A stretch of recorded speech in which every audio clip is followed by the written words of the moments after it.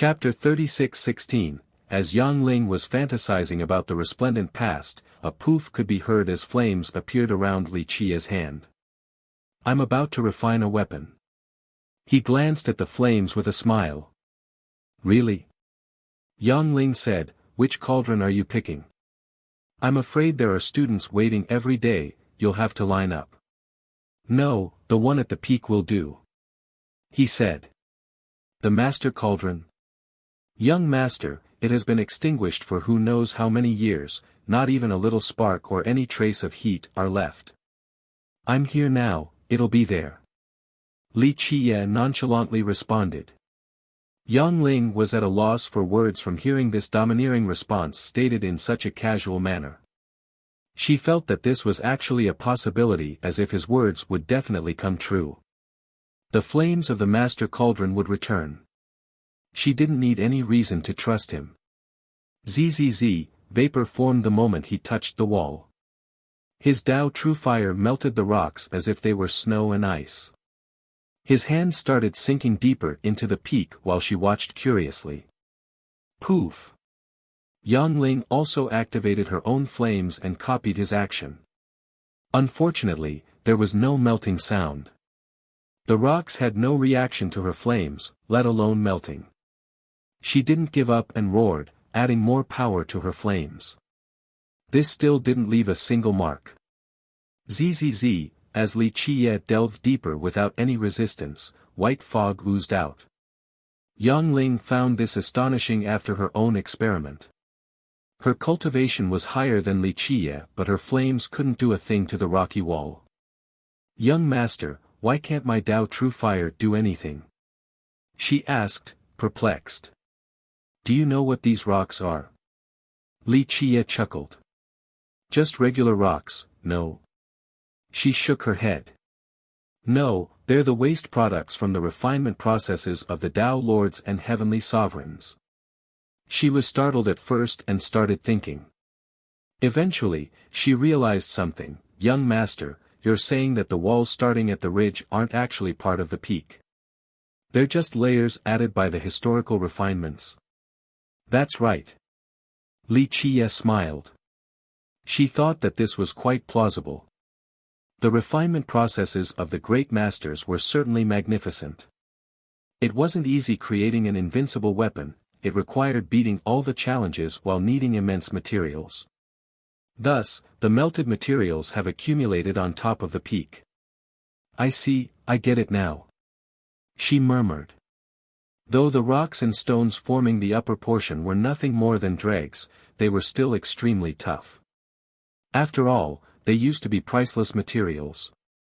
That's why her weapon and Dao true fire couldn't melt the rocks. The great masters must have utilized a terrible temperature in order to do so. Of course, she had no explanation as to why Li Qia was able to do so despite being weaker than her. Zzz, by this point, it was as if Li Qia's hand could reach the deepest part of the peak, able to touch the core of the cauldron. Yang Ling suddenly felt a heatwave rushing past her face. The most intense flames of the peak seemed to be oozing out. Rumble. The entire peak started quaking. What? She stared at Li Qia, slack-jawed. She absolutely knew that this had something to do with him. What's going on? The other students were alarmed too. Perhaps that this was an earthquake. It's not an earthquake. They looked around and noticed that the other peaks were just fine. Only Myriad Cauldron Peak was shaking. This seems like a volcanic eruption. Can this peak erupt? One student shouted. No way. The others didn't agree. Poof. Amidst the speculations, the master cauldron that has been dormant for eras suddenly released a fiery strand. This was noticed by the students sightseeing on the pinnacle. The master cauldron is on fire. There are flames there now. This news spread extremely fast. What did you say? Some couldn't react after hearing this. The master cauldron has fire again. Those who saw this in person repeated. How can this be? It has been extinguished for millions and millions of years. Other classmates didn't believe it. It's absolutely true, I saw it with my own eyes along with others. The person swore to the crowd. This might be right, the peak quaked earlier. Maybe something changed. Another student said. I guess it's possible, this might be an accumulation after so many years. One more friend speculated. Come, let's take a look up there. Students started flying up the peak instead of walking. The news spread across the entire academy. Many students lost their patience right away. We need to hurry and be in front of the line. This is the Master Cauldron, using its fire for refinement might boost our weapons by several levels. One guy ran with all of his might towards the pinnacle. This could be seen all over the academy. The teachers also caught wind of this. One ancestor-level teacher frowned and said, what a strange development, the Master Cauldron had no reason to wake up. The other high elder teachers began talking about this matter with a serious expression. Right, we should investigate it. Another teacher said. Others might be salivating now too. One was worried. In the holy ground, no one desires our legacies more than Vitra. An older teacher smiled and said, I actually want to see if their grandmaster dares to come here, it'll be a good opportunity. Chapter 36:17, While others rushed towards the pinnacle, Li Chia pulled his hand back from the peak. He had a handful of dirt or rather, dregs from the peak. The dregs have turned into the toughest rocks after millions of years, unafraid of Tao true fire. However, Li Chia's fire managed to melt them. Zzz, what's left started disintegrating in no time at all. What resembled a large rock became the size of a pinky. The rest turned into smoke instead of a molten form. Yang Ling naturally found this impressive since her fire couldn't damage the rocks at all, let alone disintegrating them completely. Eventually, what's left was only slightly thicker than a strand of hair. It rolled and coiled within his fiery hand, looking like a tiny dragon.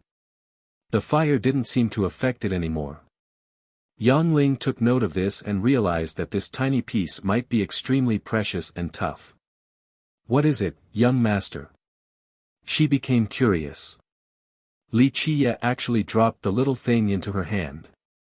She instinctively caught it before thinking about the implication, Li Chia's fire has already burned it red. It would definitely burn her hand. Surprisingly enough, it didn't have a hint of heat at all. On the contrary, it felt rather cool and soft just like a tiny snake playing on her palm.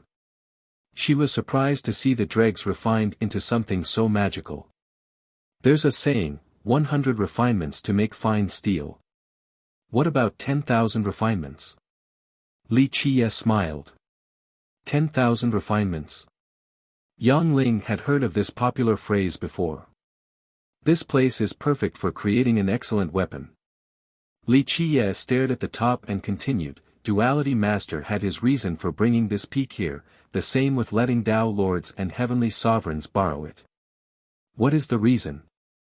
Yang Ling became curious. Li Chia answered with a smile and continued moving up the steps. Young Master, you want to refine the weapon right now? Yang Ling followed right along. No rush, the time isn't right yet. Let's just go take a look. Li Chia chuckled. Yang Ling stared at Li Chia and thought that he was more and more mysterious and unfathomable. Previously, she assumed that he was just a woodchopper. This was no longer the case. A woodchopper living in the wilderness wouldn't be so knowledgeable. The question became, who the hell is he? Meanwhile, the pinnacle was filled with people. All the students came to see the show. Of course, some wanted to grab the best spots to start early for potential refinement. It wasn't as flat as expected and had the concave shape of a pot. As for viewing from a distance, it would resemble an inactive volcano. For millions of years, the sovereigns and Tao Lords refined their weapons in this place. The dregs and impurities were left behind around the Master Cauldron, stacking up into piles. These piles and layers gave the appearance of an iron pot at the top. They have turned into tough dirt and rocks by this point, acting as part of the peak.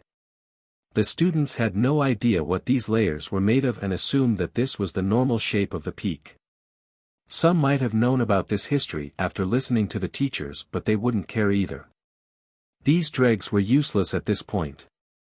The center looked like the bottom of a pot with an opening serving at the cauldron's mouth. Next to it was a large stone anvil, extremely old with weeds growing on it. It was entirely black and didn't look special. An iron hammer was placed on top. It had rust spots all over. The handle was made from some type of wood, as dirty as can be. All eyes were staring at the mouth of the cauldron since there was a fire, only a little brighter than a candle. It's true, the master cauldron has fire again. The spectators were astonished. This little fire was far from enough to start refining. However, it carried special significance. Seems like the master cauldron is awakening. An older student said, I wonder how much time is required for a full awakening. We can start refining our weapons when it's strong enough. Another student became eager. We need to line up. I'm the first here, so I'm up first. One more said loudly. Everyone followed the voice and saw that it was Lu Jinsong. The rules of the peak required people to sign up in an orderly fashion, first come first serve. You're not the first here. One unhappy student said. He wasn't afraid of anyone and retorted, I'm the first to sign up, plus, this spot is reserved for senior brotherly. If anyone disagrees, then you can compete with him for it. I'll gladly hand it over when you win. Then when and how long? So that we can register. A different student asked. We'll start once the fire is strong enough and after we gather our materials. Jinsong said. So you just want to keep it for yourself? The response wasn't well received. Who knows when this fire would be truly ready? That's not my intention, I'm just following the rules since I'm the first to start the list. Jinsong said. The others had nothing to say since this did make sense. It's useless to be hasty, that much fire is far from enough. Another friend glanced at the candle-like fire. Everyone agreed. The fire was weak enough and might actually go out at any moment. They didn't need to compete with Jinsong for now. What about the hammer? Can we take it? The attention turned towards the iron hammer on top of the anvil. It's the hammer used by the Tao lords back then. I'm afraid we can't pick it up. One upperclassman answered. Chapter 36:18. Rumor has it that this hammer has always been on top of the anvil after being used by the peerless masters. The loss of the fire meant that no one else came to refine weapons, so the hammer was abandoned and forgotten. Have to at least give it a shot. One student said, maybe it's different now. The master cauldron is ablaze again, so perhaps someone else can raise the hammer again. We don't lose anything from trying. A decisive soul said before coming forward and grabbing the hilt. Up. Unfortunately, the hammer didn't even move an inch regardless of how much strength he mustered. Boom. He released his vitality and chaos true energy. This was everything he got, but the hammer still didn't move. Can't, its weight is immeasurable. Plus, it seemed to have taken roots and became one with the entire peak. He smiled wryly while shaking his head. Let me try. Another didn't buy it and came forward. He grabbed the hilt and let out a roar resembling a bull. He became shrouded in a golden light and transformed into a massive bull brimming with energy. Senior brother Chen's divine bull bloodline is impressive indeed. Other students nodded approvingly. He was a demon with a divine bull bloodline. Because of this, he was known for his physical prowess and had the nickname of Behemoth. Up. He thunderously cried out, but all of his strength wasn't enough. His bulging muscles couldn't move the hammer at all. This hammer is so weird, it's probably heavier than this peak. He eventually gave up and dispiritedly said. He was capable of lifting a dozen mountains, just not this hammer. Other powerful students came to give it a shot, all naturally failed. Senior brother Lin, your turn. One student standing next to Lin Hao asked with a smile. Lin Hao also rushed to this place after hearing about the news. However, he was disappointed after seeing the weak flame. It would have been a great chance for him to take advantage of his blacksmithing skill and refine his weapon using the divine flame. Forget it, I can't. He shook his head after seeing so many failures. Maybe only Tao Lords can lift it. Just try, you won't lose anything. A senior sister revealed a pretty smile and urged. Yes, what if you can actually lift it? You'll be the main topic of the academy. Others persuaded. Fine, I'll try. Lin Hao couldn't refuse so many and begrudgingly walked forward. He grabbed the hilt with both hands and took a deep breath before shouting, up. His vitality was as vast as an ocean, brimming with chaos true energy. His muscles bulged while he became resplendent just like a bottle containing the Grand Tao. This naturally impressed the spectators. One senior sister commented, the body becomes the vessel of the Grand Tao while the Grand Tao becomes the treasury of the body.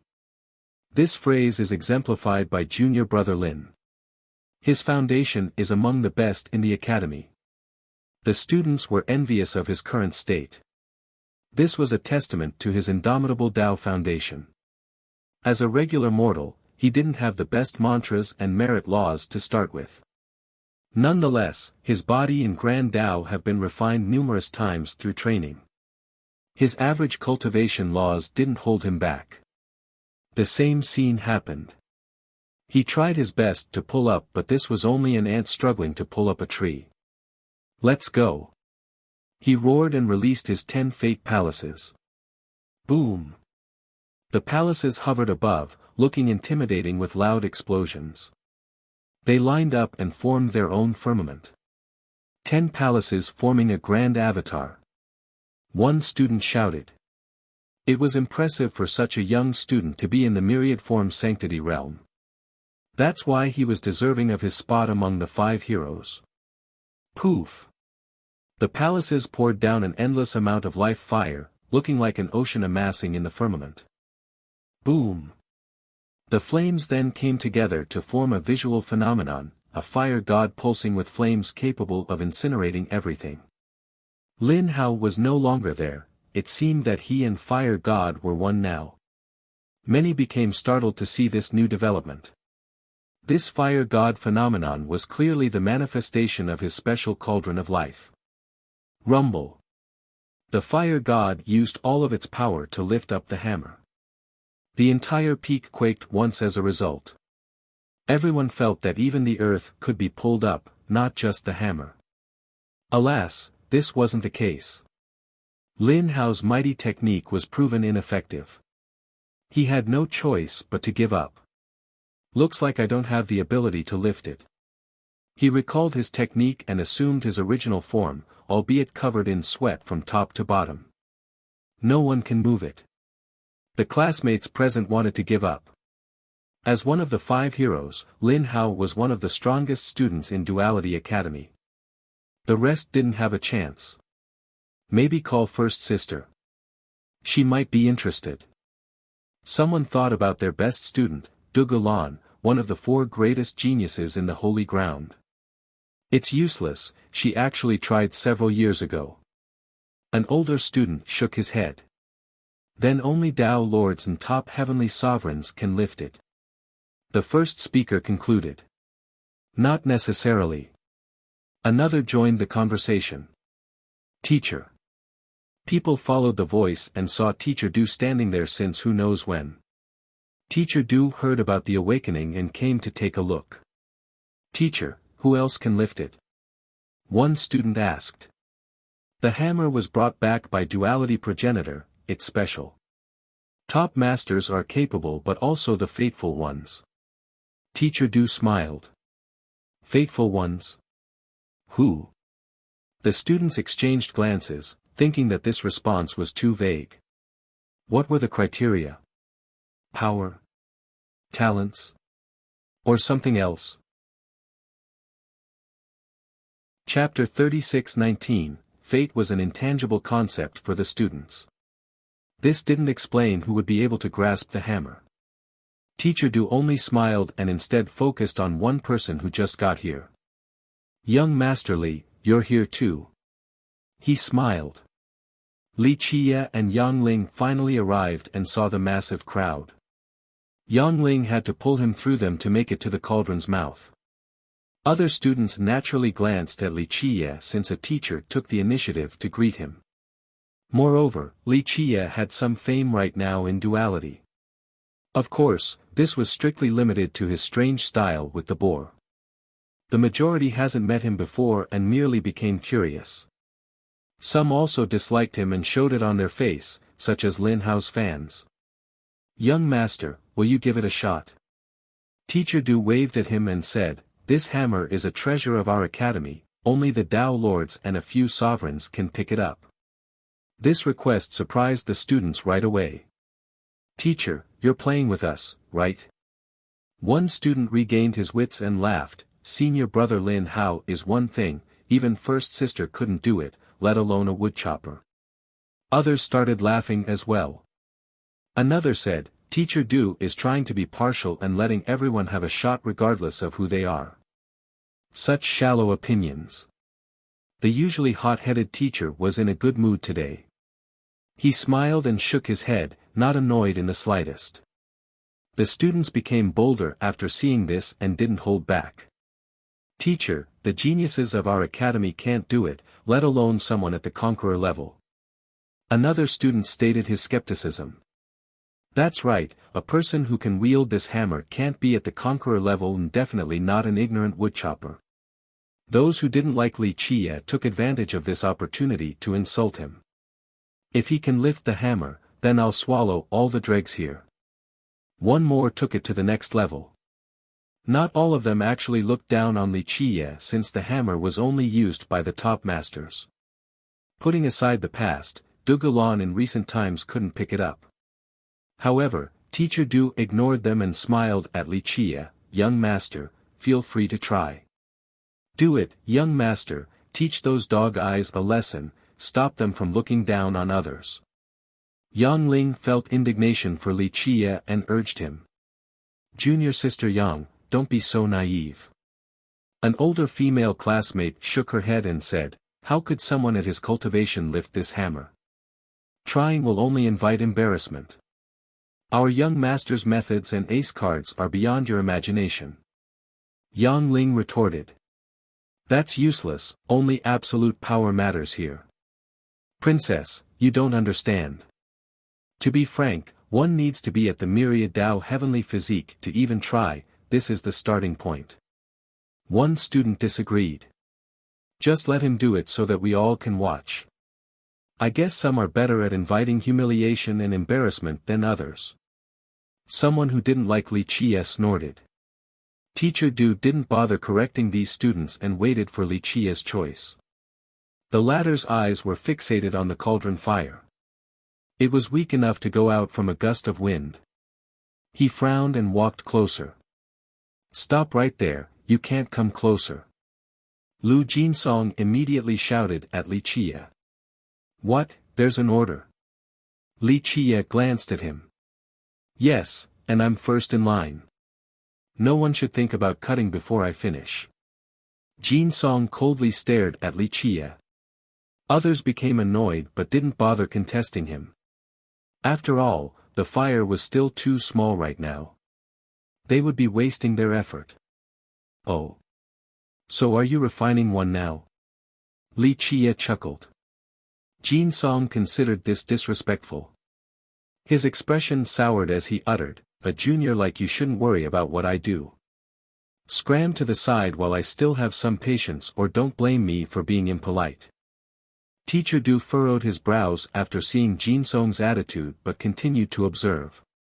He wasn't worried about Li Qie's safety. That's my line. Be smart and run away or I'll make mincemeat out of you. Li Qie's smile turned into a smirk. The audience was stunned to hear this. They didn't expect Li Qie to be so haughty. Jinsong's father was a general in Vajra but he didn't need a strong backer. He wasn't a piece of trash needing his clan to back him up. In duality, he was considered an excellent student, maybe not comparable to the 5 heroes but far stronger than most. Make mincemeat out of me? Jin Song wildly laughed from being too angry. Ha ha ha, this is the funniest thing I've heard recently. He then glared at Wuxia and sneered, you're only at the conqueror level yet you dare to run your mouth before me? I can kill you within 3 moves and offer your dog head to the cauldron. I see. Wuxia casually responded, I just need one swing to get rid of you. Ha ha ha. Jin Song's anger reached its limit. How could he let a conqueror-level junior speak to him in this manner? Let's see what you got then. Jin Song waved his hand to challenge, we'll do it right here. Just know that when we start, I'll definitely kill you. It's not too late to get on your knees and beg for forgiveness. No need. Wuxia smiled. Senior brother, don't kill him so fast, teach him a lesson first, show him how vast this world is. One student shouted. Yes, this is what he gets for looking down on duality. Beat him into submission, knock his teeth out and make him roll around in pain, asking for mercy. Another shouted. Many started clamoring and jeering. In their eyes, Wuxia stood no chance against Jin Song. Chapter 36-20, the majority urged Jin Song to teach Wuxia a lesson. His power should be more than enough to crush someone like Wuxia, perhaps within 2 or 3 moves. Some even thought that just killing Wuxia would be doing the guy a favor. He was too haughty and even insulted duality. Ultimately, he was still an outsider who wasn't welcome here. His arrogant attitude was considered a direct provocation to the academy. That's why even the neutral crowd couldn't help wanting to see him taken down a notch. Li, make your move. I just need 3, no, 2 moves to crush you. Jin Song stood forward and stared at Wuxia with murderous intent. I advise you to utilize your best merit laws and treasures, prepare the best defense too. Otherwise, you won't have the chance to even resist one swing. Wuxia smiled. Ha ha ha, your mouth is the most impressive part about you. Jin Song was livid. He had met people stronger than him but none ever looked down on him like this. His chest was about to explode from anger. I can't wait to see how he'll smash senior brother Lu when he has to rely on his own skills. Another student didn't believe it. Humph, he can't beat senior brother Lu without some sorcery or trickery. Not even senior brother Li can do it. Another student shook his head. Just let him brag all he wants, we'll see the result soon enough and it won't be pretty. If it were me, I would take my time while stomping on him, no rush in killing him. One more sneered. Boom! Jin Song roared and gathered his power. His vitality and chaos true energy rushed out like a tsunami. Many students staggered backward after feeling his momentum. Poof! Samadhi flames oozed out and surrounded him. He turned into a fire domain that could burn everything. Buzz! He activated his fate palaces as well, a total of 8 floating above his head. The true fate was located in the center, assuming complete control. It had 3 Tao rings rotating around it, looking holy and mystical. 8 palaces, he's at the grand level of Samadhi. One student commented. Each realm allowed the formation of 1 fate palace. However, this process was only truly completed at the grand level when the particular fate palace became available for use, a full opening. The realms were divided into the grand, intermediate, and minor level. The minor levels focused on using energy to strengthen the body, resulting in an external radiance. On the other hand, the true fate utilized chaos true energy and the body to power up. As the true fate grew larger and stronger, it would be able to open the fate palace and enter the grand level. The new palace also absorbed the previous affinities and powers along with the mysteries of the grand Tao. Thus, the body, true fate, and fate palaces all supported and matured in harmony. Since Jin Song had 8 palaces, it meant that he had reached the grand level of Samadhi, not far away from breaking through to the yin-yang realm. As for the 3 rings around his true fate, this showed that he cultivated 3 mantras at the yellow, black, and earth level. Clank! Clank! Clank! Crimson armor plates latched onto him with fiery symbols on them. This was obviously a powerful defensive treasure refined from a powerful true fire. The Crimson Marquis fiery aegis. Everyone was surprised to see this. Isn't he taking this brat too seriously to put on the general's armor? Another added.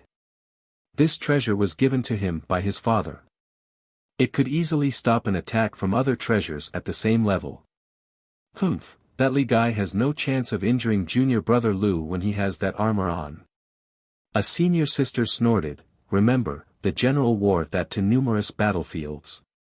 It's extremely tough. Jin Song also took out a sword and a shield and clanked them together. Fiery sparks and sonic waves emanated, the latter was rather unbearable. Kingslayer's sword and unsurpassable shield, his favorite treasures. Another student commented. Junior brother Lu is using a butcher's knife to kill a chicken. One senior brother laughed after seeing this, he can easily decapitate that guy now. Isn't he being too careful? Does a conqueror brat require all of this effort? What a waste. The other friend snorted. Most thought that just the sword alone was enough, no need for the shield and armor. This was akin to using a sledgehammer to crack a nut. Right, just one slash and that guy's head would be rolling on the ground, no need to bother putting up a defense. A different student agreed. Brat, I'm waiting, how are you going to turn me into mincemeat? Jin Song prepared well enough and said. Of course, he didn't think Li Qie was actually a threat. He merely wanted to make fun of Li Qie while showing off his treasures. Senior brother Lu, I don't think he can even tickle you right now. A student joked and the crowd laughed with him. The disparity in power was too obvious. Jin Song was in the Samadhi realm while Li Qie was in the Conqueror realm, a gap of 2 full realms. This was before taking Jin Song's treasures into account. Li Qie could try everything and it would still be meaningless. Brat, take out your weapon, show everyone what incredible artifact you got. Jin Song haughtily looked down on Li Qie. A brat from the mountains can't have anything impressive. Just a high-level black one would be too much for him, truly shocking. A student laughed. Hey now, he might have one but he can't use it anyway. Probably can't even lift it up. Another shook his head. Though this was an unpleasant insult, it did have a shade of truth to it. Young master, do you want to borrow my weapon? Yang Ling wanted to help Li Qie after seeing the crowd against him.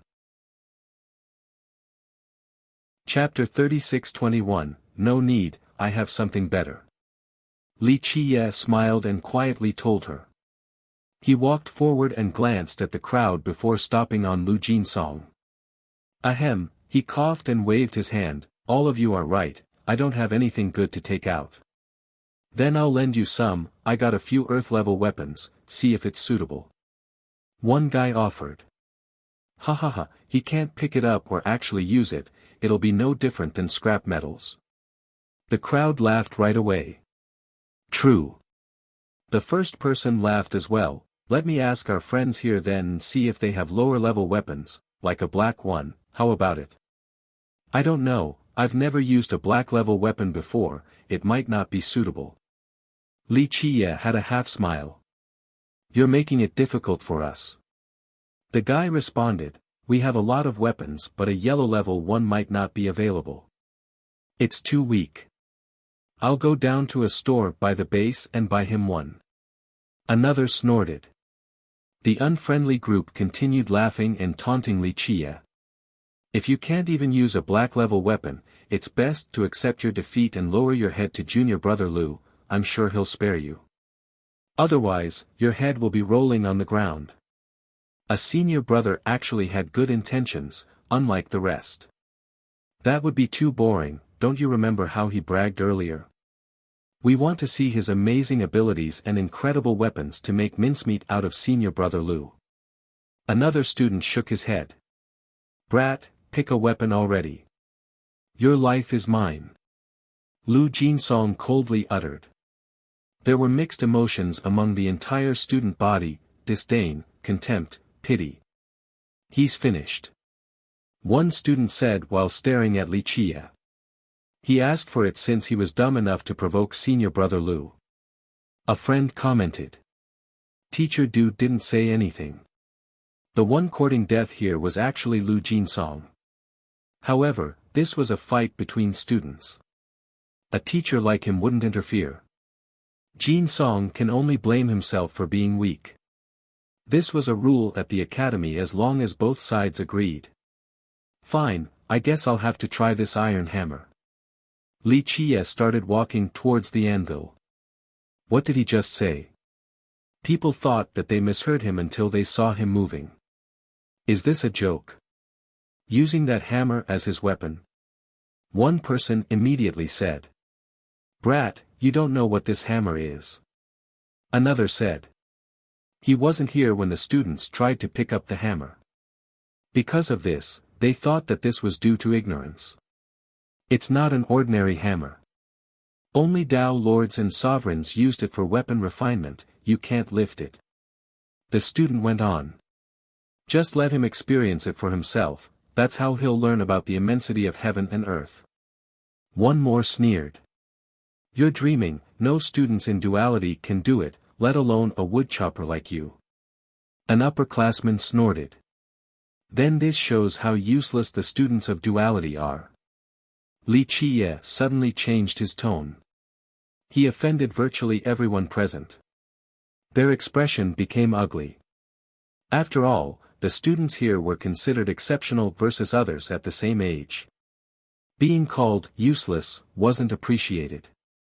I've had enough.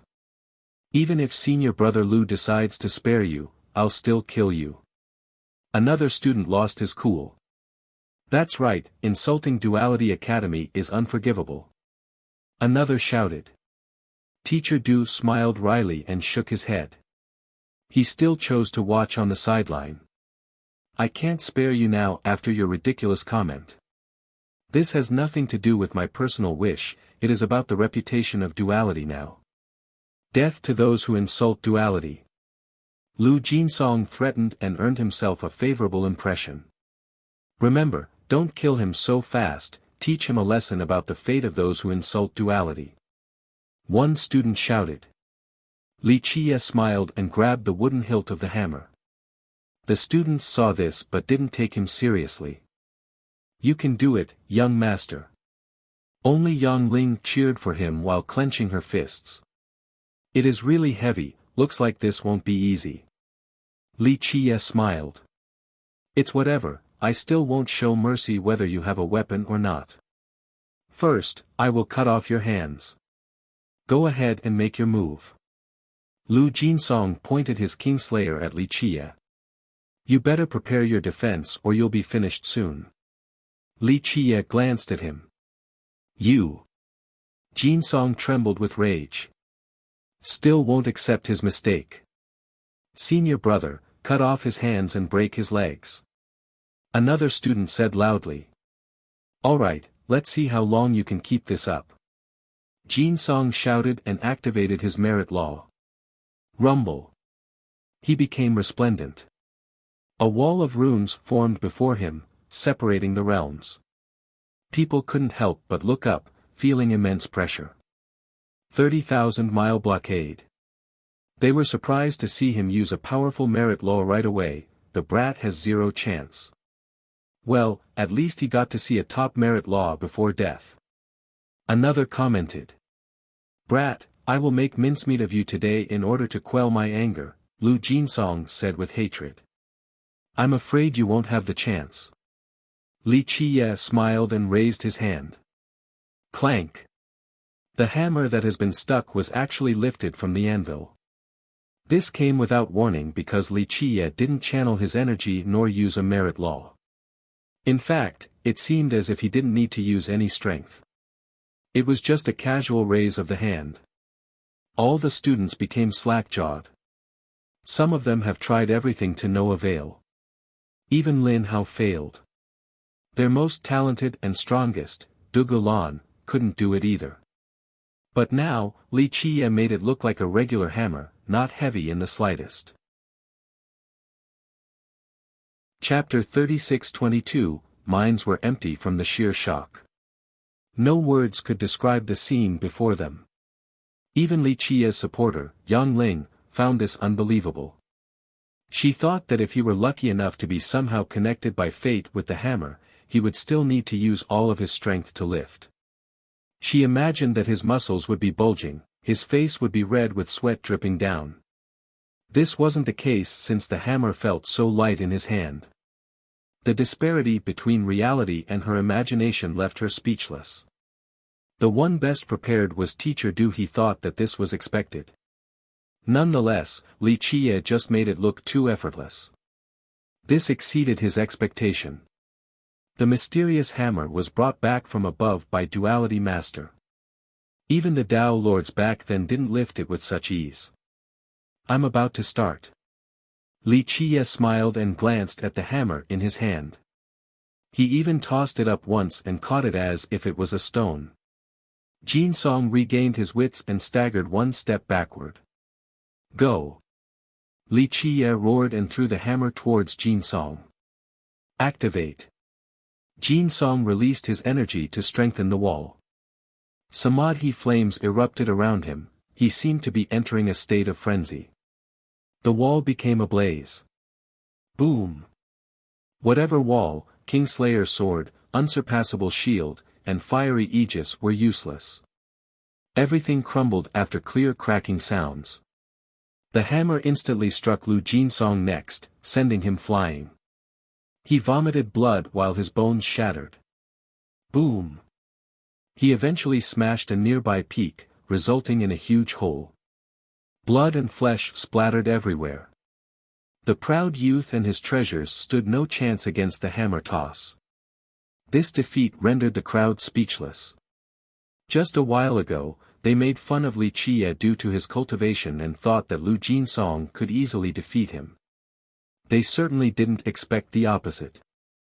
They deemed his comments to be arrogant and ignorant. It turned out that he was just telling the truth. Their face became hot and red, this was no different from being slapped. Whoosh! Li Qie raised his hand and the hammer immediately flew back into his grasp. This is fate. Teacher Du sentimentally said. Of course, he knew that this might not have anything to do with fate. The only thing that mattered right now was Li Qie's presence at the academy. The latter was the lucky one. It's not bad. Li Qie playfully tossed it up again and said. The students had nothing to say. They couldn't even lift the hammer while Li Qie had complete freedom. Teacher was right about fate. One student wondered. They became annoyed because Li Qie was the weakest one here. Alas, this person who they had disdained for turned out to be the chosen one. This wasn't a good feeling. Oh well, nothing we can do then if it's fate. One guy consoled himself. See, young master, I told you to give it a shot at the start. Yang Ling nearly jumped up from excitement. Li Qie chuckled. There was no need to try, he knew full well whether he could do it or not. So I'm about to refine some stuff here. Any objection? Li Qie smiled at the students. They exchanged glances before looking at the hammer in Li Qie's hand. Keeping their mouths shut was the right choice. Good, then I'll add myself to the list for this master cauldron. Li Qie spoke as if he was a reasonable person following the rule. Young master, which weapon are you refining? Teacher Du became interested. Haven't put too much thought into it, I'll just get the materials here. Li Qie looked down at the ground before glancing at the students. He said, are you guys leaving or waiting for the boom? The students stared at him in confusion. Boom! He suddenly swung the hammer down, smashing the ground. The entire peak suffered the full brunt. Even the academy itself violently quaked. Some students fell and rolled on the ground, others actually got blown off the peak. Crack! Crack. Cracks emanated on the top half of Myriad Cauldron Peak. This was a shocking development. One of the 9 main peaks of duality was being destroyed by Wuxia. Young master, may I ask what you're doing? Teacher Du himself became lost. Nothing, just gathering some materials. The Dao lords and sovereigns left remnant materials and wastes behind. I don't have anything right now, so I'll be using them. Wuxia smiled. Using wastes to refine a weapon. Those who were still up on the pinnacle found this astonishing. All blacksmiths chose the best possible materials for crafting regardless of the price. That's why Wuxia's decision once again shocked everyone. Okay, put the scraps here in order, I'll come back and refine when I have time. Wuxia casually tossed the hammer back onto the anvil. The old servant appeared next to Wuxia just like a phantom. No one knew how or when he came. I will take care of it. He bowed. Wuxia smiled and left, leaving behind the astounded spectators. So this is an actual thing. One student couldn't believe it. One of them eventually came over and tried to pick up the hammer. It didn't move at all. Others followed suit and the same thing happened. Yeah, it has to be fate. The last attempter concluded. Chapter 36-23, The news of Wuxia's achievement traveled across duality. Numerous speculations arose along with indignation and jealousy. The majority assumed that it had to do with fate. Otherwise, someone with Wuxia's power couldn't lift the hammer. Fate was the only plausible explanation. Humph, a flower stuck in a pile of manure. A student said with indignation, it's one thing for first sister or senior brother Lin to have this fateful connection, but a woodchopper with no cultivation to speak of? It's so unfair for him to have this type of luck. Fate is indefinite, it wouldn't be called fate if there were guidelines about it. Another smiled wryly. So what? He can only pick up the hammer, not like he'll create an invincible weapon. One bitter soul stated. Right. Many friends agreed with this. This doesn't mean that he'll be able to craft an ultimate weapon. There are the material requirement and flame control, a powerful cultivation too. Power is more important than anything else. An upperclassman said with a serious expression, the best materials and tools with the master cauldron still aren't enough if the blacksmith is weak. Blacksmithing is a profound art, fate can't make up for the other deficiencies. I think Wuxia doesn't know anything about blacksmithing. An expert blacksmith shook his head. He wanted to use the remnant materials, it just doesn't make any sense. They were left behind by the top masters, meaning that they were nothing more than useless impurities. He paused for a bit before continuing, plus, it's not just one session either. Therefore, the materials are mixed and random, not to mention that the master's flames were different too. It's impossible to harmonize the leftovers, this is just a fool's daydream. The ones nearby nodded and agreed with this persuasive logic. His reasoning was sound and carefully thought out in accordance with the rules of blacksmithing. Just wait and see then. One student looked eager to gloat as if he could see the day of Wuxia's failure already. The majority of students agreed that using the dregs to create a weapon was impossible. Wuxia paid zero attention to the clamors outside. The old servant also only did his duty without asking, gathering the waste materials on top of the peak. He thought that it was strange indeed but assumed that this wasn't a whimsical idea. Wuxia must have had a plan. At his age, he knew when to speak and when to not worry about unimportant matters. A few days later, a guest came to the temple to see Wuxia. Fan Bai immediately reported this to Wuxia. The guest was an old man wearing a simple robe without any decoration. It was exceptionally clean. Of course, a meticulous observer would find that the seams and lines of this robe were sewn perfectly. His complexion was gray but still looked quite spirited and brimming with life, akin to an 18-year-old. He hid his aura yet still had the aura and style of a master, always in control. The first impression people would get was that he was missing something, perhaps a special deer to ride on. He simply looked like an immortal. When he walked in the temple and saw the old servant, he bowed his head deeply as a greeting. The old servant shook his head, not bothering to respond. The old man stopped and looked over at Li Qie, who was sitting on his chair, looking drowsy and lazy. He didn't bother to look at the old man. The old man has heard the teachers talk about Li Qie, but to see the guy in person was a different story. After all, he was just too ordinary. This word actually failed to describe how common he looked. The guy could be found on any street in the holy ground. Of course, the old man knew better than to be arrogant right now. Why would the old servant be respectful and follow an average man? He noticed the bronze ring worn by Li Qie and started thinking. Numerous possibilities popped up in his head, he just didn't know which one was correct. All of this shouldn't have occurred on this guy, at least when taking his appearance into account. He knew that there were more than meets the eyes and that he didn't have all the answers.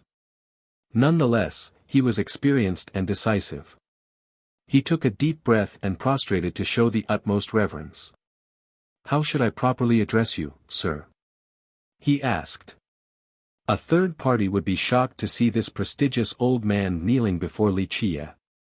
He was feeling very nervous.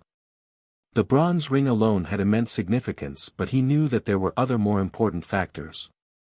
"Young master is fine," Li Qie casually said. "I was ignorant and didn't know about your arrival, hence the lack of reception." The old man stood up and said, "It's best not to bother with those boring customs. If I wanted a treatment like that, I wouldn't have come to duality." Li Qie waved his hand. "I understand." The old man nodded respectfully. During the nod, he couldn't help staring at the ring. "Want this ring?" Li Qie chuckled. "Of course not, I'm only curious, young master." This ring, he had an awkward expression, not knowing what to say next. Others wouldn't give the ring a second glance. However, those in the know took it very seriously. It was strange that he didn't receive any information on how Li Qie got it. He didn't think that Li Qie was unworthy either. Maybe this was how it should be. Nonetheless, curiosity still got the best of him because the ring could affect many things. "I bought it from a broken-down shop, just playing around since it was cheap," Li Qie said. The old man smiled wryly. This cheap ring could give orders to the world. Li Qie made it sound as if it wasn't worth a single coin. In reality, Li Qie actually did think so. He only wanted to mess around with people. "Regardless of how you obtained it, young master, your words are my orders and I shall obey, doing everything I can," the old man said.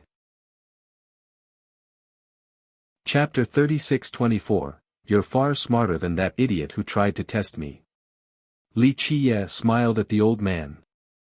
The old man had a forced smile, not knowing who this idiot was. Nonetheless, he realized that this idiot would have some bad luck soon enough. He had zero doubt about this. Not to mention other factors, just the old servant alone guaranteed it. "Young master, do you require my service during your stay at Duality?" He took a deep breath and asked. A character like Li Qie wouldn't come to their academy for no reason. That's why he was quite nervous, afraid of a large-scale plan. Duality might not be able to handle it. Just taking a look, since Duality Master is a legendary figure worthy of my time.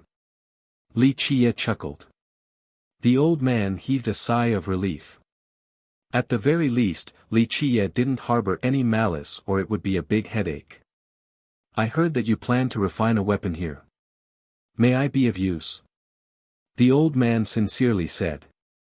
"Since you asked, I do need a few things.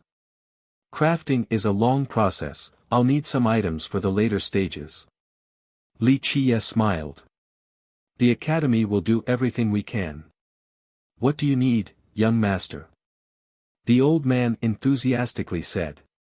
"Just one Dao bone, fully intact, at least at the high heaven god level or higher. It needs to be perfect too. Something better than the god level is preferred. Li Qiye casually answered. A god-level Dao bone, the old man blurted out in shock. For duality, a king-level Dao bone was still obtainable, albeit with relative difficulties. As for an emperor one, a complete one could be quite challenging. A god-level Dao bone? This wouldn't be simple at all. At the very least, the academy didn't have one right now in its treasury. Even if they had enough resources to buy one, no one in the south had one right now. Money couldn't buy it. Plus, someone in possession of one wouldn't want to sell it in the first place. As for something higher than the god level, he didn't dare to think about it. Who knows if one even existed in all of 8 Desolaces? If it did, it would be in the possession of a supreme overlord. Well, this is not easy. The old man didn't expect Li Qiye to want something so ridiculous. He was being too confident earlier. He has seen plenty of treasures before in his life but not a Dao bone above the god level. It's rare indeed, then find me some true blood first. Li Qiye chuckled. What kind of true blood are you looking for, young master? The old man inquired. Li Qiye stroked his chin and said, the Dao Lord level at the minimum. I'm also okay with ancient emperor's blood. Just 1 jar should do. The old man became speechless at this request. The true blood of both Dao Lord and ancient emperors were priceless. It was enough to change the future of a sect for generations. Worst of all, Li Qiye made it sound as if he was being reserved already, asking for just 1 jar. Normally, no Dao Lord or Emperor would leave so much blood behind. Cultivators considered their true blood extremely vital. A full jar was akin to taking all of their true blood. No one would do this. I don't think I can fulfill this request. The old man had no choice but to give up. He realized that he had overestimated himself along with the academy. If that's the case, I don't think your academy can even produce a few medals for me. Li Qiye laughed after hearing this. The old man hesitated, not daring to be so bold after hearing the first 2 requests. We do have metals and ores in our treasury, but I don't know what you're looking for, young master. I can make a list and you can read it over to see if we have what you need. The old man replied, not wanting to lose more face. Forget it, I won't make it difficult for you. Li Qiye said, I can find it myself so that you won't be muttering under your breath about how I'm extorting your academy. I would never dare to do such a thing. Absolutely not. The old man suddenly got cold sweat. Southern West King is large, it should have some items. Li Qiye said. Right, young master. As for Dao Bone, I know the best one is in Heavenly Dragon Temple, at least as far as outsiders know. It is a complete Dao Bone of the Emperor level. Very well hidden though. The old monk treasures it and won't give it away. No one knows where it is. The old servant joined in. Yes, senior. The old man nodded, that's the best Dao Bone I'm aware of, the most complete one too. This particular Dao Bone had a frightening background but few have seen it including the monks at Heavenly Dragon Temple. Just an Emperor-level Dao Bone, that seems excessive. Li Qiye shook his head. The old man didn't know what to say. Virtually everyone would consider it a paramount artifact. I actually know a little about this. The old servant added, this Dao Bone is only a ruse. In reality, the temple is hiding a god-level Dao Bone, very few are aware of this secret. He then glanced at the old man and said, you probably didn't want to divulge this. I just didn't know about it, really. The old man had an awkward expression. He actually did, but given his position, it was improper for him to tell Li Qiye. This was a great secret of Heavenly Dragon Temple. Nonetheless, he brought up the Emperor Level 1 to start the conversation. He knew that the old servant would know about it and tell Li Qiye. Of course, Li Qiye and the old servant didn't bother to call out the old man's little scheme. He heaved a sigh of relief afterward. A god-level Dao bone, I see. Now that's more interesting. Li Qie said. The old man smiled wryly. The old monk would be livid at him after finding this out. Any idea on the true blood? Li Qie smirked at the old man. He felt his scalp tingling, feeling like Li Qie was using him like a sword. Those old men would come for him with everything they got later on. True blood, he smiled wryly and had to tell the truth. There's a jar in Myriad Blood sect. I don't know if they have used it before, but in theory, it should still be there. 1. Above the regular heaven level for beasts are Beast King, Beast Emperor, and Beast God. Chapter 36-25. Oh. What kind of true blood? Li Qie became interested. I'm not so sure.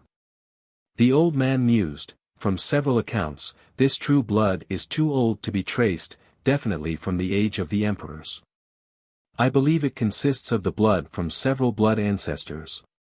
Myriad Blood was the largest sect in the Divine Ghost Division. It was extremely powerful and consisted of ghosts and blood members. Only a few were humans, demons, and other races. Not good enough. Li Qie shook his head. Finding a better jar than that one in West King might be difficult. The old servant added, only Myriad Blood, or maybe Righteous Sect. They had some before but have used virtually all of it. As for Wild East, I'm not sure. Wild East? There's a possibility. Li Qie smiled. Wild East 8 kingdoms are definitely the oldest locations. The old man added, there are no lineages in West King, no, all of 8 desolaces, that are older than those found in Wild East. However, they don't deal with outsiders, so we have limited knowledge about them. The most unfathomable one is Ancient Kingdom of Immortals. Its resources should be wondrous, that's where I would look, young master. Ancient Kingdom of Immortals, the old man became startled. I don't think that's a good choice, definitely not. A big shot like him still became alarmed after hearing about this kingdom. Wild East was located to the south of West King. Some said it consisted of 8 kingdoms but others disagreed. The latter stated that it was only a general title, there weren't actually 8 kingdoms. The only thing for certain was that this region was extremely old. It has been around since the epoch of the great emperors. Alas, outsiders had limited knowledge about them, only that they were notoriously powerful. For example, Worldly Immortal from the Ancient Kingdom of Immortals was a dreadful existence. In history, even Dao Lords chose to stay away. He had never seen the legendary Worldly Immortal before, but this didn't matter. All things Dao Lord and Righteous Dao Lord still gave way before this great being. All Things was the most decorated Dao Lord of true immortal sect. As for Righteous, he was obviously the founder of Righteous sect. That's why he thought that even Li Qie shouldn't provoke that kingdom. The old servant only smiled since he had more information at his disposal. There should be a better place. Li Qie chuckled. May I ask where you're thinking of? The old man couldn't come up with a different place. A forbidden zone. Li Qie stared towards the horizon. Life Forbidden Zone. Both the old men didn't expect this answer. Yes, that one. Li Qie had a look of rumination. I don't think that's possible because even Dao Lords have failed there. The old man regained his wits and said. His astonishment was understandable. Anyone else in 8 desolaces would have reacted the same way. Some Dao Lords have died in the Forbidden Zone before. It was a suicidal endeavor outside of very few masters. Dao Lords are Dao Lords, I am me. Li Qie simply answered. The old man was shaken. He carefully thought about this phrase and realized his mistake of underestimating Li Qie. My apology for the needless words. He bowed deeply towards Li Qie. It's fine. Li Qie waved his hand and said, I will think about this since there's no rush. I'll use the cauldron when the time is right. I understand. The old man replied, I will bring the list of metals in duality to see if you can use any. That's fine. Li Chia said. The old man had something else on his mind and stared at Li Chia, albeit with hesitation. Anything else? Li Chia asked. Young master, do you want to go to Buddha Emperor Division? To Vajra Dynasty? The old man eventually said. Why? You have a suggestion? Li Chia said. It's not something we can interfere or influence. It's just that according to the rules, you should still take a trip there. It's the will of the people. The old man added. I haven't thought about this, it's just a game, nothing more. Li Chia didn't think much of it. The old man thought that this was of pivotal importance for any sect in the Holy Ground, the opposite of Li Chia. Alas, the guy was just playing around. This was a little frustrating. I will take my leave then. He didn't dare to speak on this topic and bowed towards Li Chia. He also bowed towards the old servant and had to ask, Senior, you have been missing in these recent years. I went to the border. The old servant responded. Senior, did you? The old man knew the servant's personality. This answer confirmed a few rumors. He can't mess with the girl to the south. Li Chia answered instead. These words detonated thunderously in the old man's mind. His mind was shaken. Girl to the south. He immediately thought about the mysteries and connected the dots. He certainly still had questions about the whole thing. However, Li Chia's comment carried unimaginable weight. His complexion became pale. He took a deep breath and bowed one last time before being escorted out by the old servant. I have embarrassed you. The old man bowed again, looking quite awkward after losing his cool earlier. The significance of the things behind this was too much for him to take. His legs were trembling and couldn't move earlier.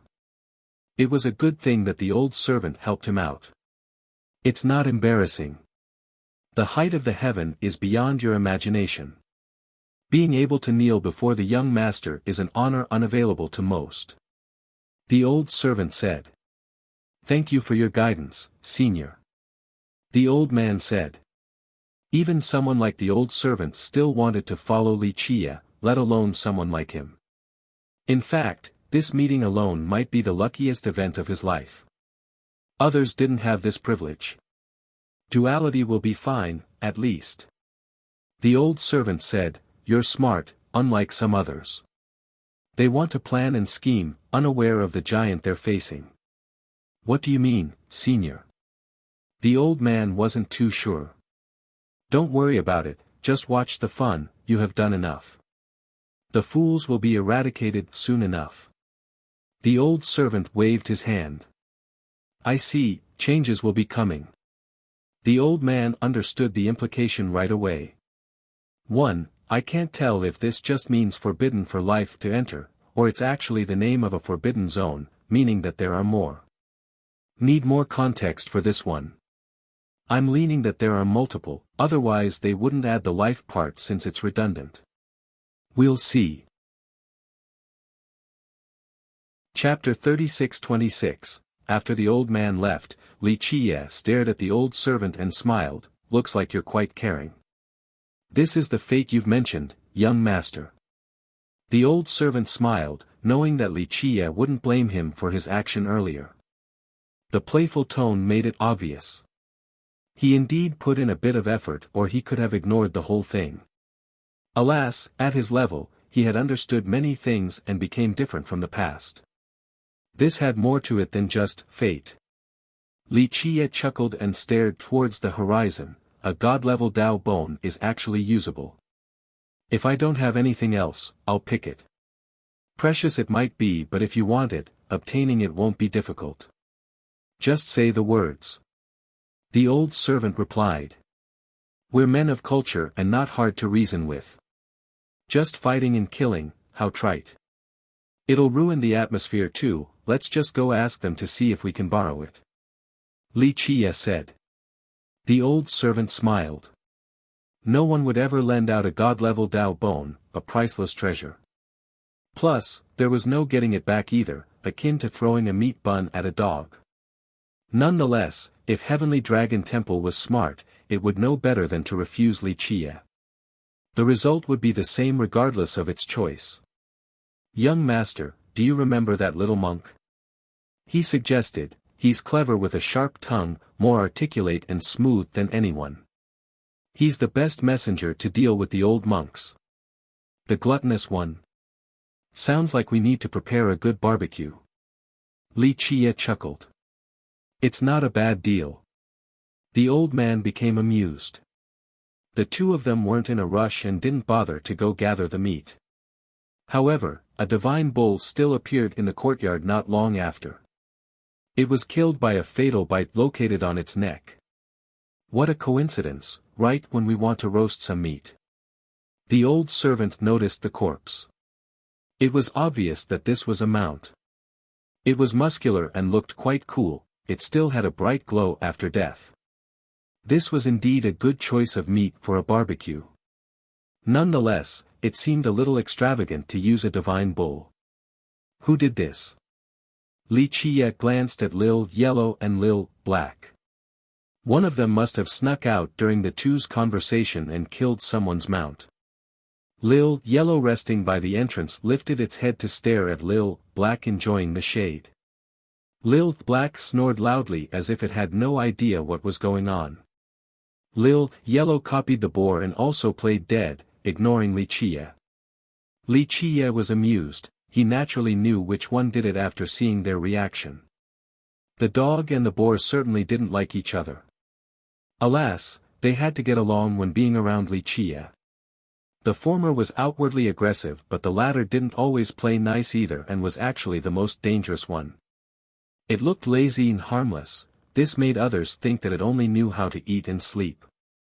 The truth was that it had more devious thoughts than anyone else. Just one wrong move and one would be devoured by it right away. To elaborate, Lil Yellow always showed its teeth when it didn't like someone or was on the verge of attacking. This wasn't the case for Lil Black. It might secretly sneak behind its enemy and deliver the fatal blow. When the guy could react, he would find himself already being food inside its stomach. As for the corpse of the bull, the intent was obvious. It's just that both the dog and boar didn't want to admit it. "What do you think, young master?" The old servant smiled wryly.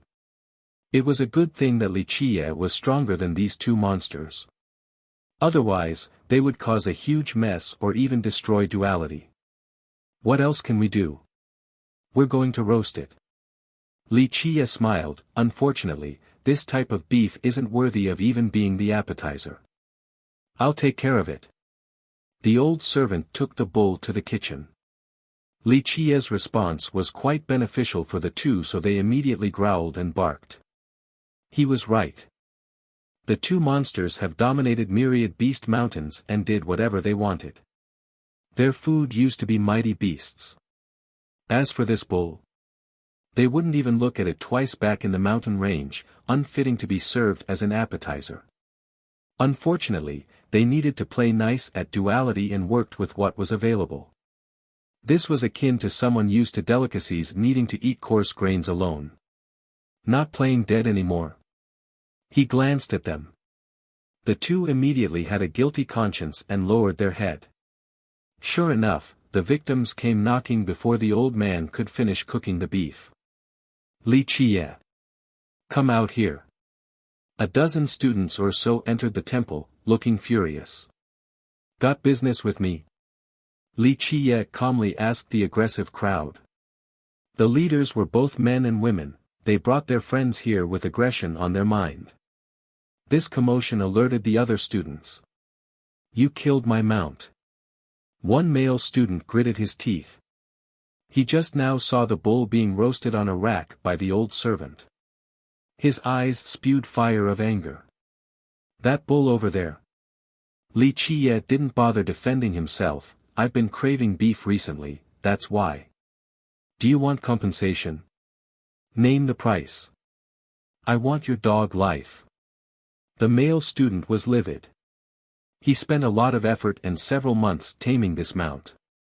Alas, he was blinded by rage and didn't know that he had lost a heaven-sent opportunity.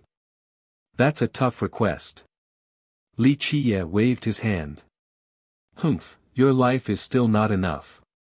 A student in the back said. My cloud chaser freckle is missing too, it has to be you. One female student pointed at Li Qiye. My cloud rider stallion is also gone, I know it's you. Another male student shouted. Surrender, thief, or I, Huang Qibing, will force you to submit. The first student roared. The crowd heard them and started talking. This brat is ridiculous. He actually ate the classmates' mounts. One of them murmured. He's just an uneducated brat from the mountains, he thinks this is still myriad beast mountains and that he can just grab whatever beasts he wants. A barbarian like him shouldn't stay here, humph. Another snorted. A total of 4 mounts were missing. The divine bull was being roasted right now, but the other 3 were nowhere to be found. Li Qiye naturally knew where they were. He glanced at the dog and boar again. Lil Black turned away and played dumb. Lil Yellow looked to the left and right, acting as if it didn't understand. There's nothing I can do about them being missing. Li Qiye said, but I am a reasonable person. Tell me about your missing mounts and I'll tell someone else to get you another. Humph, you can't handle it, my cloud chaser freckle is a special species. My clan bought it at a sky-high price. The female student coldly said. Chapter 36-27, My Cloud Rider Stallion has a noble bloodline, it's priceless, you can't repay this. My divine bull is an ultimate beast, your life is not worth one hair from it. Huang Qibing roared. They got the urge to kill Li Qiye in order to avenge their lost mounts. Wow, excuse me then, I didn't know they were so precious, looks like this will be difficult. Li Qiye smiled. Difficult? You have no chance of making up for this loss. The female student said, Speak, what did you do to my freckle? Tell the truth and we might give you a swift death. Only the divine bull was accounted for. They didn't know if Li Qiye had eaten their mounts yet. Just thinking about this possibility made them tremble with rage. On the other hand, Li Qiye knew that these mounts were food inside the dog and boar's stomach. I don't know where they are. As I said, I will compensate.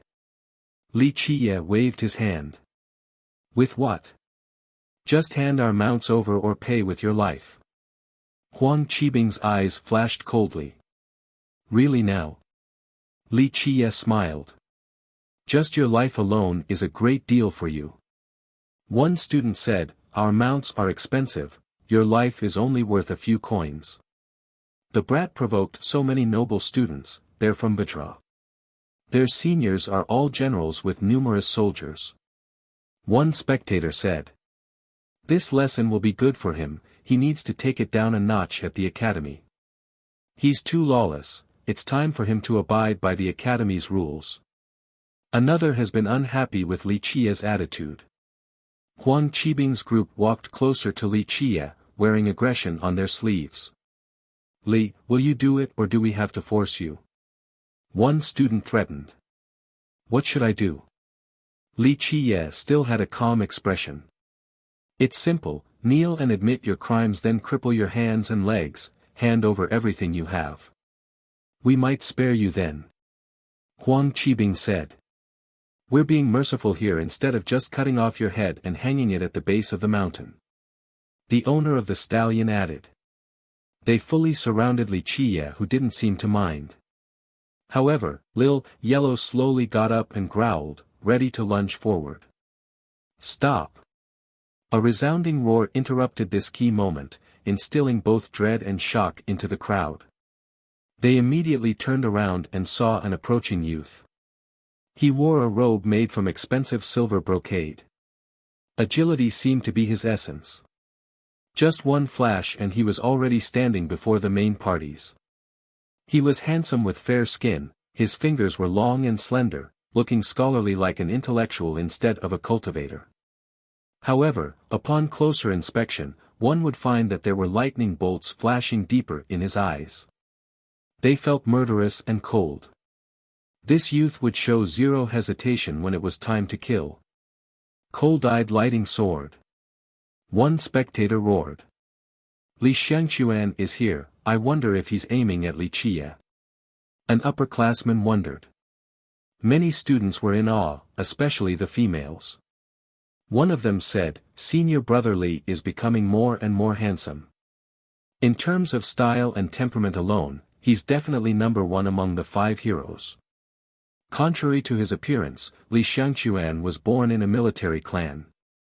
His father was the current Grand Commander of Vajra, in charge of millions and millions of troops. The majority of legions in the dynasty were under his command. Moreover, more than half of the current generals in Vajra used to be under his banner and had worked for him. Thus, the clan was influential in the court. Some said that they had half of the authority and could determine the fate of Vajra and the direction of the holy ground. The Li was a great ancient clan before joining Vajra. It had plenty of heavenly sovereigns. It aided Vajra and played a great role in the founding of this dynasty. Thus, it was richly rewarded with resources and land. Like father, like son, Li Xiangquan was quite impressive as well. He might not be as brilliant as Dugulan but still became listed among the 5 heroes. He had no lack of fans and admirers in duality. Moreover, because of his clan's influence, he had no lack of henchmen as well. For those seeing him the first time, they wouldn't believe that he had followed his father on the battlefield since youth and had meritorious contributions at the frontier. Senior Brother Li. Huang Qibing's group stopped and cupped their fist to greet him. They were close to Li Xiangquan, their seniors were working for the Grand Commander as well. What is going on? He asked. Senior Brother Li, this Li Qie stole our mounts. Stealing is a serious offense at the academy, so we want to carry out the punishment. One friend hurriedly answered. This might be a misunderstanding. Xiangquan frowned. It's definitely not, look over there, junior brother Huang's divine bull is being roasted right now.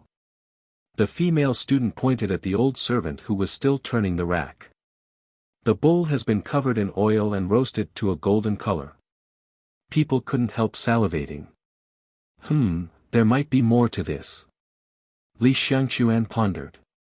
The senior brother is being too nice. One listener said, why is he standing up for Li Qie? Anyone else wouldn't be so benevolent.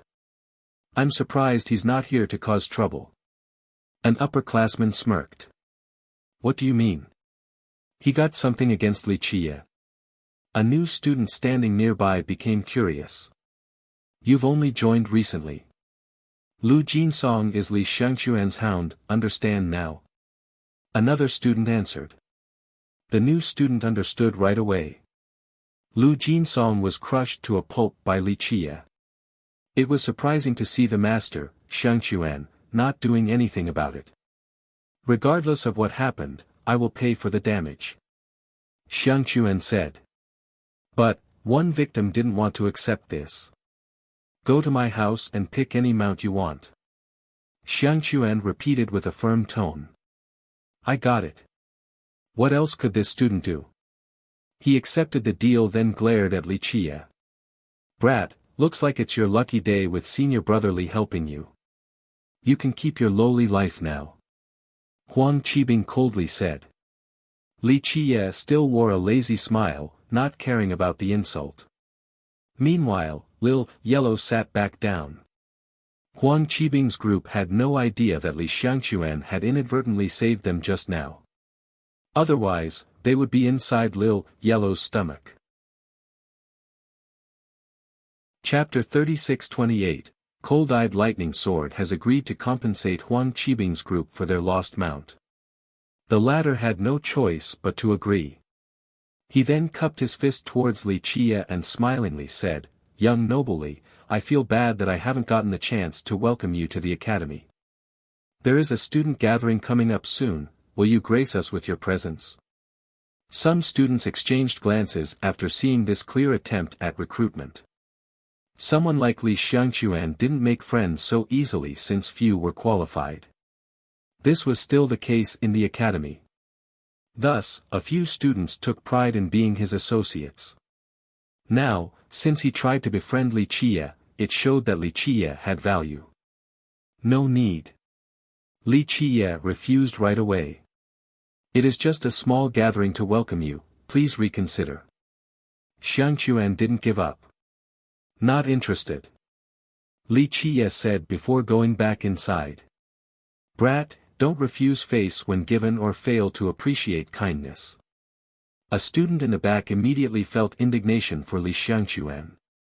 He shouted, "It is your honor to be invited by the senior brother, don't choose the hard way." Xiangquan raised his hand and stopped this student from escalating the issue.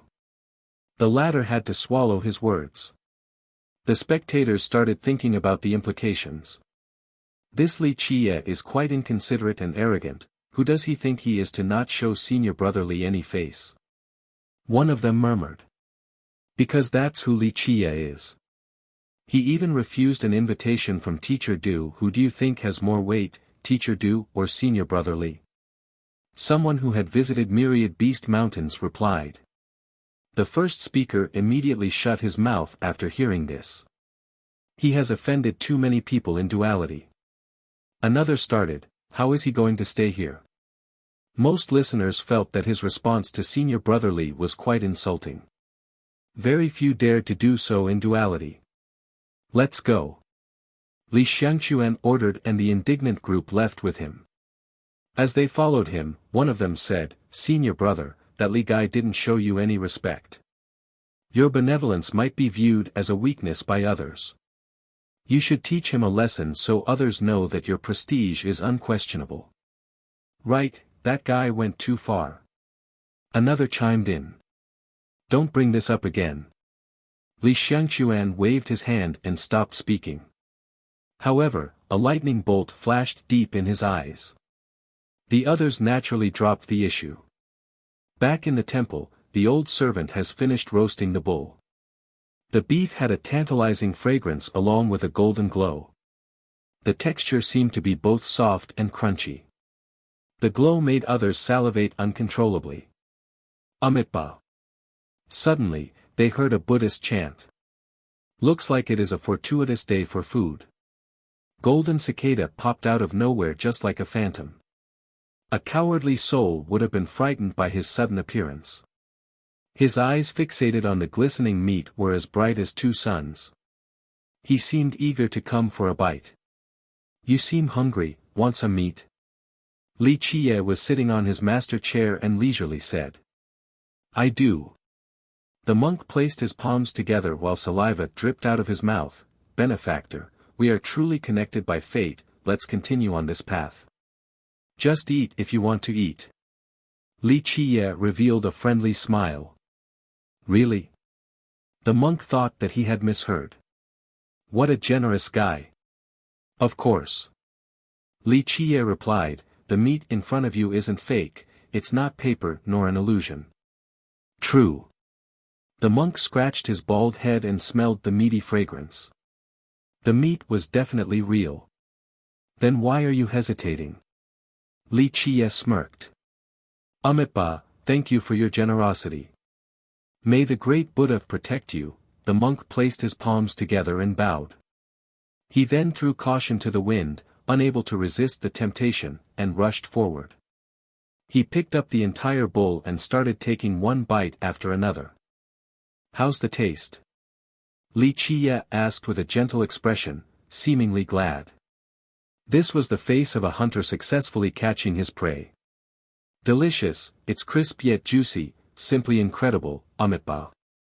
Golden cicada mumbled with his mouth filled with meat, his hands covered in grease and fat. He occasionally wiped them on his kasaya. One finally understood while his kasaya had an oily appearance. He didn't care about this great Buddhist treasure in the slightest. The old servant shook his head after seeing this, speechless. Little monk, I heard that your temple has plenty of treasures. Li Qie spoke. Treasures? There are quite a few.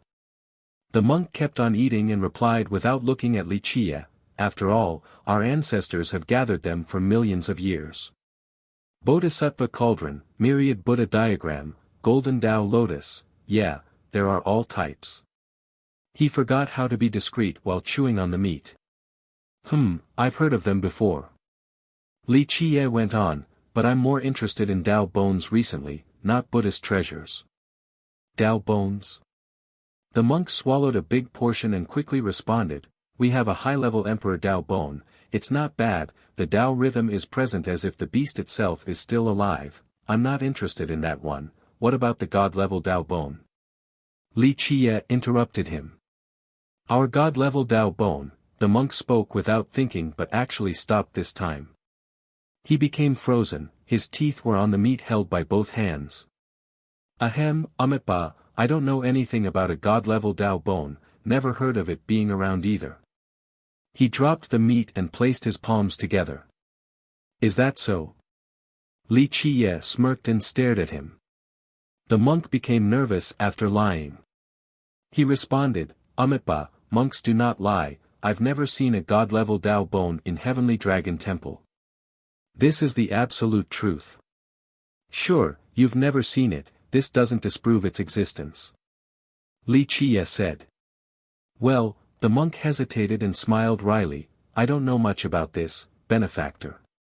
You'll have to ask my master. For me to take a trip to Heavenly Dragon Temple myself over this Tao bone? I'm afraid that it won't be so simple then, I might destroy your temple. Li Qie chuckled.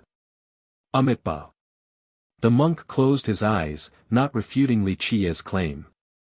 That's why, little monk, I'm telling you now that I want this God-level bone. 2 options, you will bring it to me or I'll go and take it myself. Li Qie said. I can't make a decision regarding something so important. The poor monk looked helpless. Chapter 36-29, Go back and tell the old monks, let them talk it out. Li Qie said. Golden Cicada found himself stuck in a precarious situation, feeling like he was a fish eating the bait. Should he swallow or let go? Unfortunately, it was no longer up to him the moment he took the first bite. He couldn't come up with a response because a God-level Tao bone was peerless. Their temple might be the only power in all of West King with one. If he were to go back and steal the bone, his master might break his legs. I really want to help you, benefactor, but I think the seniors won't agree. He eventually said with an awkward smile. The old monks won't agree. Li Qie's smile became wider, then go back and kill all of them. You'll be in charge then, isn't it so simple? Amitba, you're funny, benefactor.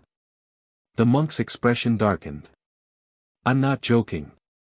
Li Qie went on, what choice would you make if I want to destroy your temple?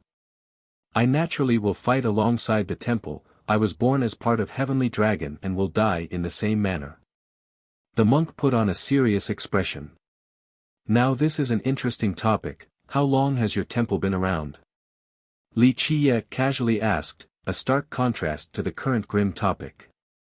10 billion years and up since we're founded by Buddha Tao Lord. The monk answered. Then ponder this.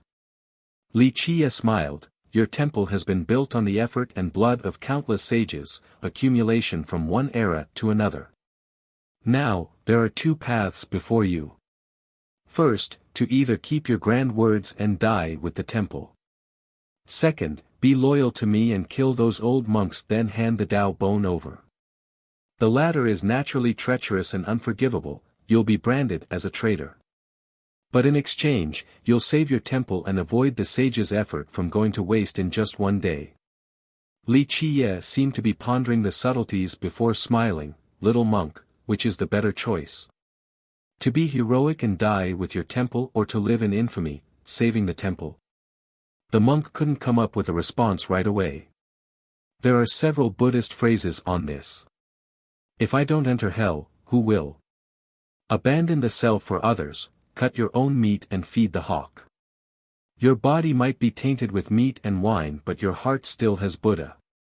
It is up to you whether you can live up to your Buddhist teachings. Li Qie added. Sacrifice yourself or live on to protect the temple, which is better for Buddhism? Your personal reputation or the ageless temple? Which side is heavier? Li Qie concluded. Amitabha. The monk placed his palms together, his brows furrowed. This interesting choice will follow you to the end of the path. Once you get there, you'll find that you'll face similar choices. Li Qie stared at him. The monk remained quiet for a long time before solemnly answered, Benefactor, Heavenly Dragon Temple has lasted for millions of years. We're not a random lineage that can crumble so easily. I'm just messing with you about the choices. However, the truth is that in my eyes, Heavenly Dragon Temple is indeed just another random lineage. 80,000 Buddhas are nothing more than statues. It's not difficult for me to destroy your temple. Li Qie said, borrowing a phrase from Duality Master. The monk's expression soured. Back then, Duality Master said this phrase and casually waved his hand. Next, a 10,000-mile radius lost all Buddhist affinity. Not only did his temple give up but so did the rest of the holy ground. This was also a choice. It wasn't identical to Li Qie's options earlier but fundamentally similar. The holy ground chose to concede and let Duality Academy emerge. What if they had chosen to fight Duality Master? The result could have been total annihilation on their part. Amitabha. The monk had a kind personality and didn't become angry. Nonetheless, he strongly retorted, our temple might be small and weak in your eyes but will put up a good fight when forced to. Little monk, you think too highly of your temple. The old servant spoke since Li Qie didn't answer, your ancient Buddhas in the coffins have endured well, but that's it. They'll be dying soon from a lack of lifespan. Even if they can climb out of the coffins, they still have zero chance against my young master. Senior, how do you know this? The monk became startled and shouted. Few actually knew about their surviving ancient Buddhas. He only found out after being appointed as the successor of the temple. It's no secret. The old servant said, when ruleless monk came to knock on the coffins, your temple chose to not stop him. This was a choice. The young monk was shaken because this event was extremely secretive. Only certain members of the temple and pacifist heavenly sovereign were privy to this information. Now, this old man knew about it too. The aforementioned monk had several titles, ruleless monk, ruleless supreme, Buddha heavenly sovereign, or ruleless Taoist. The inhabitants of the holy ground usually addressed him as the Supreme. He was one of the two Supremes of the South. The other was Righteous Supreme. He had various statuses and titles but one thing was unanimous, that he was the true ruler of Buddha holy ground. This was because he was the sect master of Sacred Mountain. This sovereign was once a monk and a Taoist. Either way, he had one rule and that was to be ruleless, completely unrestrained and untethered. He was extremely powerful and protected the border alone during the Dark Invasion. This earned him quite a reputation through all of 8 Desolaces. Thus, his power was the reason why he was the highest ruler of the Holy Ground, more so than the fact that he was Sacred Mountain's sect master. He stood shoulder to shoulder with Tao lords. One would be hard-pressed to find someone as strong as him in the current generation. That's why no sect could affect Sacred Mountain's supremacy despite its hands-off nature. Whether it be Vajra currently in charge of administration or the resourceful Heavenly Dragon Temple or the mighty Divine Ghost Division, none of them dared to challenge Sacred Mountain. In fact, some believed that if Sacred Mountain wanted to change the current sect in charge of the Holy Ground, the Supreme only needed to say one word. Vajra wouldn't be able to resist this order. As for Heavenly Dragon Temple, it has been following Sacred Mountain ever since the foundation of the Holy Ground. It spread Buddhism and built temples. One could say Heavenly Dragon was the representative of Sacred Mountain, not Vajra. In the past, Buddha Supreme visited Heavenly Dragon Temple and entered its deepest area. He knocked on the coffins, wanting to see the ancient Buddhas. Remember, these Buddhas didn't have long to live. Every day was precious. Alas, the temple still didn't try to stop him. This story served as another testament to the Supreme's power and also the old servant's might for being aware of it. Golden Cicada stood in silence for a while. I won't be using any status to force you, or people will say that I'm a senior bullying a junior. Li Qie smiled and shook his head. Just go back and tell the old monks that I want this god-level Dao bone. If they refuse, I'll have to take a trip to the temple. Of course, I hope that it won't get to that point. The young monk felt suffocated after hearing this. Chapter 36:30, Golden Cicada Buddhist child eventually started walking out of the temple. Of course, he finished the meat until there was nothing but bones. He seemed to be saying that since he had bit the bait, might as well finish the whole thing. It's better to be a satisfied ghost than a hungry one. He rubbed his bulging stomach before leaving. Though Li Qie's request robbed him of air, he didn't mistreat himself at all and got the entire divine bowl for himself. It's nice to be able to enjoy food. Li Qie smiled after seeing his appearance. The monk turned back and placed his palms together to bid Li Qie goodbye, then left. This little one has a great Buddhist nature. The old servant assessed. There is still a limit. Li Qie said, those before him had reached a level too high for anyone from the holy ground to surpass. This is for certain. The old man agreed. The holy ground had produced plenty of geniuses, including 4 Tao lords. Golden Cicada might be attuned with Buddhism, but he had no chance of surpassing the sages before him, definitely not supreme existences like Buddha Tao Lord and Diana Tao Lord. A bit later, loud noises came from outside and disturbed Li Qie. He saw Yang Ling pulling Fan Bai inside. They were gasping for air. Yang Ling's face was red and filled with indignation. Fan Bai kept her head lowered, not wanting to see anyone. She looked sad and clearly lacked confidence among other complex emotions. What is it? Li Qie asked. They crossed the line. Humph, not even sparing a little girl. Yang Ling dangerously said. Li Qie stared at Fan Bai, who still kept her head lowered while touching her sleeves. Tears filled her eyes, but she didn't want them to stream down her cheeks. Li Qie knew what happened right away. It was rowdy outside by this point. One student shouted, Li, bring her out, you can't hide her forever. Zhang Changyu's group is looking for trouble. The furious Yang Ling wanted to rush out. It's fine. Li Qie smiled and went out with the 2 girls. Young master, Fan Bai was afraid and didn't know how to face the situation. She got the urge to run away and find a place with no one around, never meeting a stranger again. Don't worry. He stroked her hair and said, I'll be there for you even when the sky falls down. Certain things are inevitable and you need to face them in order to change your fate. Forget about others and what they say, you'll be the one in charge of you. She remained teary. Ever since she gained awareness, she was considered an evil portent by everyone. People always pointed at her, some hated and even chased her away. Raise your head and arch your chest. Li Qie stared at her and said seriously, the moment you walk through this door, you will never turn back and think about the past. From now on, you're Fan Bai, a future god standing at the apex. These words resembled absolute judgment. It made her tremble. She eventually calmed down and clenched her fists.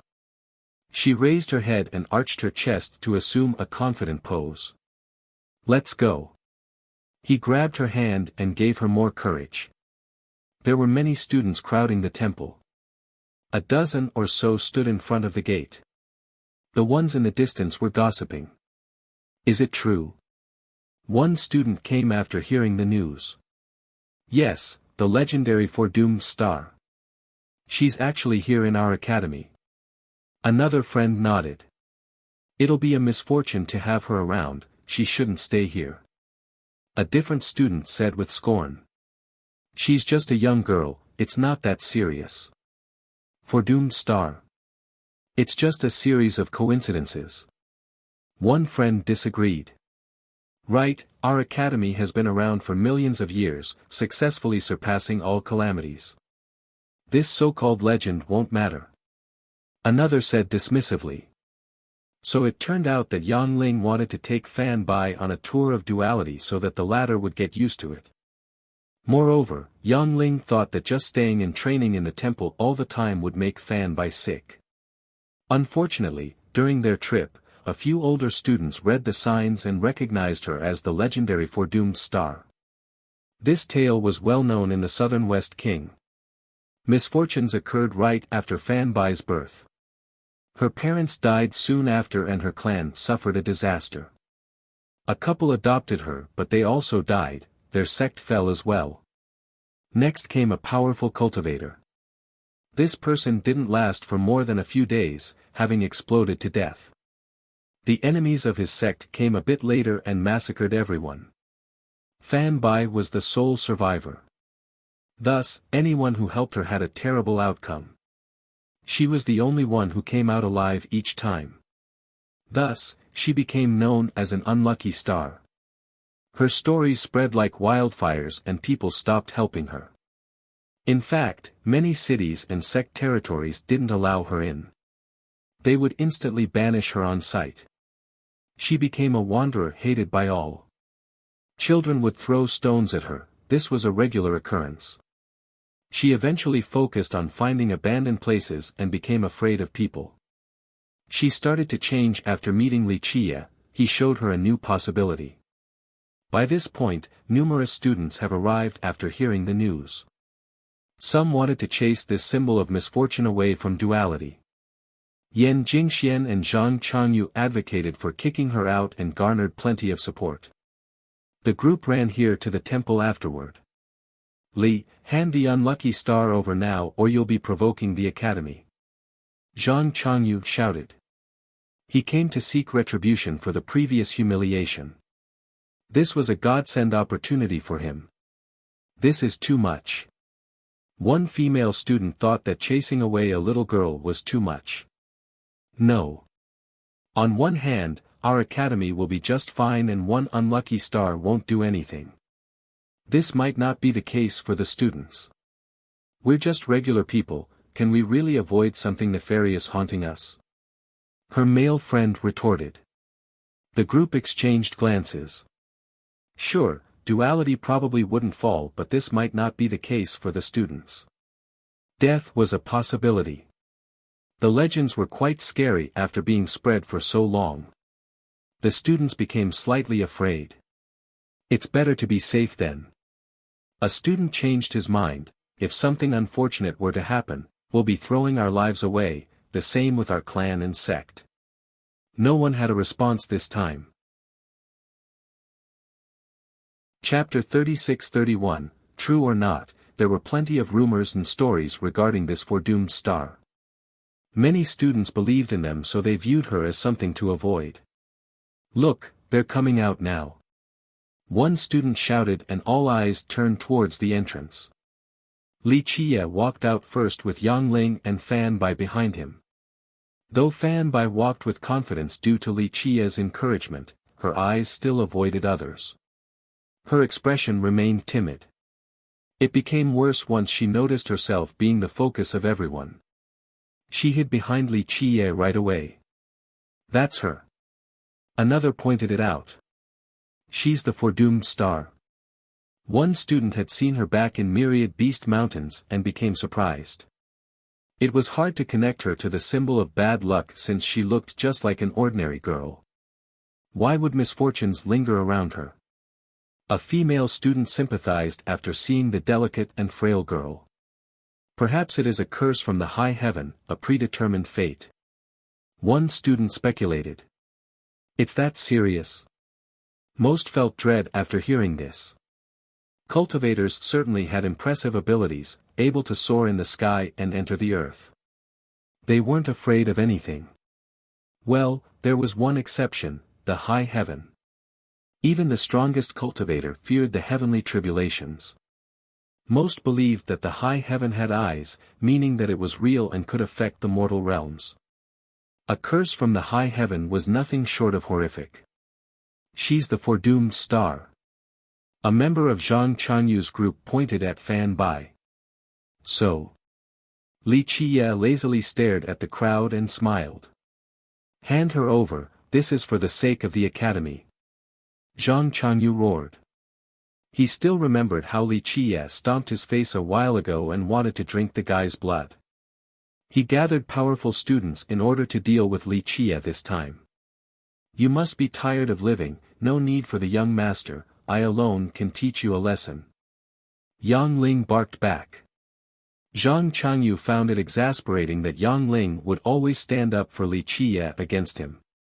Princess, this is not my opinion alone but rather, the will of the academy. Must you go against the tides? Zhang Changyu actually retorted this time. Who cares what others want, I just know that I'm more than enough to deal with you, someone who wants to bully a little girl. You're throwing the academy's reputation away along with your manhood. She answered with disdain. Changyu turned red, unable to answer because she was indeed stronger than him. Junior brother, you're incorrect. Yan Jingxian standing next to him replied, this pertains to the safety of everyone at the academy, we need to be prudent. This has nothing to do with bullying. Bah! Look at how aggressive you are. I thought students of duality are dragons and phoenixes among men. Why are you all so afraid of this ominous legend? How are you going to go outside and make a name out of yourself? Might as well just run back to your mother. Yang Ling snorted. She naturally offended the majority of students. They didn't take it in stride. I agree with senior sister Yang. One student nodded. The female students seemed more prone to support her. Well said, I like how straightforward you are. Li Qiye clapped and said, as for you lot, look at how afraid you are despite being students of duality. It can't be the #1 academy of West King like this. Li, watch your mouth. You only got here recently yet have caused so much trouble, is it still not enough? One student roared at Li Qiye. It was none other than Huang Qibing. His divine bull was roasted by the old servant. Though Li Xiangquan compensated him later, he was still annoyed. Of course, this was rather understandable. Most would feel the same way. I agree that there has been so much trouble since he got here. It's not a good sign. One student said. The others thought about it and sure enough, Li Qiye was the source of many events recently. Maybe a heavenly tribulation will be next. One student said, I was there at Myriad Beast Mountains. Li Qiye tricked 100,000 men. Corpses piled up and blood flowed like rivers. A tribulation might be possible. True. Most have heard about this horrific event by this point. So now he's together with the foredoomed star, it's a terrible sign. If it's an actual curse from the high heaven, anyone who made contact with them is probably going to be very unlucky. Students started talking among themselves. Zhang Changyu's group was glad to see this shift in narrative. Li, did you hear that? You can't stay here out of consideration for Duality Academy. He declared. Have you forgotten about the previous lesson and my words? Still so stupid. I can only assume that you're tired of living. It'll be a miracle if you can walk out of this place. Li Qiye lazily glanced at him. This was pouring salt on the wound. Li Qiye specifically brought up this humiliating event so Changyu was furious. Li, if you don't give us a reasonable explanation, it won't end well for you and that unlucky girl. You can't do whatever you want at the academy. He shouted. As if your bunch can stop me from doing what I want here. Li Qiye chuckled. Fellow student, you're being too arrogant and inconsiderate of others.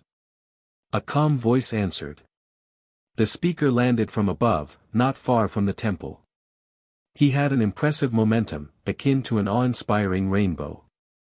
Though he didn't have a silver spear and a stallion, people could easily see the scene of him riding one into battle. He seemed ready to rush into an enemy's camp and sweep through his foes uncontested. Stallion Silver Spear. Many shouted after seeing him. The girls were especially loud, completely taken by his heroic style. Senior Brother Zhang. The older male students put on a serious expression. Stallion Silver Spear, Zhang Yunji, one of the 5 heroes. Some considered him to be on the same level as Li Xiangquan, both were from Vitra. His father was the current Grand Chancellor in Vitra. This was about even with Li Xiangquan's father. One was in charge of the officials, the other was in charge of the generals. Coincidentally enough, the 2 of them were excellent students in duality, also evenly matched. The most interesting part was that Li Xiangquan looked like a scholar despite having a military background. On the other hand, Zhang Yunji looked like a young general. This contrast made the rivals quite interesting. Moreover, the Zhang was actually quite ancient. They have been supporting previous dynasties way before Vitra. Thus, this clan was more than just a cultivation clan. They were also versed in education and administration. Chapter 36-32, Senior Brother. Stallion Silver Spear. Zhang Yunji's arrival made Zhang Changyu ecstatic. Changyu got himself another backer, so he became bolder. After all, just Yan Jingxian wasn't enough. Zhang Yunji's status at the academy and his clan's influence in the Holy Ground were enough to deal with anyone. People would need to think twice before opposing him. Our Duality Academy has plenty of hidden dragons and crouching tigers. Zhang Yunji told Li Qie, your words showed a lack of respect for duality. I don't see any true dragon and white tiger here, only a bunch of frightened idiots. Please don't flatter yourselves as such, but in the case that you actually believe it, then I'm afraid that you have a deep misunderstanding of what dragons and tigers are. Li Qie started laughing. His arrogant laughter made the crowd quite unhappy. They believed that just being a student here was a testament to their exceptionalism. Thus, Li Qie's assessment was viewed as a blatant provocation. Their wrathful eyes fixated on him said it all. You're out of line. Zhang Yunji furrowed his brows and solemnly said. Is that so? The students here claim to be the heavens' favorites, yet they want to chase away a little girl over some rumors. How is this appropriate for members of the famous academy? Only a bunch of frightened children. Li Qie replied. Though many students didn't outwardly state their concern, most wanted to banish Fan Bai out of the academy. It was better to be safe than sorry. She's not a little girl, just the embodiment of bad luck. Zhang Changyu coldly uttered, why should the school keep someone who is cursed by the heaven around? Fan Bai lowered her head again from the pain. This was not the first time she heard it, and it still truly affected her each time. Oh. You're not the heaven, how do you know she's cursed? Li Qie snorted. Facts prove that she's cursed. Anyone who helped her all died a terrible death. Even their sects and clans went down. That's all the proof one needs. Yan Jingxian said. Right, I personally know 2 sects that have been reduced to nothingness after being involved with her, that's why she can't stay here. Huang Qibing shouted. Fan Bai listened to the whole thing and became increasingly distressed. She tried her best to not cry behind Li Qie. The students agreed with this notion more. Earlier, they felt bad after listening to Li Qie since Fan Bai was indeed just a young lady. Alas, this so-called foredoomed star was followed by numerous calamities. No one would be at ease knowing that she was here in duality. That's right, we can't let her stay here. Chase her out of duality, this is for the greater good. One student shouted. I support this decision, misfortunes will come to both the academy and us. Another friend yelled. We're being nice enough by just asking her to leave. Do it or we'll teach her a lesson. One more said furiously. An overwhelming majority wanted Fan Bai to leave. The neutral party was fewer in number. Fan Bai, who had just gained some confidence, quickly lost it. This feeling of helplessness was present every time people chased her away. She didn't dare to face the crowd while hiding behind Li Qie. Meanwhile, Yang Ling was furious. Unfortunately, she couldn't say anything because too many others were yelling. The mass was against them. We shouldn't let this source of disaster linger in this world. We should burn her to stop her from inflicting further destruction. Zhang Changyu shouted with a twisted and fierce expression. Bah, you're not a man, you only pick on people weaker than you. Yang Ling retorted. I'm only thinking for everyone else and the holy ground. She is nothing but trouble, burning her is the only way to get rid of the problem. Zhang Changyu's face turned red, but he was emboldened by the supporting students. Fan Bai trembled in horror and leaned closer to Li Qie. All of you, come then, let's see if your skills are as formidable as your mouths. Li Qie smiled at them. You're the one suggesting this. Zhang Changyu glared at Li Qie in response. Yes, come and do your best now. Li Qie gestured provocatively with his hand. So bold. The other side was furious at this total contempt. Junior brother Changyu, teach him a lesson now. An upperclassman said. Senior brother. Changyu stared at Zhang Yunji, waiting for instruction. A competition is fine, so that outsiders can't say we're afraid of a fight. Zhang Yunji smiled. Good. Changyu became confident and shouted, Li, I'm taking your dog head today. You alone. Seems like a scar is not enough to forget about the pain. You didn't learn the lesson from last time. Li Qie taunted. And if I join? Yan Jingxian said, since you're challenging all students from duality, I can't just stand and watch. Count me in too. Huang Qibing stood up, ready to avenge his divine bull. The three of them walked forward and exchanged glances. All three clearly wanted to kill Li Qie, judging by the murderous glint in their eyes. Anyone else? Remember, this is to the death. Li Qie smiled. Humph. Some students scowled in response. They also stared at Yunji, clearly waiting for his instruction. Yunji gazed at Li Qie and said, just our three friends here are enough. Fellow Taoist, go all out now, don't blame them if you were to die from holding back. We're more than enough to kill you. Huang Qibing said. Though he has heard of various rumors about Li Qie, he didn't buy that a woodchopper at the conqueror level could be that strong. Moreover, there were three of them. This should be more than enough to kill him. I have to say, the titles of these 5 heroes aren't very good. Chapter 36-33, Zhang Changyu, Yan Jingxian, and Huang Qibing surrounded Li Qie. Clank! Zhang Changyu unsheathed his sword. Its glint erupted like a vast ocean. The sword seemed to be containing a torrential power. Yan Jingxian summoned a violet sledgehammer, seemingly made from lightning. It had currents surging along with the occasional thunderous explosions. Huang Qibing chose dual-wielding short halberds made from high earth-level Dao bones. It had runes depicting dragons and phoenixes. Thus, one halberd was draconic and the other of the phoenix affinity. It consisted of both offense and defense. Today is your last day. I will decapitate you. Zhang Changyu gritted his teeth and threatened. Killing Li Qie was the only way to wash away the previous humiliation. The other students began commenting. One of them murmured, there's a clear difference in power, not to mention 3-on-1. Senior brother Jingxian is far stronger too. The outcome is obvious to anyone. Not necessarily, their foe is Li Qie, the son of miracles. His cultivation doesn't prevent him from beating stronger people, don't forget about the hammer. Another shook his head.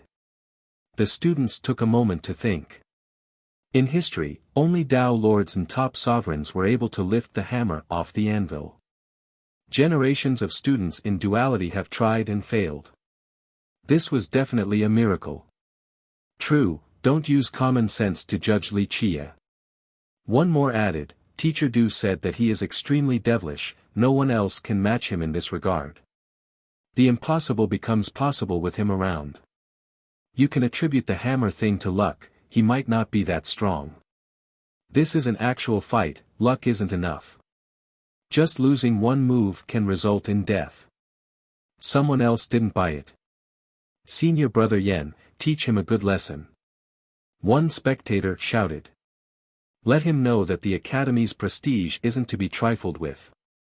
His friends did the same. The majority was annoyed by Li Chia's attitude, so they hoped that the three would be able to take him down a notch. They became quite excited at the prospect. Li, since it's 3 against 1, you start first with whatever moves you want.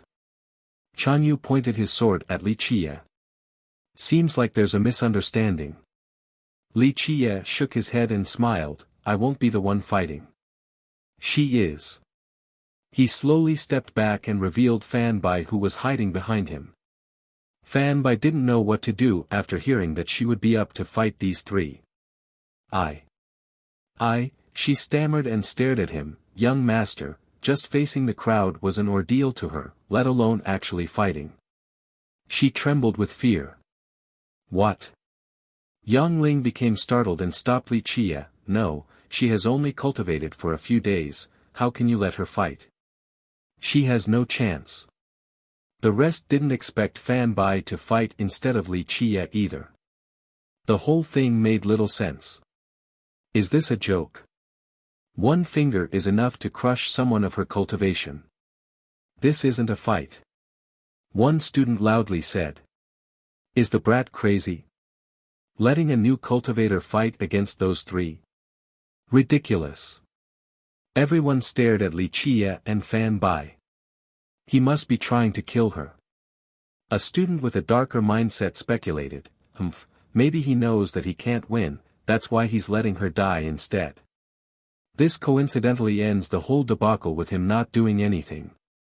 So despicable and shameless, he wants to use Zhang Changyu's group to eliminate the foredoomed star. He's selling her and betraying her trust. Some began looking down on Li Chia. Scummy traitor. Another insulted him. Is this a joke? Zhang Changyu didn't expect this development either. No need to use a butcher blade to kill chickens, this young miss here will do. Just one move is enough. Li Chia smiled and confirmed. What did he just say? Both Yan Jingxian and Huang Qibing couldn't believe their own ears. She will kill us with one move. More like the opposite. Jingxian stared at her and said. Ha ha ha, I've never heard something funnier than this. Huang Qibing laughed and said, a new cultivator wants to kill us with one move. You must be dreaming. Other students certainly agreed with this statement. This Li guy is crazy, to even say something like this, one student said. Everyone could tell that Fan Bai had only started cultivating recently. Her cultivation was shallow and insignificant. Even the weakest student in duality could beat her in one move. Young master, Fan Bai didn't know how to deal with this and was about to cry. You can't let her go to her death. Yang Ling shouted. Li Chia ignored her and stared at Fan Bai, if you can't take the next step today, you will never be able to. You'll always be branded as an unlucky star. Remember, your life is in your hand, no one else. You don't need charity or pity from anyone. Each word of his had a special rhythm striking deep into her mind. They kept on echoing inside, reaching her Tao heart and ocean of consciousness. The words washed away her unnecessary emotions such as fear and self-abasement. She became affected by his rhythm and began to calm down. This put her into a magical state. Go now. He ordered. These two words alone instilled endless courage into Fan Bai. She had unconditional trust in him, so she walked towards her three opponents. Her cute and frail appearance has disappeared, she became an entirely new person. Negative emotions were nowhere to be found. She threw away the past in order to face this tribulation and welcome her new life. She wanted to use actions to prove it, that her fate was her own. She didn't need pity and charity from anyone else. She closed her eyes and relaxed, looking dignified. This wasn't because she was afraid of looking at others. No, it was because she didn't need to look at them anymore. She only needed to look at herself and truly reflect. Buddha bowing. His voice echoed in her head, "All Buddhas shall bow before my supremacy." The mantra began affecting her vitality. Chapter 36-34, Fanbai reached the profound mysteries and dispelled all confusions at this moment. There was only one phrase in her mind, Buddha bowing. All Buddhas shall bow before my supremacy. She became immersed in an ocean of knowledge and fused with the boundless Buddhist Tao. Start. She spoke softly as if mumbling. However, everyone clearly heard her, the word continued to echo in their ears. She closed her eyes and lowered her head, akin to a supreme Buddhist lord ready to chant a great mantra. The gods and devils were instantly purified. The students of duality suddenly saw the scene changing, that Fanbai was no longer a frightened girl or the foredoomed star. She was now an ancient Buddha from the past. Just one word alone transformed her into this ultimate state. She could become the lord of a great domain, becoming part of the holy ground and an eternal Buddhist Tao. Yang Ling watched in astonishment. She had seen Fanbai cultivating the simple movement before numerous times. She thought that Fanbai was wasting time and energy in doing so, going as far as wanting to teach her some merit laws from duality. The movement was considered simple and meaningless. It couldn't be viewed as a technique. Even the simplest martial art from the mortal world was 100 times better. Of course, this all changed once Fanbai assumed her sacred state. Is this magic? We're seeing things, right? Some students composed themselves and shook their head. We'll see about that. This is nothing but trickery, you can't scare us. Let's go. Zhang Changyu shouted and glanced at his teammates. He was the first to attack with a horizontal/unleashing torrential waves of a dark green shade. They wanted to swallow Fanbai and pierce her heart. Yan Jingxian also made his move by taking one powerful step forward to slam his sledgehammer downward, break. He released explosive sound waves with unstoppable momentum. The terrains in front were decimated. My turn. Huang Qibing also attacked with haste, using both halberds at the same time. The right halberd resembled a black dragon with sharp claws capable of lacerating everything. The left halberd assumed the shape of a phoenix. It flapped its wings and shot out gales and feathers, all aiming at Fanbai's weak spots. These three weren't the best students in duality. However, they were far stronger than cultivators at the same age. On the other hand, Fanbai was a junior who had only started cultivating recently. She absolutely stood zero chance. Normally, just Changyu alone was more than enough to deal with someone like her. It was shocking to see the three working together. People would have made fun of them for doing so. How could a little girl stop their combined attack? One student said, "Li Qiye is so despicable," offering the girl to them. As the three moves were soaring towards her, she finally lifted her hand in what seems to be slow motion. However, she wasn't that slow. It's just that time and space seemed to be freezing from her hand movement. A new momentum was rising along with Buddhist mantra and Grand Tao. This new affinity was firmly within her grasp. It felt so natural and voluntary. Fanbai had a new aura, but there was also a hint of Li Qiye's presence. Buzz. A Buddhist radiance engulfed her. Laws of this doctrine accumulated around her and mantras could be heard. Each could flatten 100,000 miles of land. Her true fate emerged as she turned into the Lord of Buddhism. The laws and Tao of this belief seemed to be originating from her. The students had no idea that in the Holy Land right now, the power of this affinity was gushing out just like an endless ocean. It continued flowing and entered her body, allowing her to use it freely. In this blink of an eye on White Deer Peak, an old man opened his eyes and became startled. Who is using this Buddhist power? He activated his heavenly gaze and instantly saw Fan Bai's hand movement since he was the closest there.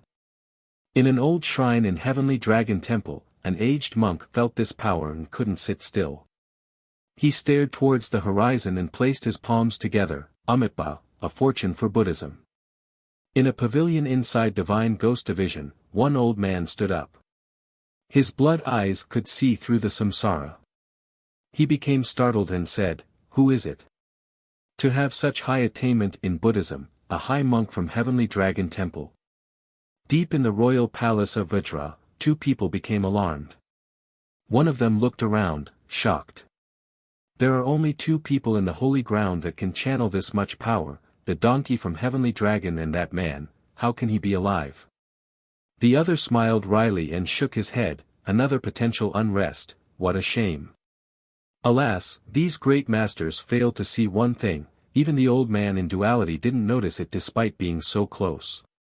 They only saw how Fan Bai was channeling Buddhist energy from the holy ground, not that she has taken root in the ocean of Buddhism. There was a sliver of a different power emanating from her. It was murderous and contained the might of the high heaven. However, its murderous affinity has been purified. Even those who could sense it wouldn't think of it as aggressive, only that it was one of the purest forces in existence, the force of life. This unique power was fusing perfectly with Fan Bai. The holy ground of Buddhism began serving to gestate this power along with Fan Bai. On the other hand, this power also gave back to the holy ground. It refined worldly energies and essences, then sent some back. Thus, the two affinities complemented each other in an immaculate manner. Unfortunately, no one understood this wondrous process, and that when Li Qie changed Fan Bai's fate, he also established a foundation for her to utilize these energies. Fan Bai herself had no idea. Boom! The three opponents were confident of their sure kill moves. Alas, they were blown flying and started vomiting blood. They then smashed into the ground, bloodied. The spectators became astounded. Some didn't believe their own eyes at this battle that had just abruptly ended. Chapter 36-35, the spectators thought that this might be the strangest thing they have ever seen in their life. A new cultivator actually defeated top students from Duality Academy. The gap in cultivation should have been insurmountable, so this was an impossibility.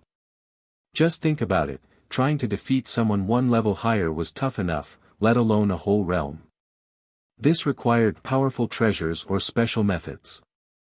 Beating someone a whole realm higher could be considered miraculous. The victor would have to pay a huge price, most of the time. But what about 2, 3, or even more realms? Everyone would consider this suicidal right away. That's why they thought Li Qie was pushing Fan Bai towards her death. Even a fool knew that this was hopeless, since the current disparity went beyond 3 realms. One was a new cultivator while the other side was at the Samadhi realm. This was akin to an ant trying to fight 3 giants at the same time. Because of this, Li Qie was reviled by the students. They thought that he was despicable for choosing this option. Now, their mouth was wide open while their mind was empty. They couldn't accept this development. Even the defeated party had no idea what was going on.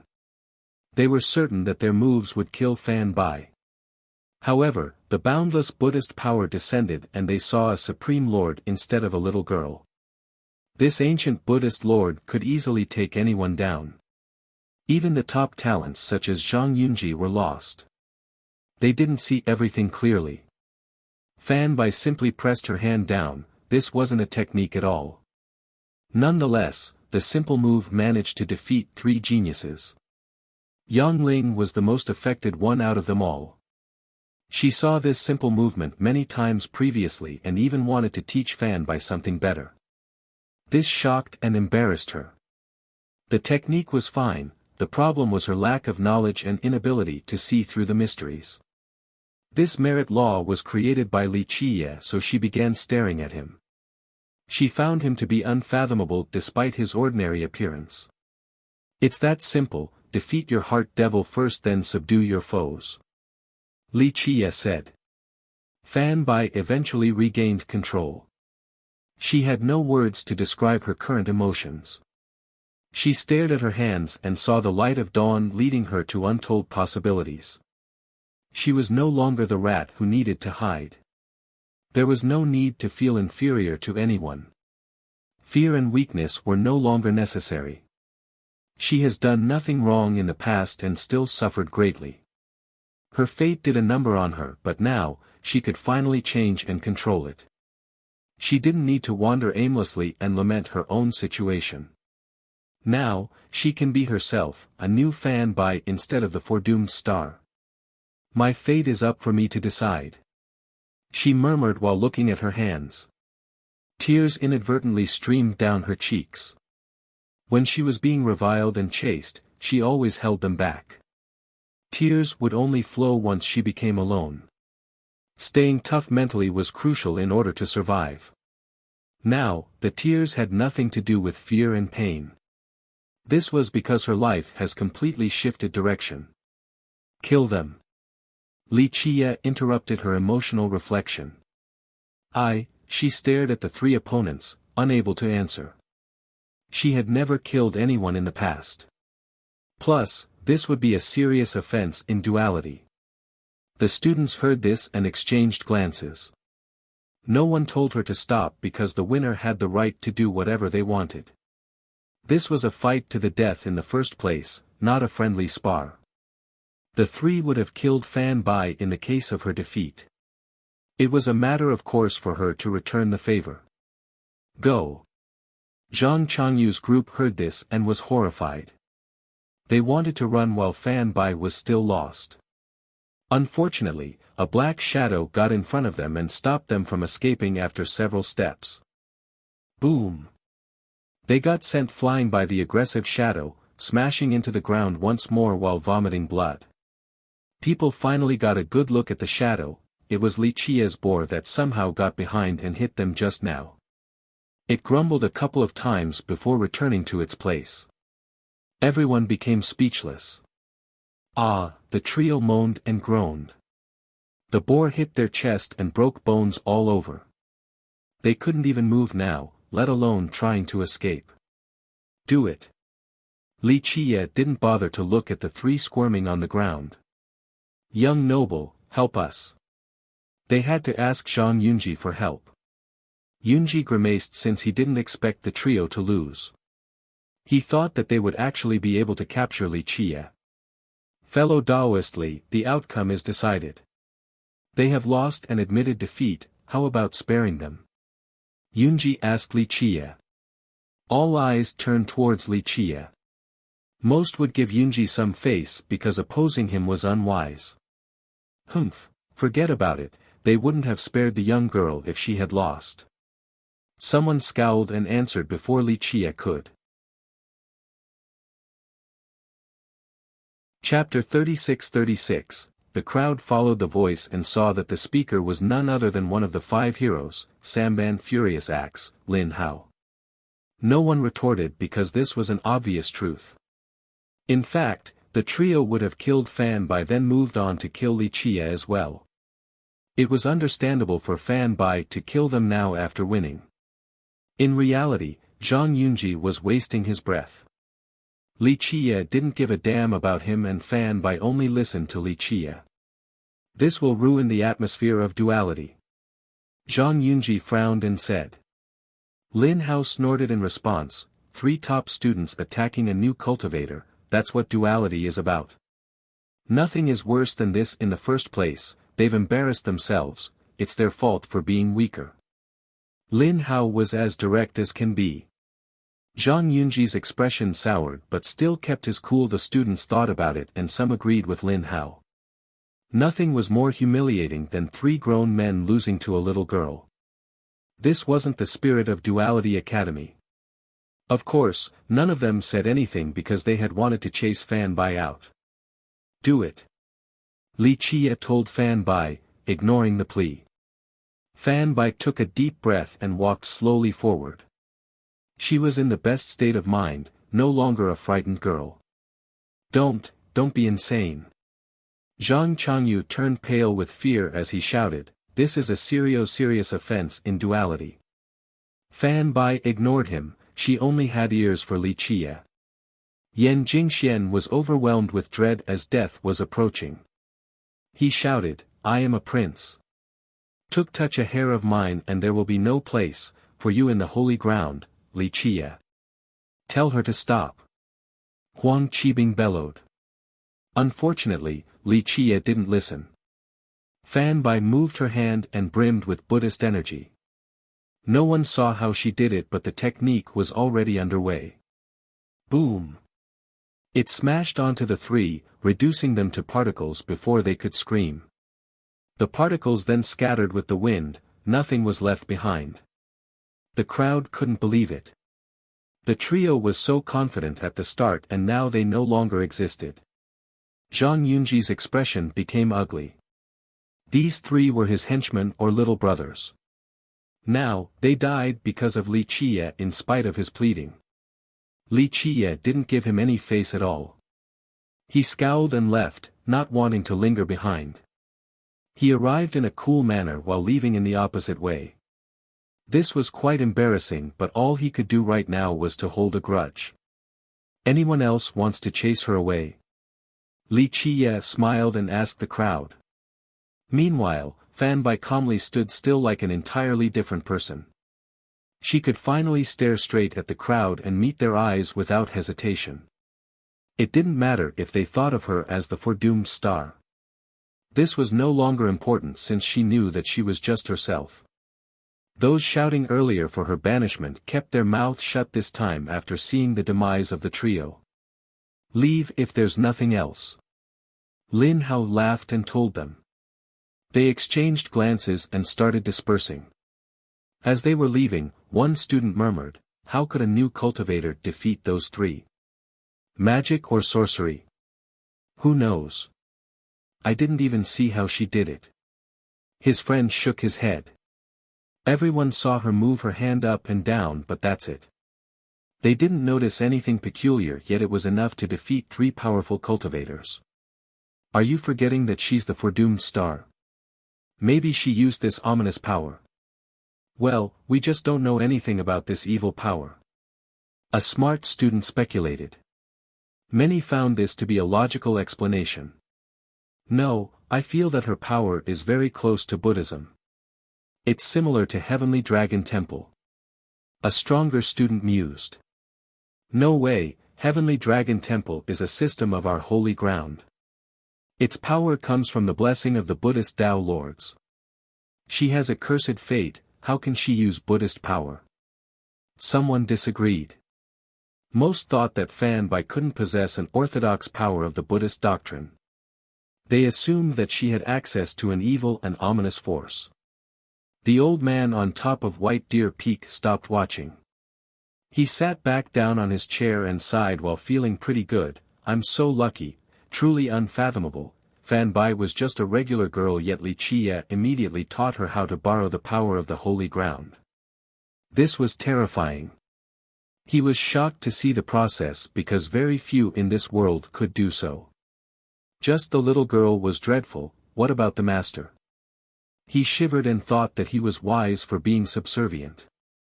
After the students were gone, Lin Hao came closer and bowed towards Li Qie. Dao brother, I was blind back then and didn't know that you are a master blacksmith.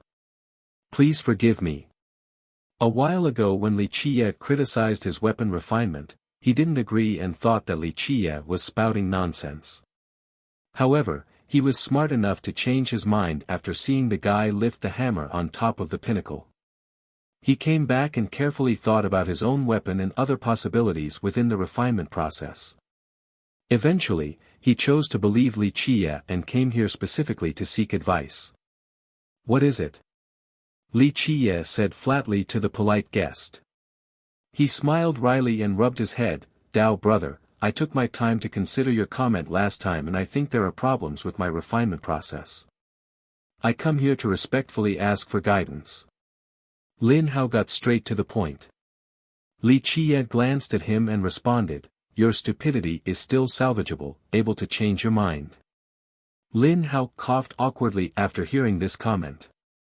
He then sincerely asked, Dao brother, what are the flaws with my technique? The problem isn't your technique.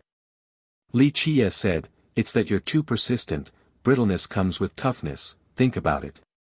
He then entered the temple again. Brittleness, Lin Hao took his time pondering. Chapter 36-37. While inside the temple, On Ling stared at Fan Bai with curious flashes in her eyes. She asked, how did you do it? It has to be magic, right? Just one hand wave and you defeated those three. I think only first sister can do it out of all the students right now. Just like this. Fan Bai waved her hand. She didn't have a good grasp on her own power. Like that? Yang Ling copied Fan Bai's action. In reality, she has seen this numerous times before and was relatively familiar. Alas, she tried and tried but nothing happened. On the other hand, Fan Bai could instantly control a majestic Buddhist power to eliminate her foes. There must be something I'm missing. Yang Ling concluded.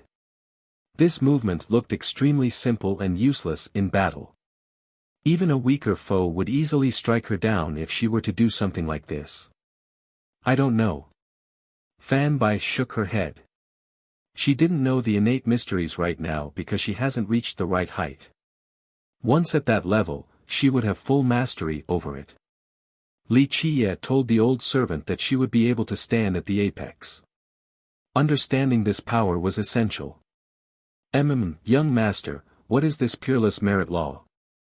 Yang Ling had no choice but to ask Li Qie.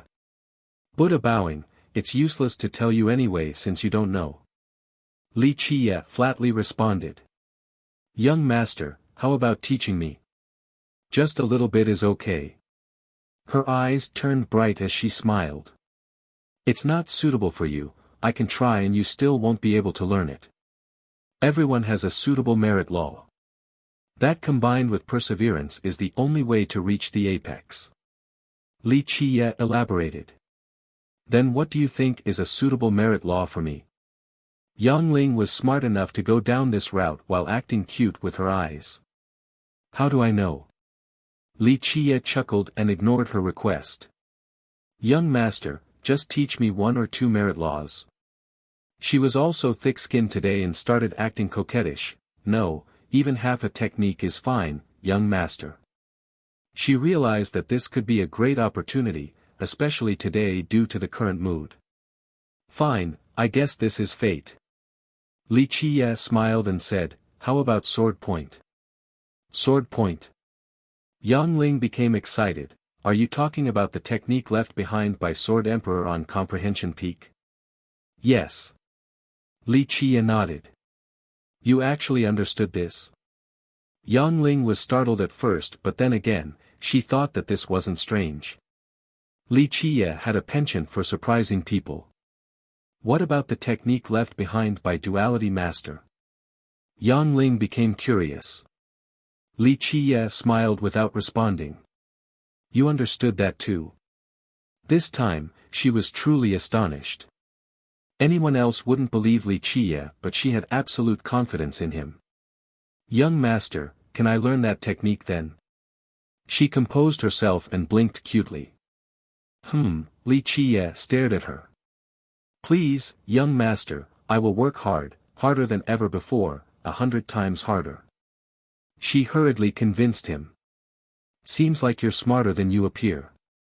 Li Qie shook his head and said, fine, I'll teach you Duality Master's technique, palm spread. Yes. Yang Ling shouted excitedly after hearing this. Why do you want to learn this instead of sword point? Li Qie asked. Because Duality Master's technique is unique. No one has been able to understand it or cultivate it. Yang Ling revealed her thoughts. This isn't the case for Sword Emperor's technique. He has plenty of descendants so this technique must have been learned by countless people in history. It lacks the same cool distinction. Come at the right time tomorrow to train. Li Qie waved his hand. Yang Ling cheered and ran out of the temple. The old servant watched her leave with a rare smile on his face. He said, "The girl isn't a bad person. She just has a shallow perspective." Yang Ling didn't know that she had given up on the better opportunity in sword point versus duality master's technique. Everyone has their own fortune. Li Qie said, "Two sides to everything, good and bad. A sharp sword is a great weapon, but it can also easily cut the user. Palms spread to gather the ocean is a stable merit law, good for mental tranquility." Of course, if she were to go far enough, sword point would have been more suitable. She'll be able to make a name for herself with regard to the sword Dao. Unfortunately, this Dao has a sharp sword and a cold heart, not necessarily a good thing. True.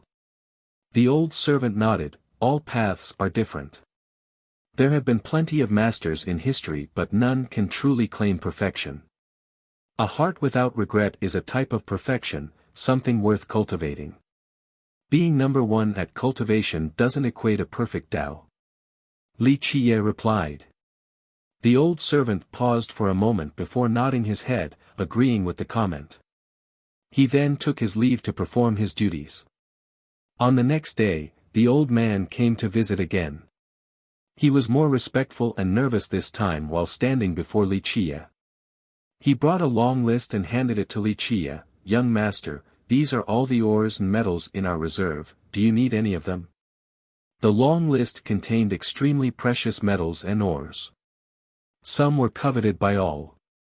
Just this list alone was indicative of duality's immense foundation and resources, no need to even bring up the treasures and artifacts. Li Qie took a gander at the list before glancing at the old man. There are a lot of decent items, but as for the real good stuff, looks like their number is diminishing. We descendants are unfilial. The old man smiled wryly. The reserve and treasuries have been increasing in size, just not anything truly valuable. There was a reason for this. The academy might have produced plenty of Dao lords and sovereigns, but they eventually created their own sections.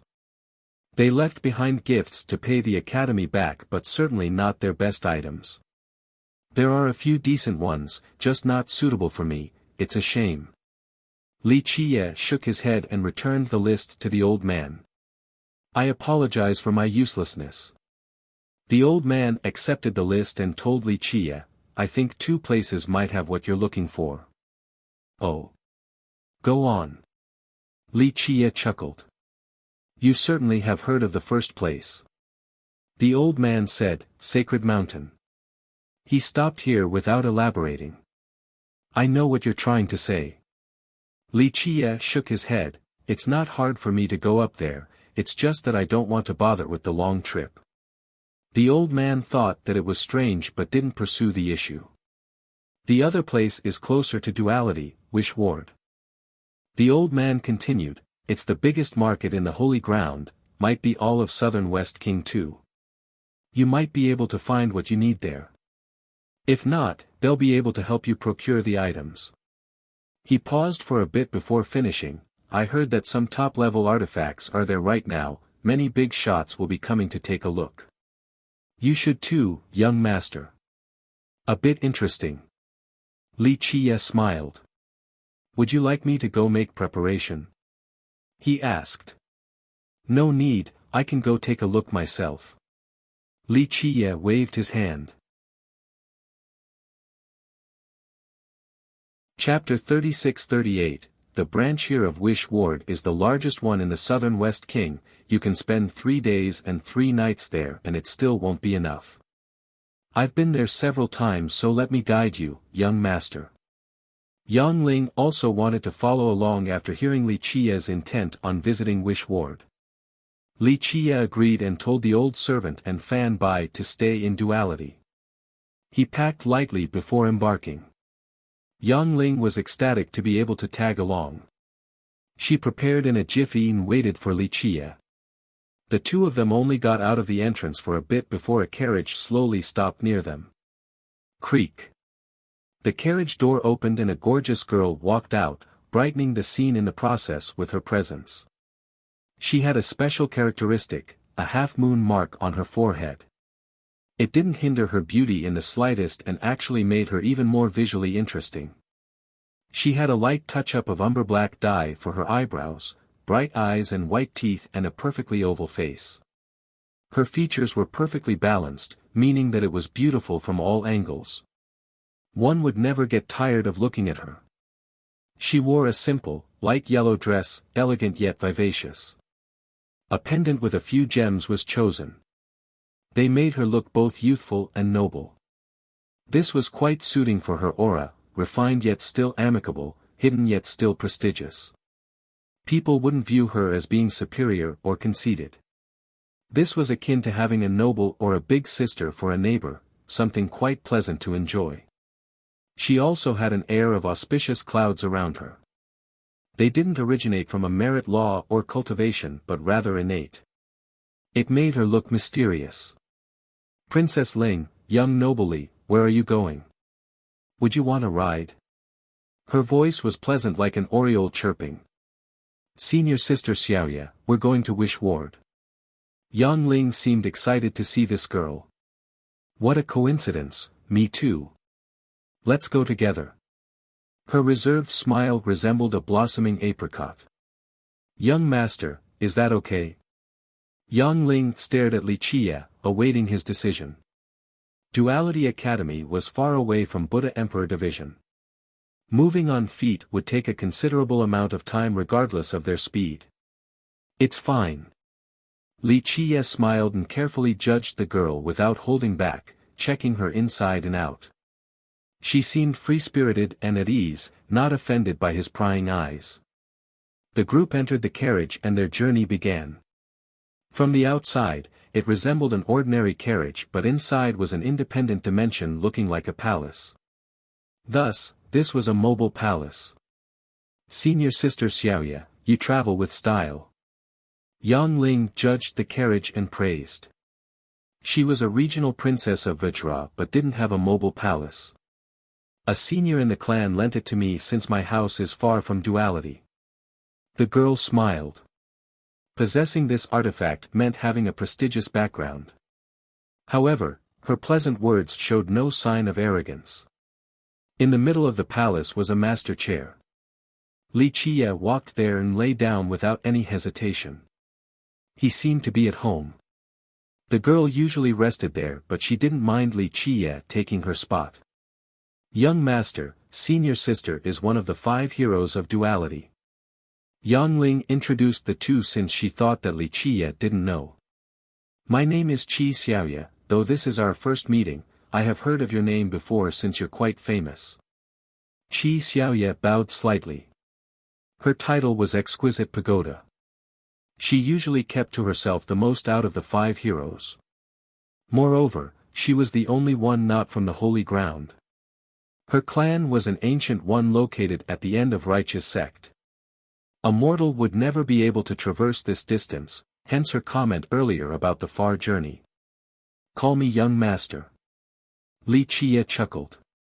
Yang Ling shrugged, having grown used to his attitude. Xiaoya was surprised but she didn't find this off-putting. She bowed and said, deference is no substitute for obedience. Nice to meet you, young master. You're smarter than that lightning sword or whatever, way stronger than them too. Li Qie nodded approvingly. Thank you, young master, for your generous praise. She bowed again in a humble manner. From the Qi? Li Qie asked. Yes, do you know our clan? She asked, curious. She was surprised because she heard that Li Qie grew up in myriad beast mountains and didn't interact with outsiders. Moreover, they were so far away from the Holy Ground. I've read about your clan before. He smiled before pausing a bit and adding, time flies by so fast, things have changed. He seemed to be ruminating after saying this. Young master, senior sister's clan had a Tao lord before. Yang Ling was afraid that Li Qie didn't know. The ancestor didn't accept this title. Xiaoya sighed and said, something happened back then and the ancestor left early, not comparable to the other Tao lords. That aside, your ancestor really became a Tao lord. It's just that something unfortunate happened. Yang Ling replied.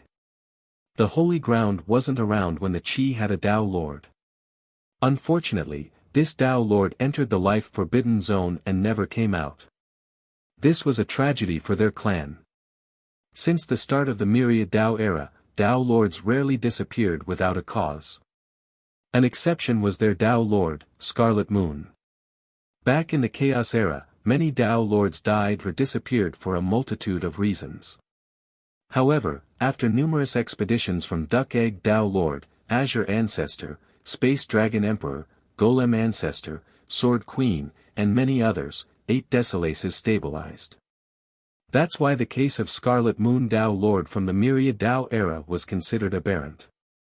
Xiaoya smiled and didn't say anything. She didn't take it too seriously. Your blood is quite pure. Li Qie suddenly changed the topic. 2 different bloodlines, I see, half from pure and half from half moon.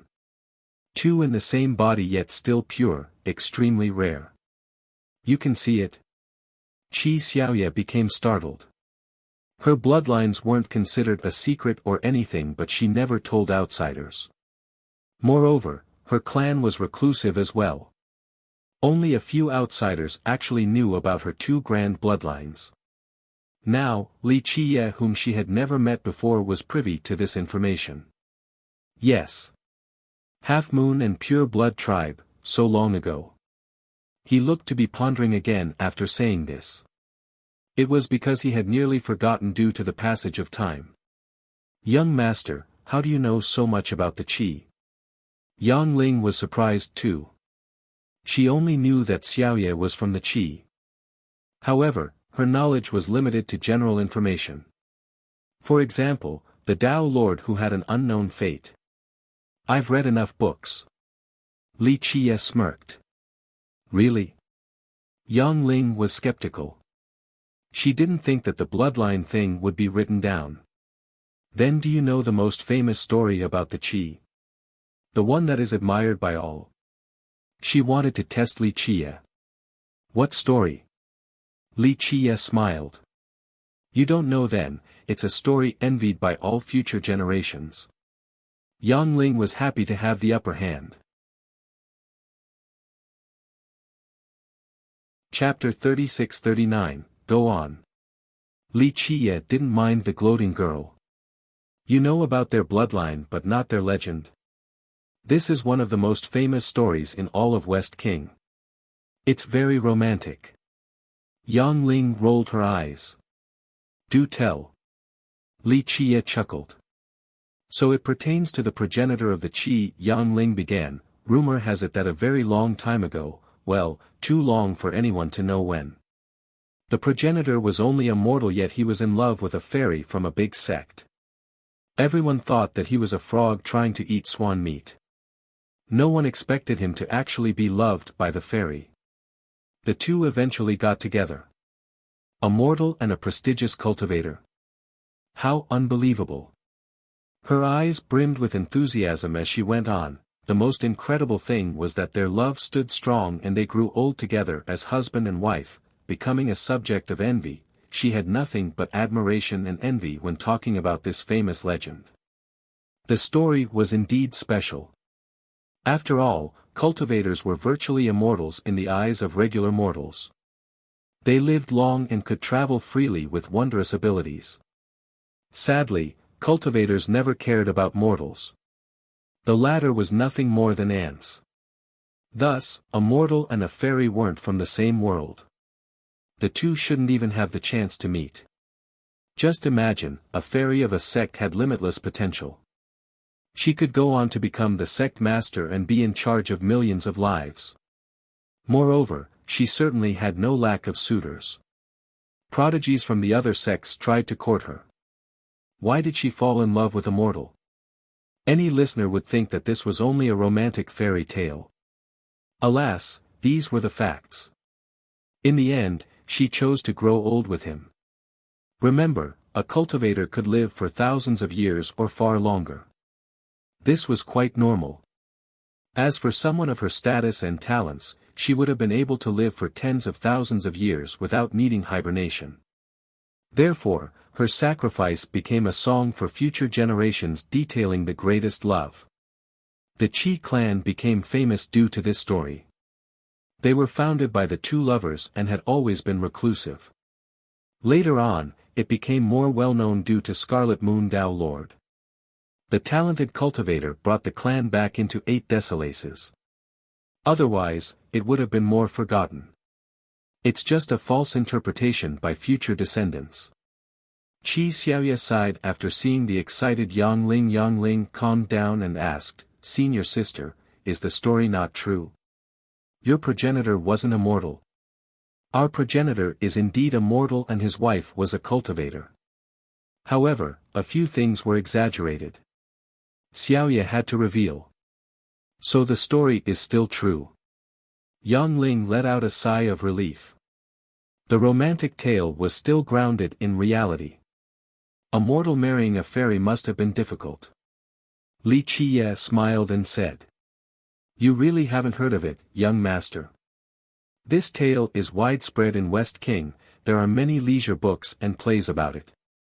Yang Ling was surprised. "I see. It is worthy of being praised." Li Qiye looked outside and chuckled.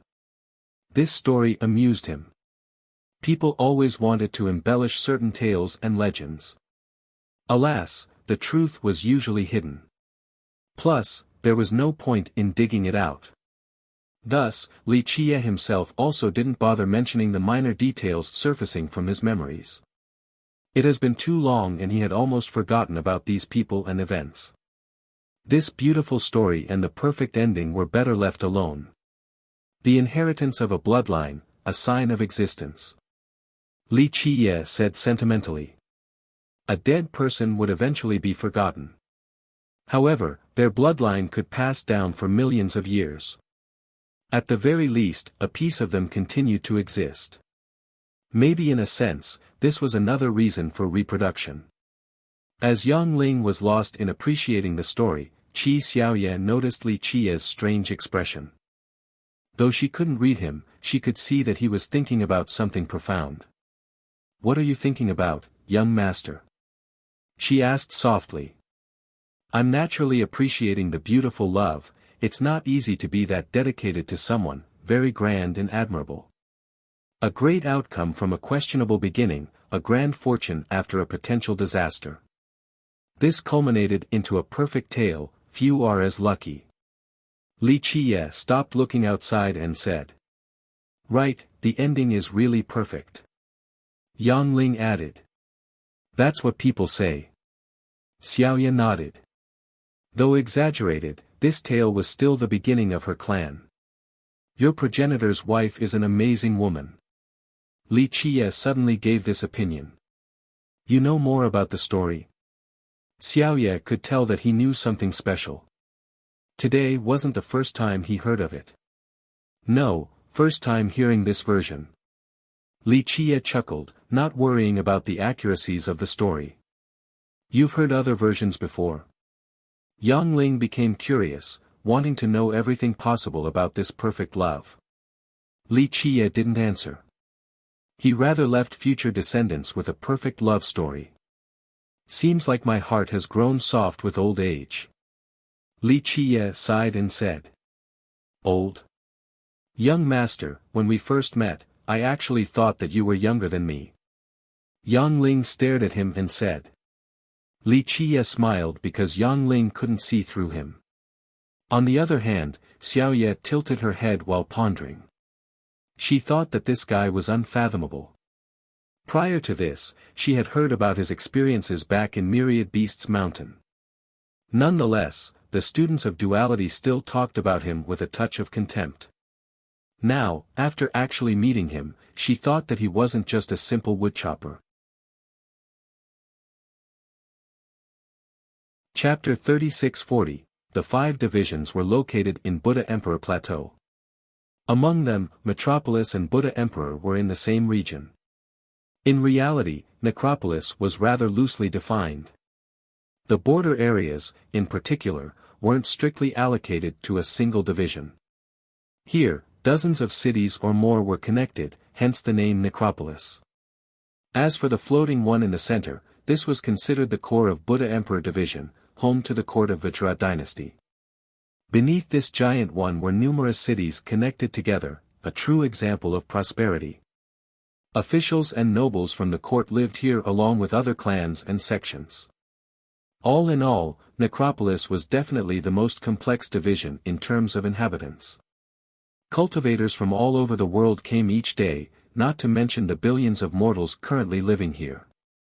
Duality Academy seemed quiet compared to this lively place. Plus, it was farther away from the Buddha Emperor Division. In summary, Necropolis had the highest population, prosperity, and rowdiness out of the 5. People usually compared it to the capital of righteous sect with regards to the factors above. Qi Xiaoya's carriage slowly stopped on a crowded street.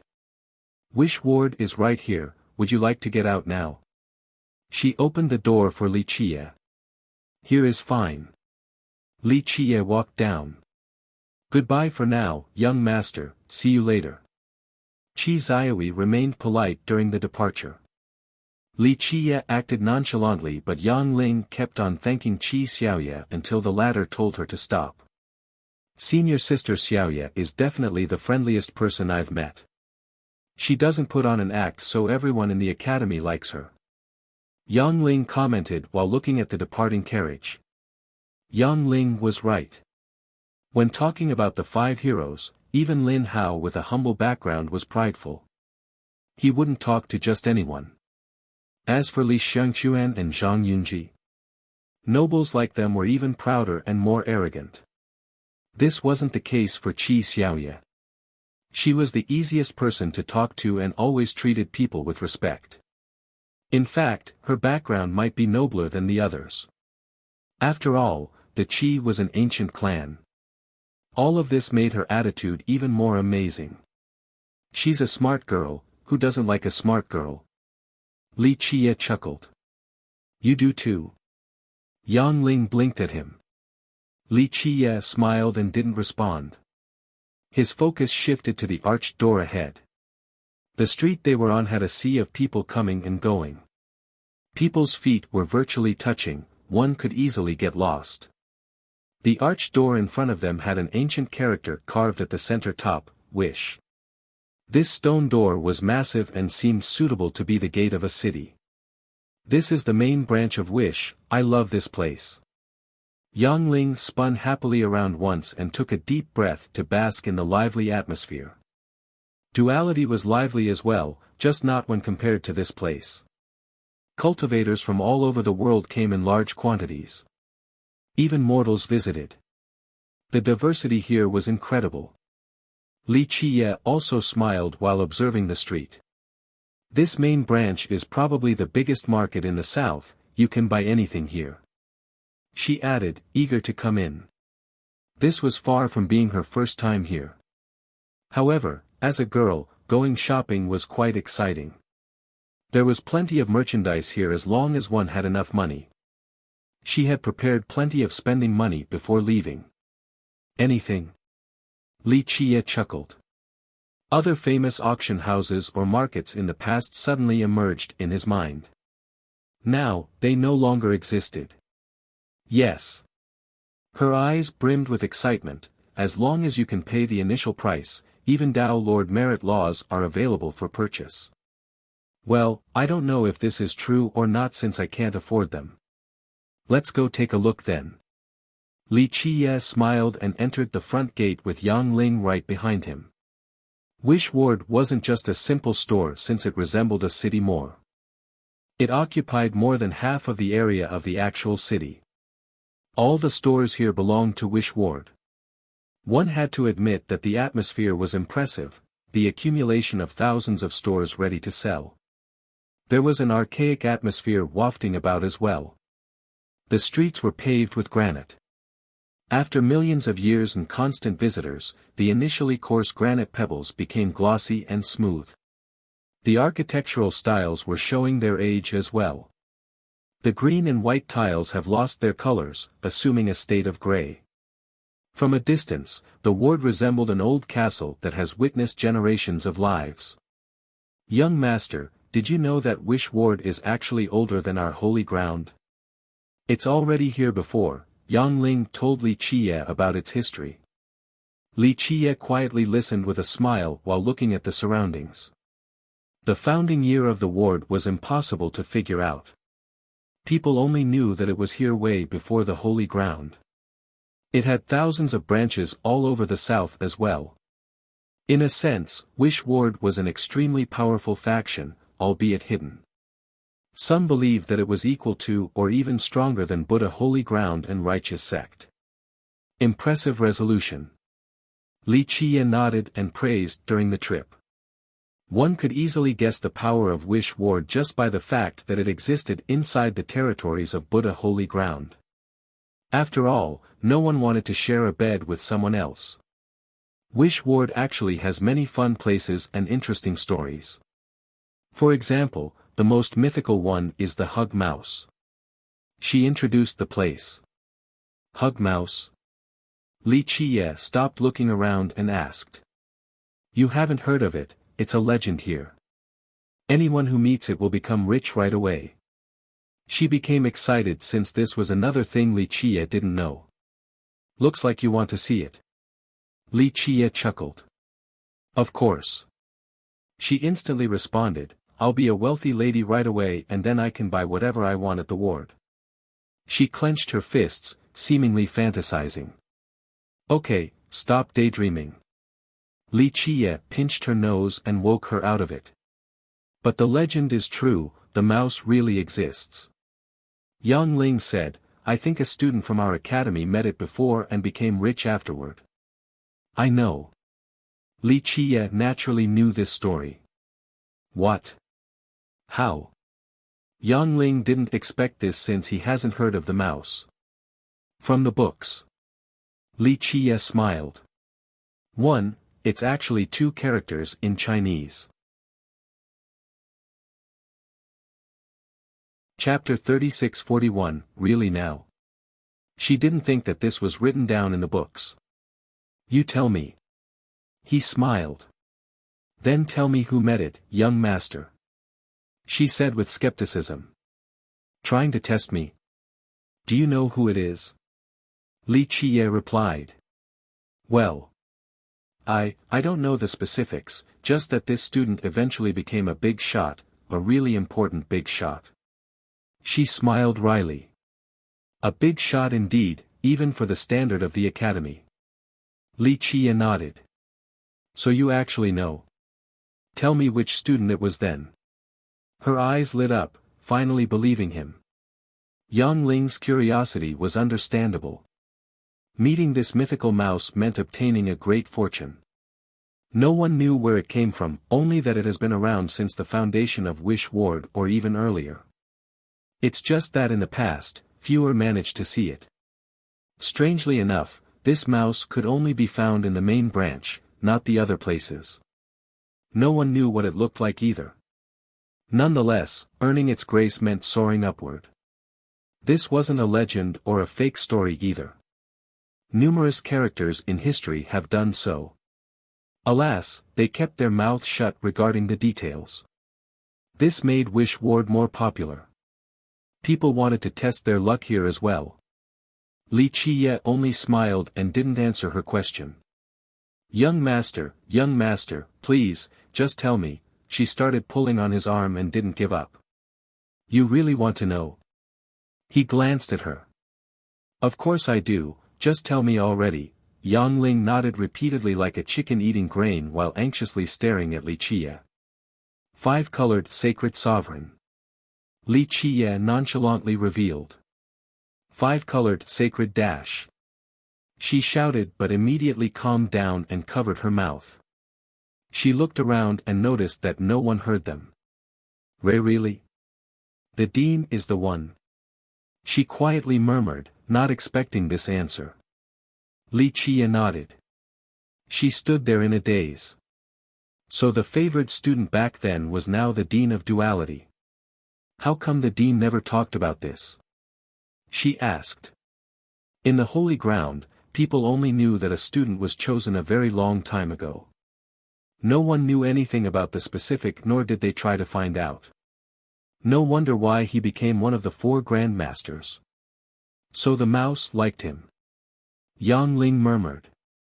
Silly girl, what are you saying? Li Qiye gently knocked her head and said, he became a grandmaster due to his power and intelligence, the mouse thing was just adding flowers on a fine brocade.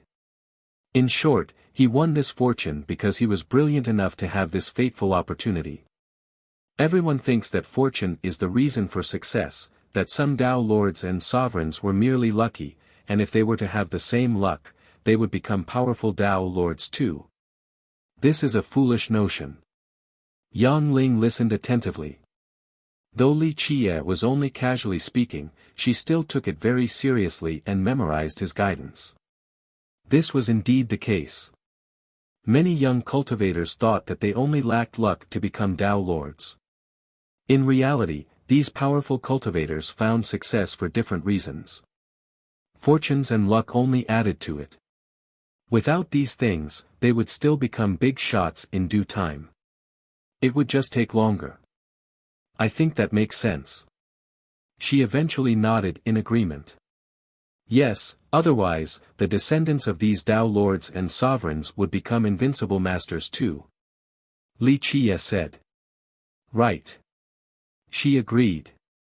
In history, how many children of Tao lords and sovereigns managed to actually reach the same height? The answer was very few. They had all the advantages available, from resources to access to fortunes. This wasn't enough.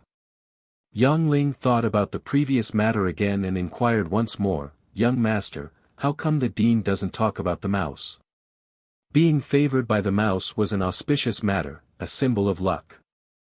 That's why she found it strange that the dean never talked about it. He certainly has his reason.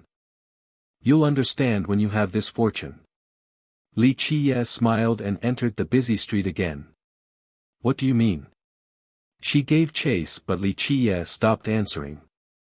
There were thousands and thousands of stores in this branch, weapons, manuals, beasts.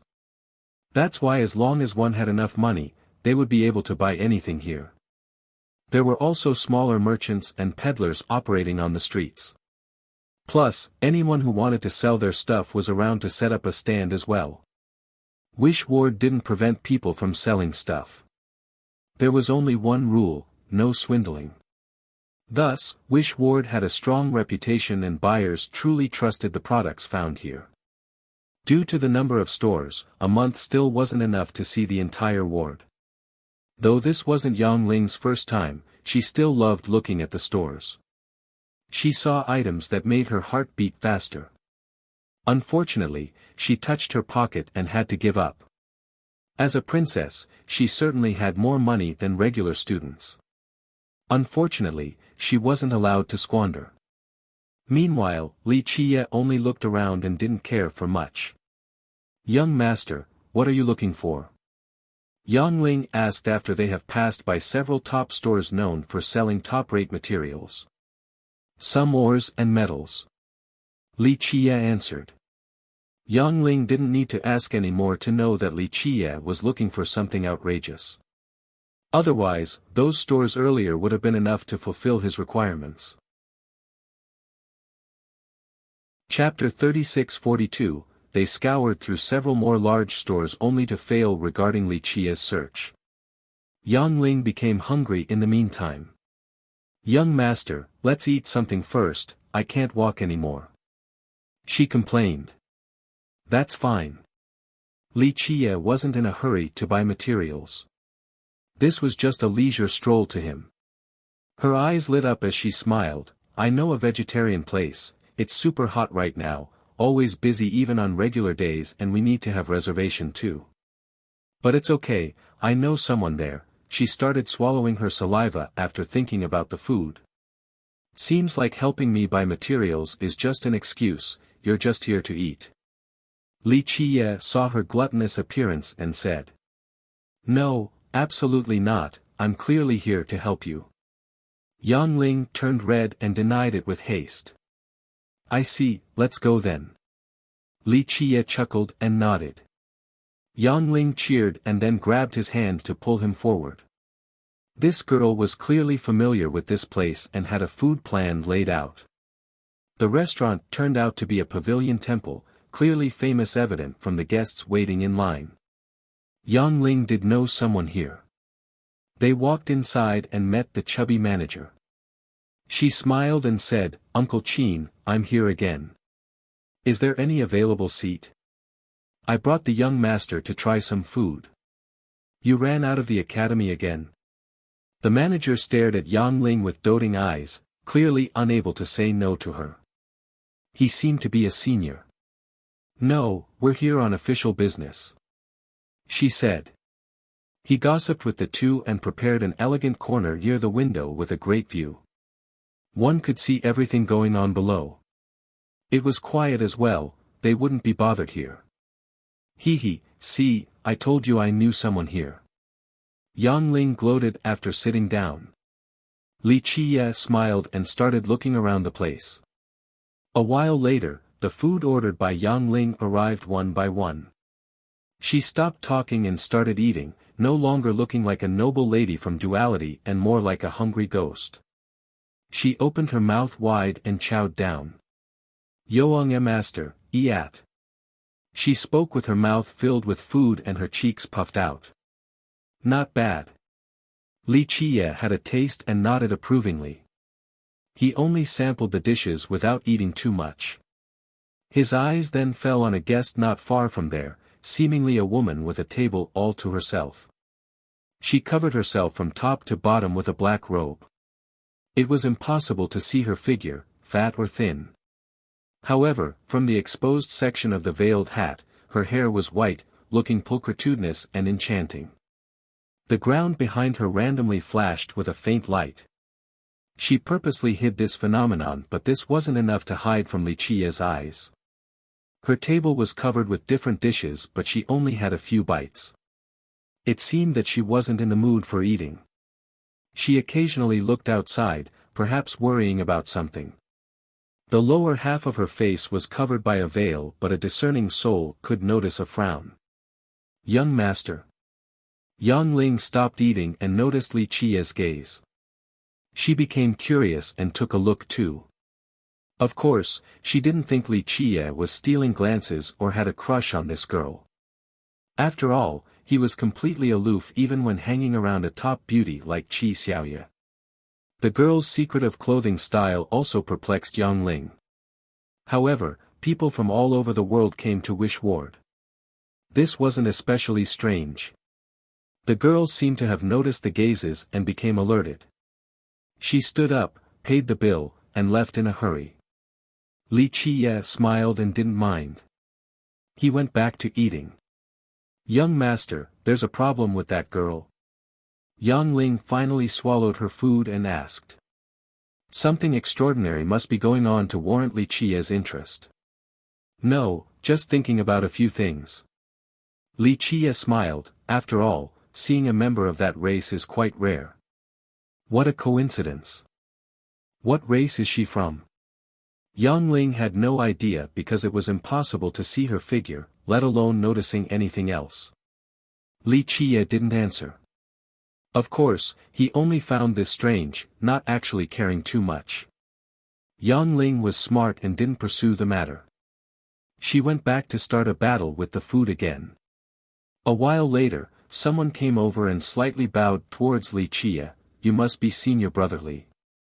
Yang Ling, who was immersed in a culinary experience, was surprised to hear someone else. She looked up and saw a scholarly youth standing by their table. He wore an embroidered robe that wasn't overly flashy.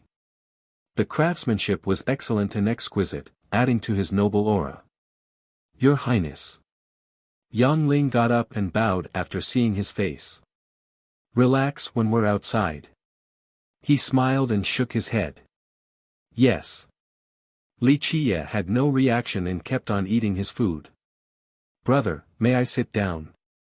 the youth asked politely. Li Qiye nodded and the youth sat down. "Young master, he is the crown prince of Vajra." Yang Ling quietly told Li Qiye to change the latter's attitude. Yang Ling's reaction was warranted. This youth was going to inherit the throne and become the ruler of Vitra. Her father was only a marquis, his status was far higher than hers. Li Qiye casually responded, still didn't give a damn. Yang Ling couldn't do anything about it because Li Qiye treated everyone in this manner. I've heard of your magnificent feat at Myriad Beast Mountains. The smiling crown prince didn't seem to mind. I wouldn't call killing 100,000 soldiers of your dynasty a magnificent feat. Li Qiye glanced at him and smirked. Yang Ling's heart skipped a beat. The senior defender's army was naturally a part of Vitra. Now, this was definitely the wrong way to start a conversation with its crown prince. The prince's smile became a little awkward. He shook his head and said, I'm not involved with the military, the Grand Commander and Minister of War are responsible for that. This was a good response since he absolved of any responsibility with this issue. He wasn't here to talk about it nor to capture Li Qiye. What is it? Li Qiye smiled at him. This might have been a coincidental meeting, but the crown prince certainly had a reason for introducing himself. I'll get straight to business then. He cupped his fist and asked, Brother, may I take a look at the blade hanging by your waist? Yang Ling couldn't help taking a look. She recalled that Li Qiye used it to chop firewood. Why not? Li Qiye casually tossed it at the prince. The latter became startled and caught it. He held it with both hands, his expression became one of respect to Yang Ling's astonishment. Yes, it is a divine blade indeed. He eventually nodded and praised. He withdrew his gaze and asked Li Qiye, Brother, could you tell me how the blade fell into your possession? Chapter 36-43, This thing. It's just for chopping wood. I needed one and someone gave it to me. Li Qiye casually responded. The crown prince didn't know what to say. He put on a forced smile and said, It's not meant for chopping wood. It actually had a great significance for his dynasty, so the whole thing was ridiculous. Oh. I use it for chopping wood, so that is its purpose now. Li Qiye responded. The crown prince didn't know what to say. Sure, the owner could use it however he pleased. Your Highness, what is this blade then? Yang Ling asked. This is the ancestral saber of our dynasty. The prince paused for a bit and eventually revealed, it's also known as golden saber. The ancestral saber. Yang Ling blurted out in astonishment before covering her mouth, her eyes were wide open while staring at this blade.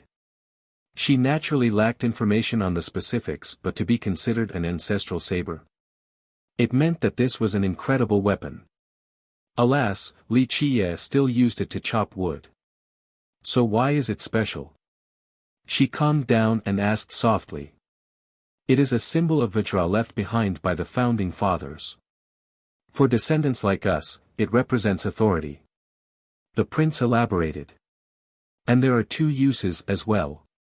He continued, first, the master of this saber is allowed to kill nobles, officials, and any citizen. Second, he can become a prince-in-law, able to pick any princess and join the royal family. The prince stared at Li Qiye after saying this. You can pick any princess. Yang Ling was surprised once more. In Vajra, everyone dreamed about marrying a princess in order to obtain wealth and power. Now, the master of this saber could pick any of them. This was a dream come true, all men would want this to happen to them. Right. The prince had a solemn expression, and the first rule still applies after joining the noble family. Such an influential prince-in-law then, Yang Ling couldn't help glancing at Li Qiye.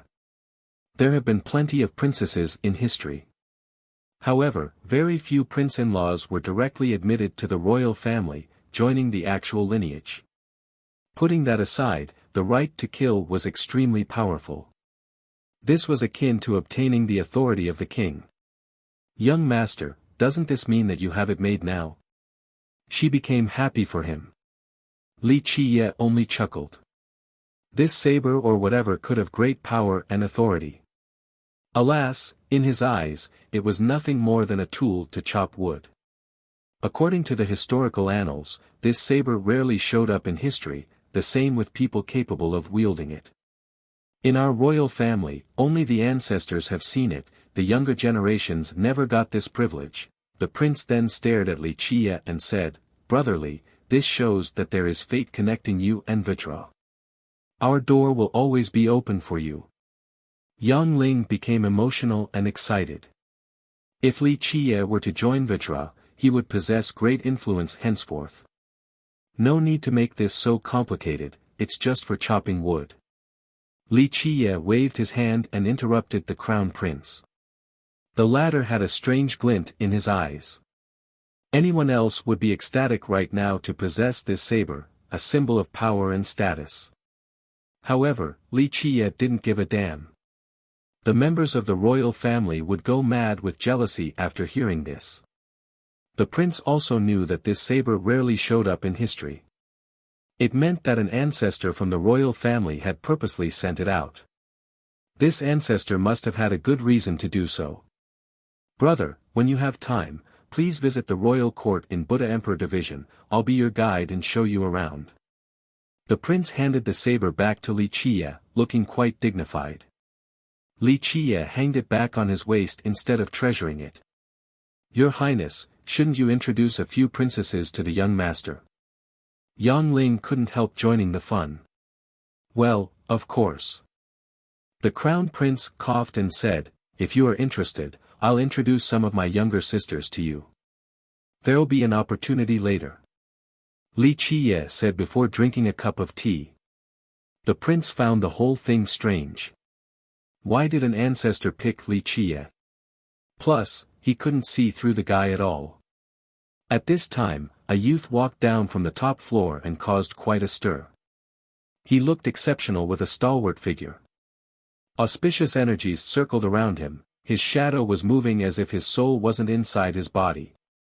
He wore a violet robe that gave off a one-with-nature feeling. He had a cold yet non-arrogant expression. Of course, he didn't seem amicable either. Though there was a lack of aura, he possessed an inborn air of nobility. He seemed destined for greatness with a noble bloodline. Others would feel that they couldn't reach his level, just one glance forced them to be subservient. He had a strong and firm stance like a violet mountain. His flickering shadow didn't diminish this unyielding property. Phantom Saint Child. The guests immediately recognized and hurried over to greet him. Phantom Saint Child. Yang Ling was startled too. The crown prince also stood up and felt the same way. Phantom simply greeted the enthusiastic crowd with a nod. He was one of the 4 famous geniuses in the Holy Ground. The others in the group were Duality's Dugalan and Golden Cicada Buddhist Child.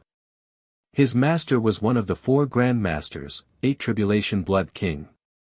The crown prince politely apologized to Li Qie before leaving to catch up.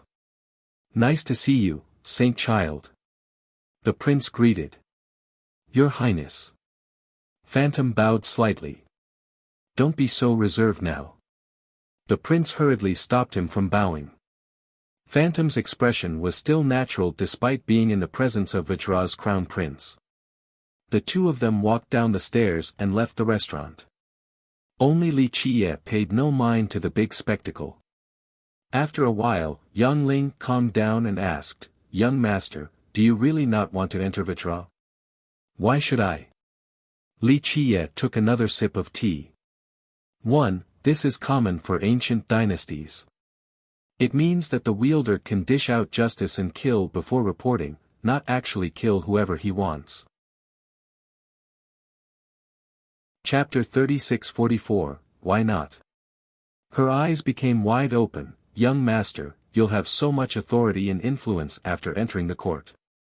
If you don't like anyone, just cut him down, how amazing is that? Also, you can pick whichever princess too. Who knows, maybe you can marry several." She beamed with joy as she spoke as if she could already see Li Qie reaching the peak of his life. "The second princess of Vajra is definitely a great beauty, she has the same mother as the crown prince. How about her?" Yang Ling began planning for Li Qiye regarding the most suitable princes. She contemplated for a bit before adding, but then again, the seventh princess is rumored to have the best personality, very gentle. I haven't seen her before, but she's famous for her beauty too. That's probably better, gentle and pretty, perfect for you, young master. Okay, stop letting your imagination run wild. Li Qiye shook his head, having never thought about this matter. Back during the meeting with the carriage driver, he told the guy to kneel and beg for mercy. Unfortunately, the driver didn't grasp this opportunity. As for this ancestral saber or whatever, it meant nothing to him. Fine, Yang Ling sighed after seeing a lack of interest from Li Qiye. How's the crown prince doing in the court?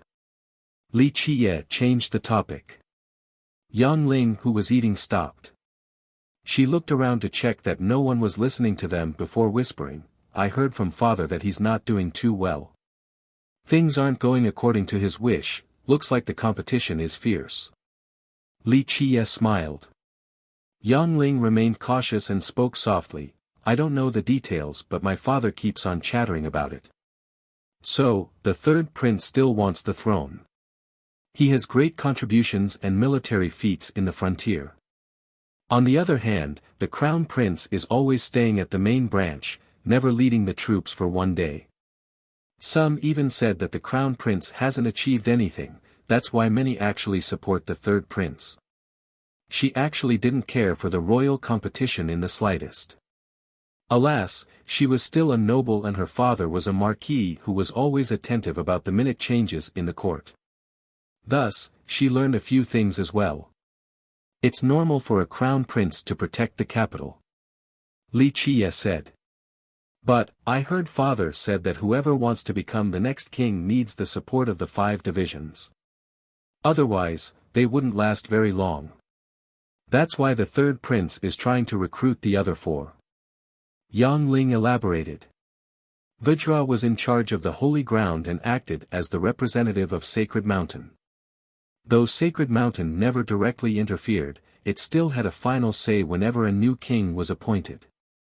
Prior to this, the next in line also needed the support of the other divisions. For example, Duality Academy usually spoke for Metropolis, Divine Ghost Division had Myriad Blood Sect. So he has supporters already.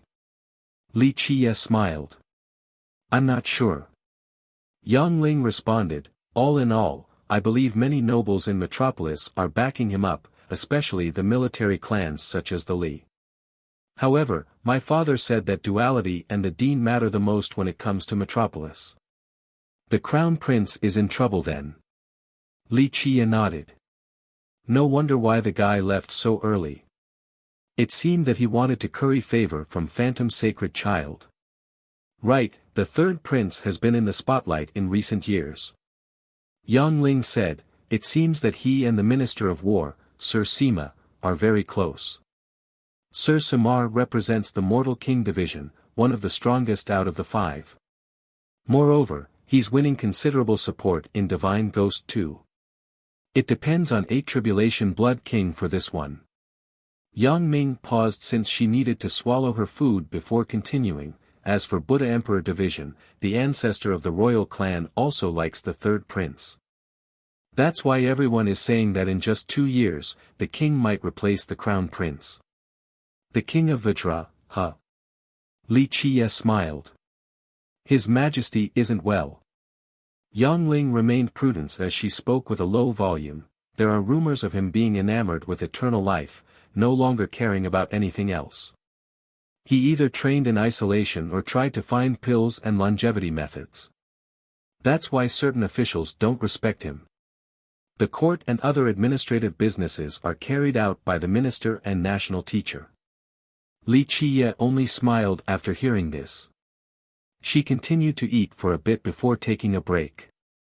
Her eyes flashed as she asked, young master, if you were to join the court, who will you support? Who do you support? Li Qiye answered with a question.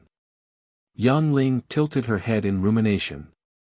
She eventually said, I don't know, but definitely not the third prince. Why not? Li Qiye asked. I don't think he's a good person since he destroyed many sects by the border. When he becomes king, he might destroy us and Duality Academy too.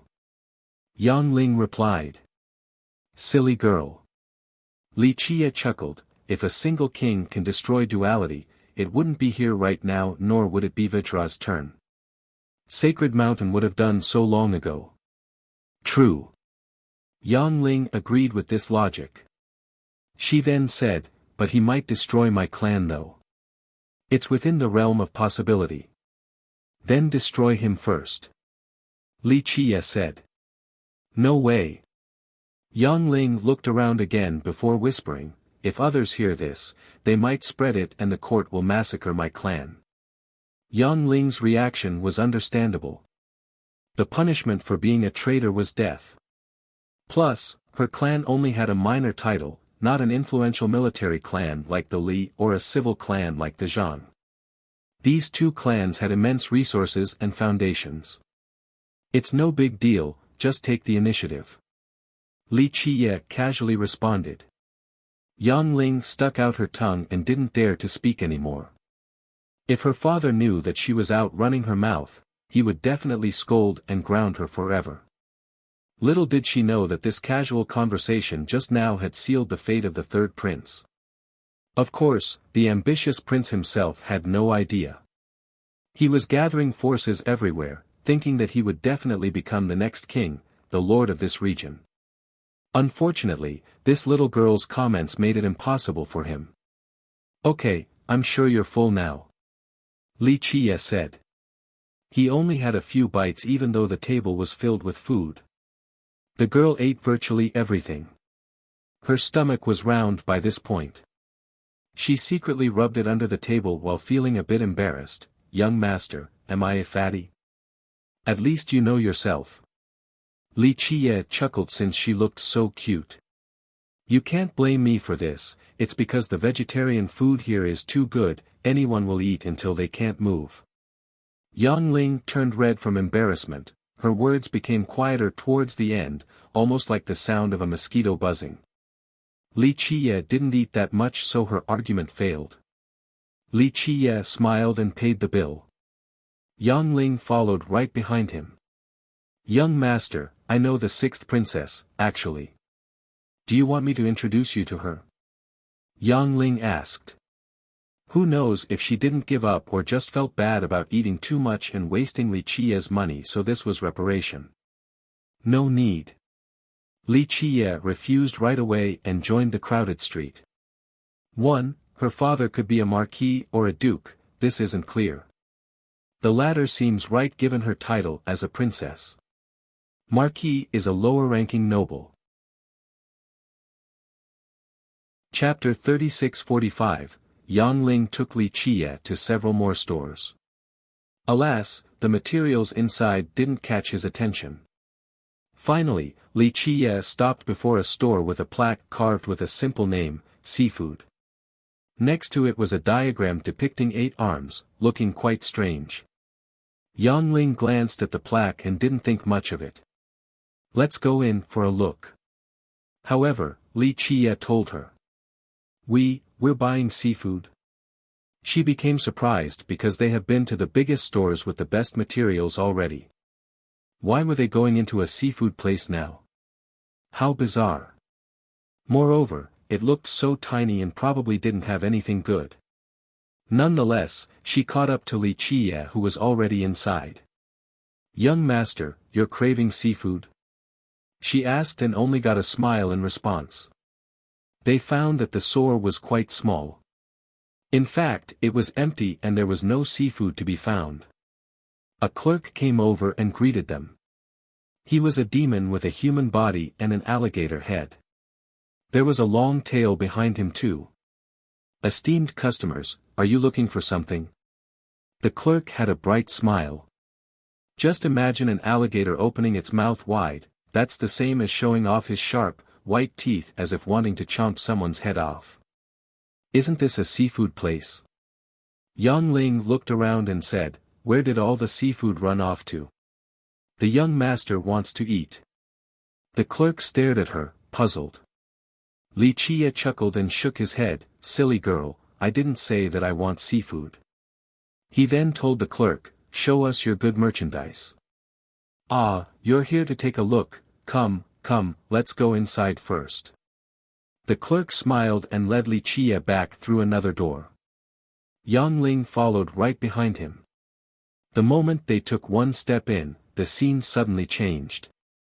The small store turned into a vast ocean under a blue sky.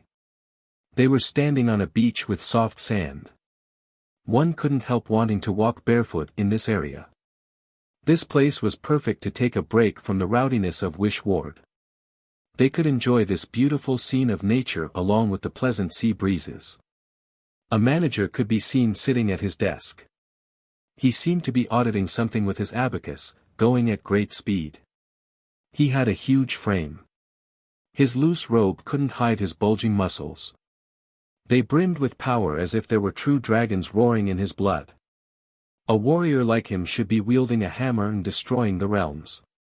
However, his actual weapon was an abacus. The contrast took everyone by surprise. The two weren't the only guests here. Other clerks with the same alligator form were helping other customers check out at the desk. Your store is this big. Wow. Yang Ling regained her wits and found this minor dimension incredible.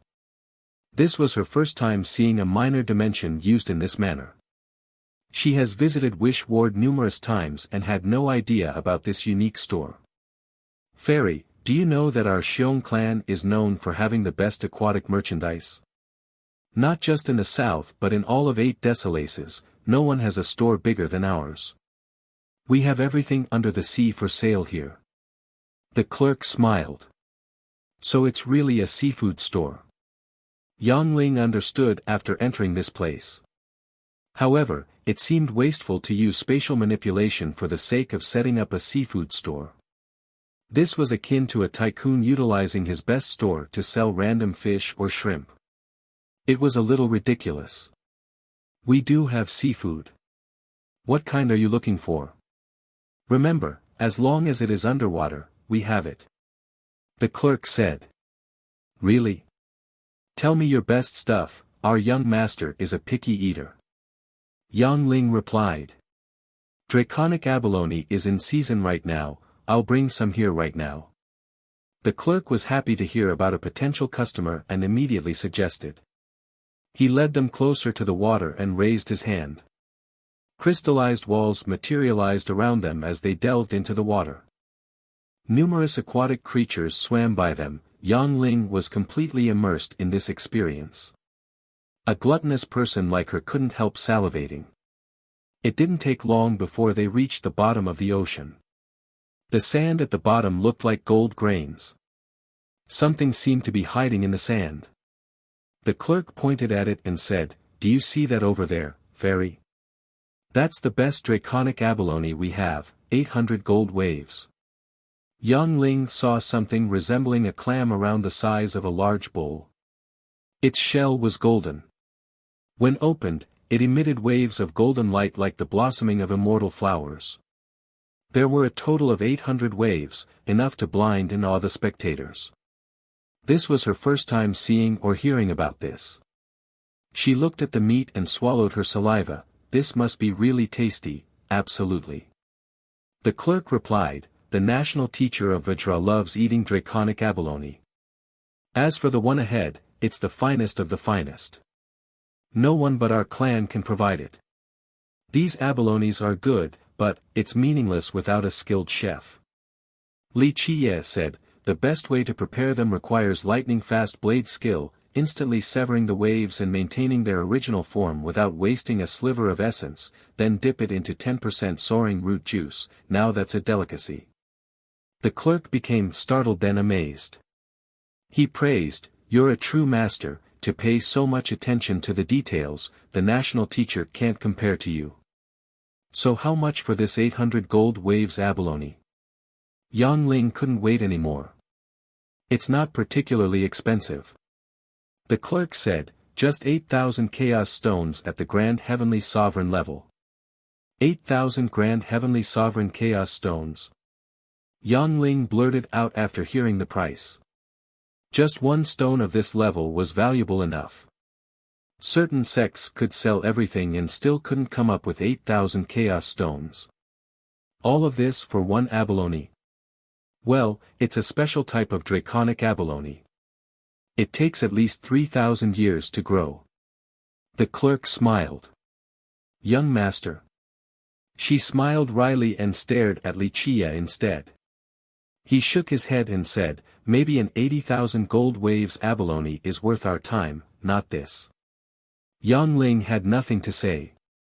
Sir, I'm afraid you can't find one in all of the southern West King. The clerk smiled wryly as well. Let's look at something else. Wuxia wasn't interested. Chapter 3646, Sir and Lady, would you like to look at our mounts? The clerk remained enthusiastic despite failing to advertise the draconic abalone. You sell mounts too? And here I thought it was all seafood. Yang Ling replied. Haha.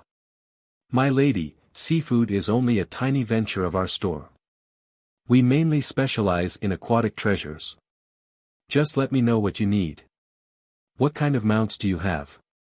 Yang Ling became interested.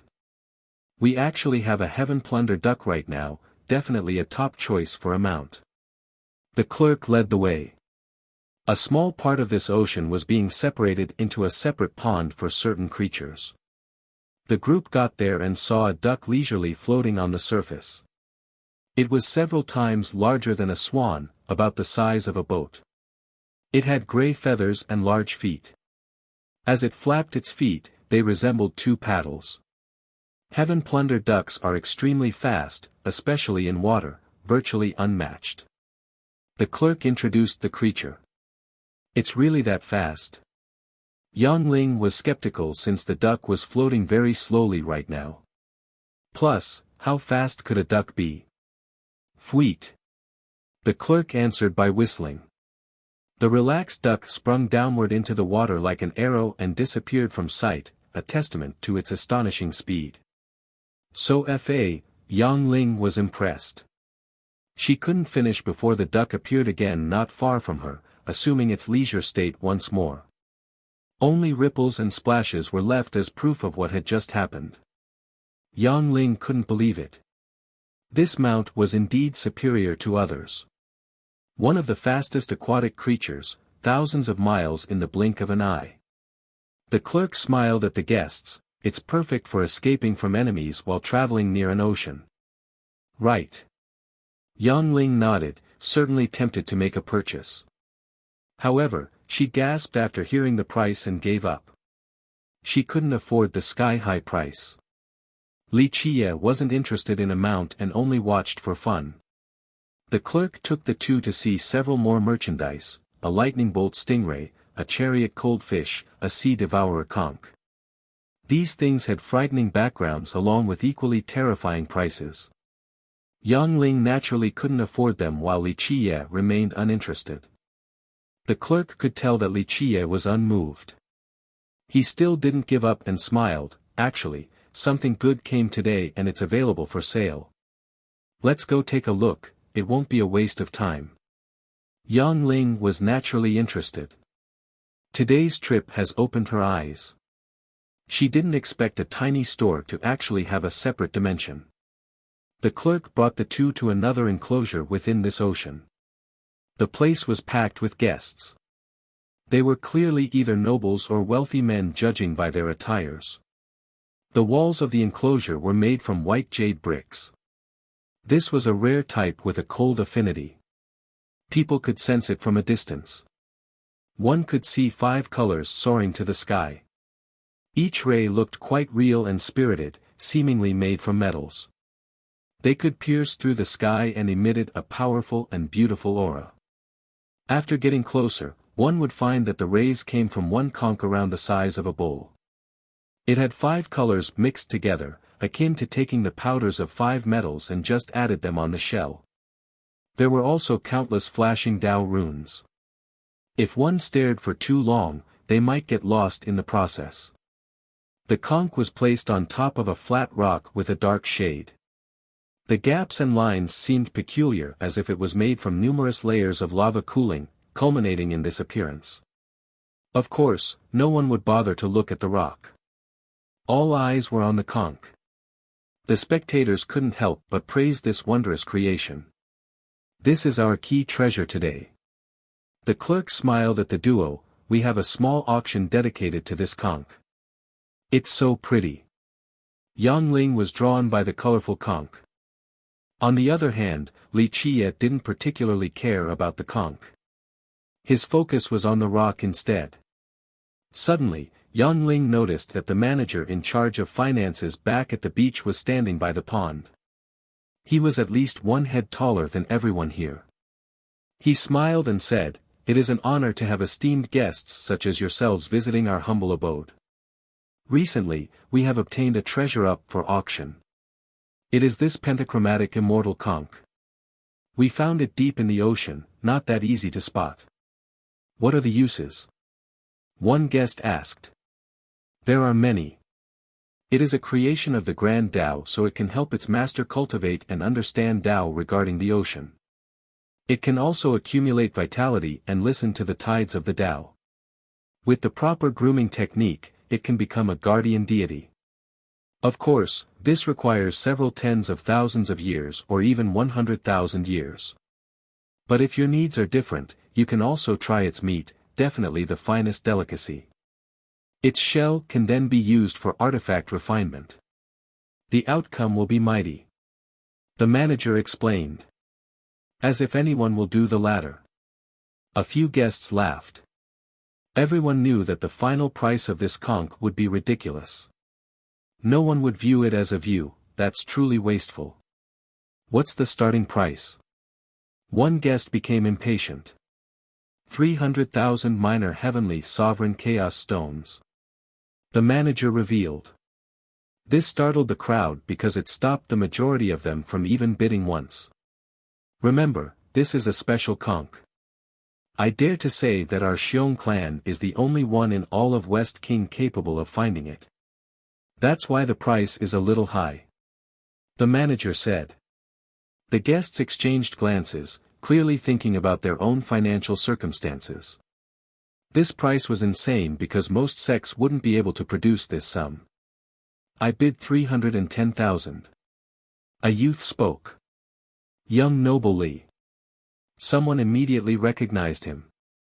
The first bidder was none other than Cold-Eyed Lightning Sword, Li Xiangquan. Chapter 36-47. The guests were startled because a youth like Li Xiangquan was able to bid the enormous sum. Even some high elders or sects masters wouldn't be able to do it. On the other hand, Xiangquan didn't bat an eye, a testament to his wealth. Of course, those who actually recognized him didn't find this surprising. He was still the son of the Grand Commander. Plus, an ancient clan like the Li already had ample resources without needing to be officials of Vajra. This clan alone could compete against any kingdom and sect in the Holy Ground.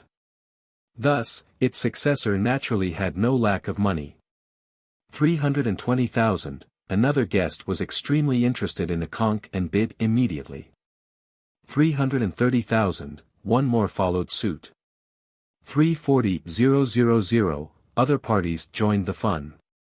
After all, those invited by the Xiong were relatively wealthy. Some were actually big shots. 400,000. Li Xiangquan increased the bid substantially even when others were only doing 10,000 increments.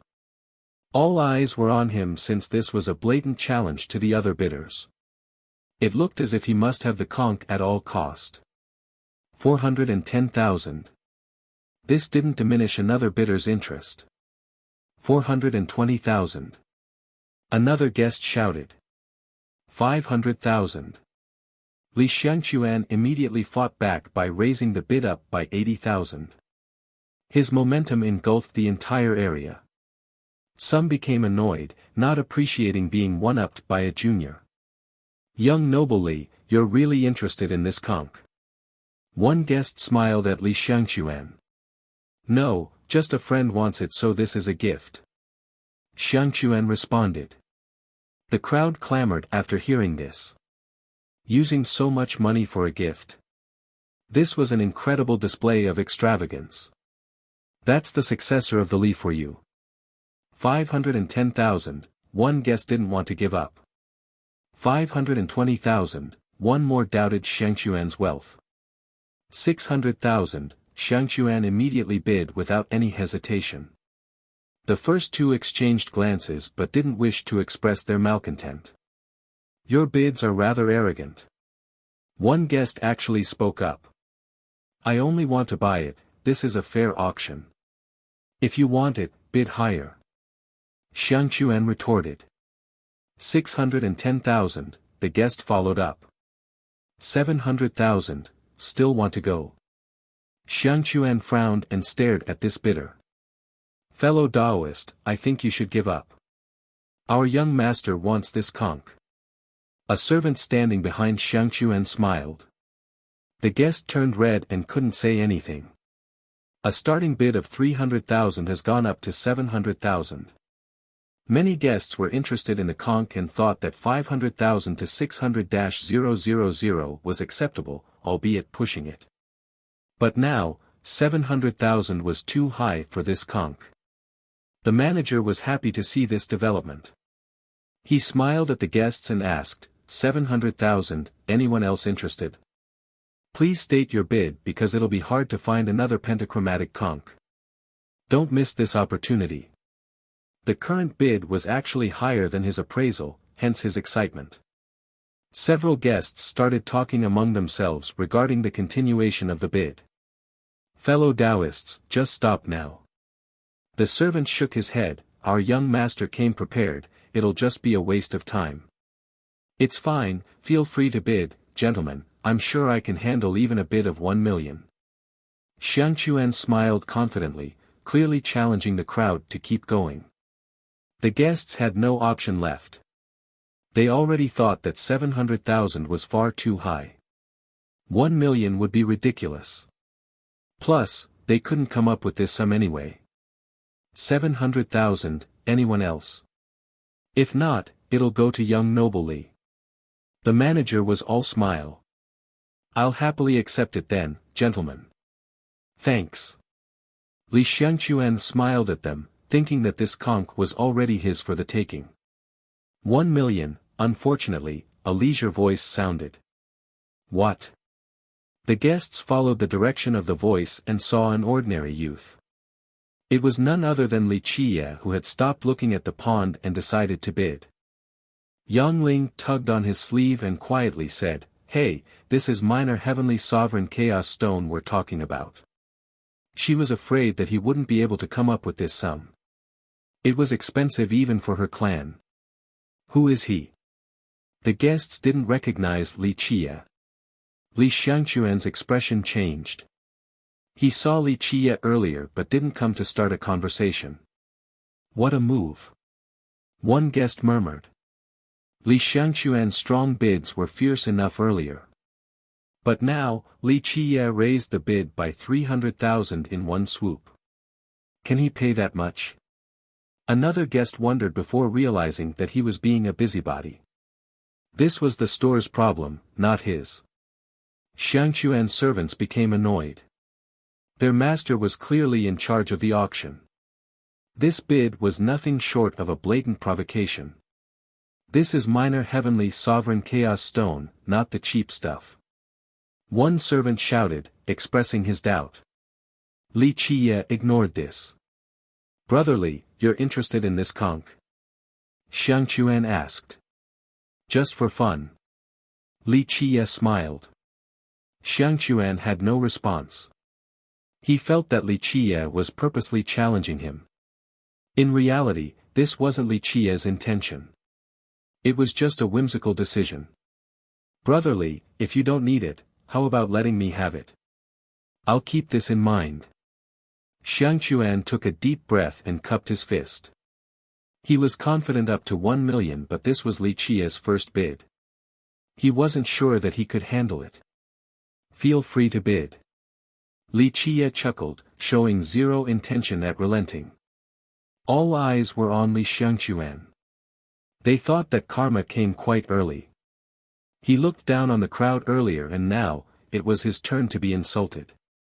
The unsatisfied Xiangquan thought that Li Qie was trying to steal his thunder by doing this. Chapter 36-48, Li Xiangquan purposely chose to speak with prudence and politeness earlier, but now, he was no longer in the mood. After all, he needed this conch as a present. This matter was rather pivotal for him. Other bidders have backed off and he was the only one left. He thought that it was already in the bag, not expecting for a guy like Li Qie to jump out of nowhere and bid beyond his limit. He could actually handle 1 million chaos stones of this level. Alas, using this much to buy this conch. That's too big of a trade. In reality, just 600,000 stones were above the value of the conch. The auction probably wouldn't have gone this high if Li Xiangquan didn't choose to exert his dominance. 1 million, anyone else? The manager was ecstatic. He was already happy with 700,000 stones. Now, flowers were blossoming in his mind. Young noble Li, do you wish to bid? The manager loudly shouted at Li Xiangquan. People stared at him since he was so confident earlier. Now, they were ready to gloat at his embarrassment. He was in a difficult position. To give up now would lose all face and his feeling of superiority would vanish like smoke. Plus, he already had a plan for this gift. Alas, to continue bidding and potentially winning the conch was truly wasteful. He would be nothing less of a prodigal son. I bid 1,050,000. He gritted his teeth and made his decision. He initially only wanted to do 1,010,000 but thought that it would be embarrassing due to his previous increase. At least 50,000 would save some face. Humph, you still want to go? His servant coldly uttered, we're a great clan in the holy ground with prestigious positions in Vitra. A junior like you better think twice before competing with us. This was not a brag. He was actually threatening Li Qie that nothing good would come from offending the Li while staying at the holy ground. Li Qie should be smart or he would have no place to stay. No one among the crowd doubted the power of the Li. They had considerable influence over the military right now. This was enough to intimidate anyone. Alas, Li Qie seemed aloof to the threat. He smiled and said, I forgot to mention, my bid is 1 million grand heavenly sovereign stones. You should start bidding them too. One word alone differentiated the stones. However, one guest immediately shouted, 1 million grand heavenly sovereign stones. From minor to grand. This is insanity. Another thought that he was hearing things. All eyes were on Li Qie at this point due to the ridiculous bid. The manager himself couldn't believe it and became frightened. After all, the disparity between the two levels was immense. The manager has never seen something like this before. This was akin to buying cabbage. The initial price was 12 silver coins which were sky high already. Now, Li Qie wanted to pay 12 gold coins. This jump was nothing short of lunacy. Only a fool or a madman would do something like this. The manager was thinking about how lucky he was today, akin to a dog yawning and swallowing a fly. This customer was too rich. Li Xiangquan's expression became extremely unsightly.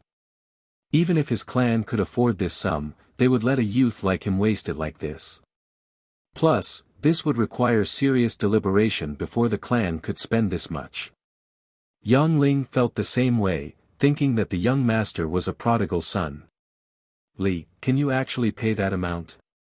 Xiangquan's servant shouted, this is an official auction so don't run your mouth and bid a random amount just to boast. Humph, when you can't, it's just 1 million.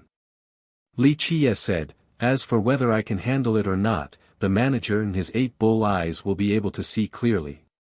The manager's expression suddenly changed. He immediately announced, 1 million, sold. The conch goes to this young master. Others didn't say anything since this was an expected outcome. Li Xiangquan naturally hated this development. He was supposed to be the one under the spotlight while winning the conch.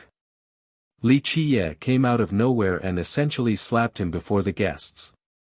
He couldn't stay here any longer since this was already humiliating enough. He scowled and left, no longer having a friendly attitude towards Li Qiye like at the start. He thought that he was being nice enough by just leaving without causing more trouble. 1,000,000 grand heavenly sovereign stones, the guests were still talking about it as they were leaving. A few stared at Li Qiye and thought about his background. Also, that he was an idiot for spending so much on the conch. A rich country bumpkin is quite a rare sight. One guest commented quietly before leaving. "Young master, are you really buying this?" Yang Ling wanted to ask Li Qiye to return the merchandise. It was too wasteful in her mind. Others were right for thinking that he was an ignorant country bumpkin. Chapter 3649, Li Qiye only smiled and didn't appease Yang Ling. The manager then told the alligator head clerk, "Pack the conch for the young master." The clerk acknowledged and carried out the order. "May I ask how you know my true origin? Do you have ties with our clan?" The manager walked over towards Li Qiye and bowed with a smile. "Your 8 eyes are so obvious, there's no need for ties to see this." Li Qiye answered flatly. The manager had an awkward expression. "Manager, you really have 8 eyes? I don't see them at all." Yang Ling became curious and looked at him carefully. "It's just a figure of speech, not to be taken literally." The manager smiled wryly. "His 8 eyes can't be seen with regular vision. Unfortunately, those eyes aren't real Kuei eyes either, they have flaws and can't see true mysteries." Li Qiye suddenly revealed. "Young master." The manager staggered backward, shocked. Li Qiye's comment got everything right. The guy knew his clan's mysteries as well. Yang Ling had no idea what Kuei eyes were, but judging by the manager's response, Li Qiye must have struck the right chords. She was very curious but knew better than to ask someone about their secrets. "Young master, may I ask who you are?" The manager took a deep breath and bowed with reverence. "I was blind to not know that I'm in the presence of a great man such as yourself, please forgive me." He was astounded because their clan has been working in Wish Ward for a long time. They served plenty of guests but none knew about their true background and origin until now. Only his clan members were privy to this knowledge. "Your clan is quite lucky." Li Qiye accepted the gesture and stared at the ocean, although, these foolish endeavors have been done too many times. This insult could have infuriated others. However, the manager's respect towards Li Qiye actually grew after hearing this. "May I ask why you say this, young master?" He cupped his fist and asked. "That area is too heavy and you can't pull it up." Li Qiye said, "You keep on letting it stay down there and play around, this is acting precipitously regardless of the consequences. I can't believe you know this." The manager was scared out of his mind. This was their ultimate secret.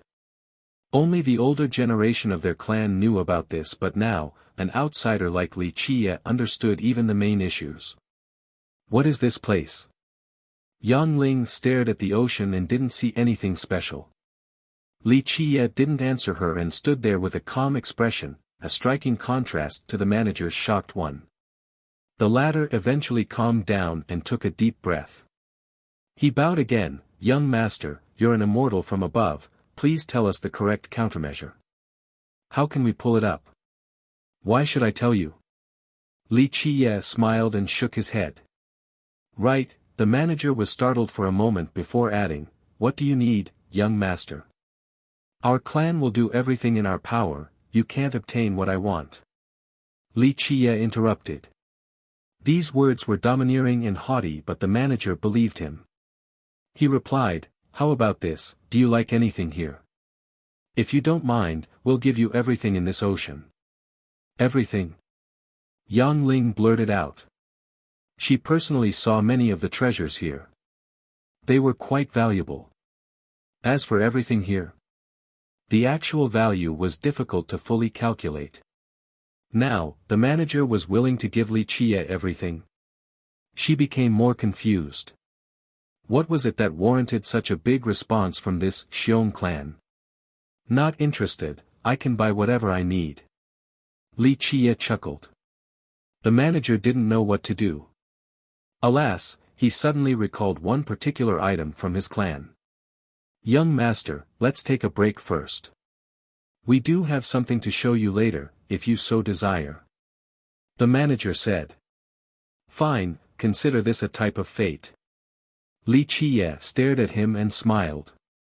The manager hurriedly prepared a palace for Wuxia and Yangling. Wuxia sat in the main position without any hesitation. The manager stood near him, ready to serve. He said, we have reported this to the ancestor, he'll come right away. Please wait for a little. I hope this item won't disappoint. Wuxia replied. The manager smiled wryly. He didn't know what this unfathomable person wanted. A while later, an old man hurried inside. He was short and stout, looking quite powerful. His small frame seemed to contain boundless power. He could easily lift a continent without activating any aura. One could hear draconic roars from within his body. The manager came over and whispered to the old man. The latter then bowed towards Wuxia, young master, please forgive me for not personally welcoming you. Spare me the courtesy. Wuxia waved his hand. This old man was the strongest ancestor of the Xiong, able to make any decision on the clan's behalf. He normally never showed up, but the manager's report forced him to do so. The topic mentioned was extremely important for their clan. The old man stood up while the alligator head clerk brought up the packaged conch. It was sealed in a column of water, looking extravagant and exquisite. This is a tiny gift from our clan, not enough to show our respect. Please accept it, young master. The ancestor respectfully brought the gift over. You're saying that we don't need to pay? Yang Ling blurted. This is not enough to enter the young master's eyes, nor is it sufficient to represent our goodwill. The old man said. Yang Ling stood there in a daze. Did he just refuse 1,000,000 grand heavenly sovereign stones? Why does he look like he's afraid that the young master won't take it? Wuxia didn't bother to look at the conch, he still cared about the rock it was attached to more. Why is this rock here? Yang Ling thought that it was weird how they packed the rock too. Miss, you may not know about the conch's special characteristic. Once it chooses a rock, it'll always be stuck to it unless it wants to change. The only way to separate them is to, the ancestor performed the kill gesture. I see. Yang Ling was surprised. Wuxia suddenly tapped on the conch's shell. Boom. Boom. Boom. His gentle beat resulted in loud drumming, enough to sway the heart. The waves of light from the conch rippled outward in a magical manner. Chapter 3650, Pop. The drumming and the proliferation of the 5 colored waves came hand in hand. Next, the conch loosened up and the rock fell onto Wuxia's palm. He then casually tossed the conch over to Yang Ling while he focused on the rock. Young master. The perplexed girl stared at the conch. This is what I wanted to buy. Wuxia smiled and put the rock away. You didn't want to buy this conch. She didn't expect this answer and wanted to take a better look at the rock. Unfortunately, he has already put it away. So what is it? Curiosity got the best of her, so she asked. She thought that the rock was only a place for the conch to rest, nothing more. Now, it became obvious that he offered a sky-high price for the rock, not the conch. What was so special about the thing to warrant the price? In fact, the manager and the ancestor felt the same way. They thought that Wuxia was buying a wooden box and returning the pearls inside. In reality, the rock's value far exceeded the conch. The two exchanged glances. This conch was found by them deep in the ocean. It was already sucking the rock at that point. They simply focused on the conk's value and didn't pay attention to the rock. Plus, what was there to look at? Now, Li Qie made them regret not paying closer attention to the rock. Alas, it was too late since they had gifted it to him. Young master, what should I do with this? Yang Ling asked, confused. As you please. Li Qie said, boiling is fine, the same with broiling. Just need a good cook to make it a fine meal. Yang Ling became startled. How could she eat something that cost 1 million grand heavenly sovereign stones? I mustn't. Her first reaction was refusal. Eating a treasure like this was too wasteful, akin to burning zither and cooking cranes. Then you can do whatever you want. Li Qie smiled and shrugged. Are you giving it to me? She was both happy and afraid due to the value of the conch. Li Qie nodded, not making a big deal out of it. I'll take care of it then. Yang Ling happily said, maybe one day, it'll become our clan's guardian deity. It's not that easy. Li Qie smiled and shook his head, it requires years and years of accumulation to become a guardian deity. It's not an overnight thing. That's okay, I'll take good care of it. Yang Ling didn't think that far ahead and was more than content with this extravagant gift. Just having this conch was already amazing enough for her. She gladly put the conch away. Young master, about our matter, the Xiong ancestor spoke next. You may speak after showing plenty of courtesy. Li Qie glanced at him. Young master, do you think that we can still pull up that place? He took a deep breath and no longer cared about the rock. Yes, nothing is impossible with the right method. Li Qie responded. Thank you, young master. The emotional ancestor got on his knees, nearly performing a full kowtow. Don't be so quick, there's no free lunch in this world. Li Qie shook his head. This lowly one understands. The ancestor took a deep breath and solemnly said, we have an item that might pique your interest. That depends on the item, we'll see if I want it. Li Qie said. The ancestor knew that Li Qie wasn't putting up an act. Only a truly valuable item would be able to tempt him. However, what's valuable to the world might not be to Li Qie. It was a completely different concept. We got this item from the deep sea. The ancestor paused for a bit before adding, during the Great Calamity. The calamity? Li Qie's eyes shifted slightly. The ancestor knew that he had a chance after seeing Li Qie's reaction. He nodded and said, right, our ancestors found this deep in the sea after the calamity, I don't know the exact time. He paused for a moment before continuing, back then, the world shattered along with the myriad laws. Our ancestors came across this thing by accident. They saw wondrous immortal lights before they got close. It was as if an immortal had descended, truly a fascinating scene, it's that amazing. This is an immortal item. Yang Ling was skeptical and thought that the old man was exaggerating. I don't know because I've never seen its true form. It's sealed. The ancestor said, we spent all of our resources to get it. The group consisted of more than 100 experts. 5 heavenly sovereigns died. 5 sovereigns died. What? Yang Ling was shocked. Just how powerful was this clan? Our clan was renowned back then. The ancestor said with pride. That point was their golden era, becoming one of the strongest clans in the 9 worlds. Pride turned into sadness. After this event, their clan started declining, no longer as prestigious as before. This was why they needed to open an aquatic store. Let's take a look. Li Qie wasn't interested in the clan's glorious history. Got it. The old man immediately ordered the manager. The latter hurriedly left. A bit after, 8 more ancestors walked in while carrying a treasure chest. They all had a serious expression. They were extremely powerful, but this chest still gave the impression of being quite heavy. So serious. Yang Ling saw 8 ancestors carrying one trunk. We're not trying to be mysterious. This item has always been in a sealed state, the old ancestors said to not open it and we listened. We added another seal in order to prevent unnecessary trouble. The first ancestor smiled wryly.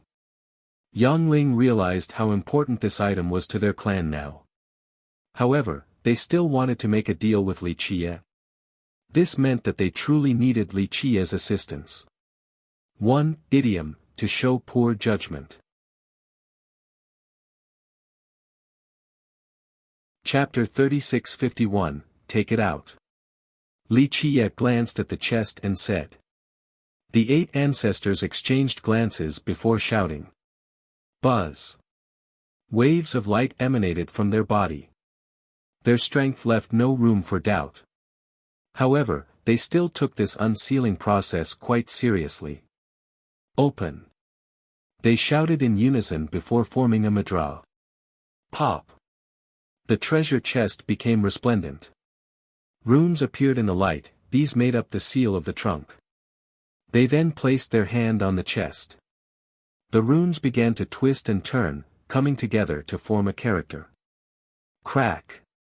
A sound akin to a lock being opened could be heard and the chest was open. The item inside still couldn't be seen. A strand of immortal light became exposed. Though it was faint, it seemed to be coming from an ancient era. The ravage of time couldn't destroy it. The 8 ancestors formed another mudra and created a lotus flower. It began lifting up the item inside. They didn't dare to touch it with their hands. So the item inside happened to be a small box, long and narrow. It was made from extremely tough metals and looked quite old.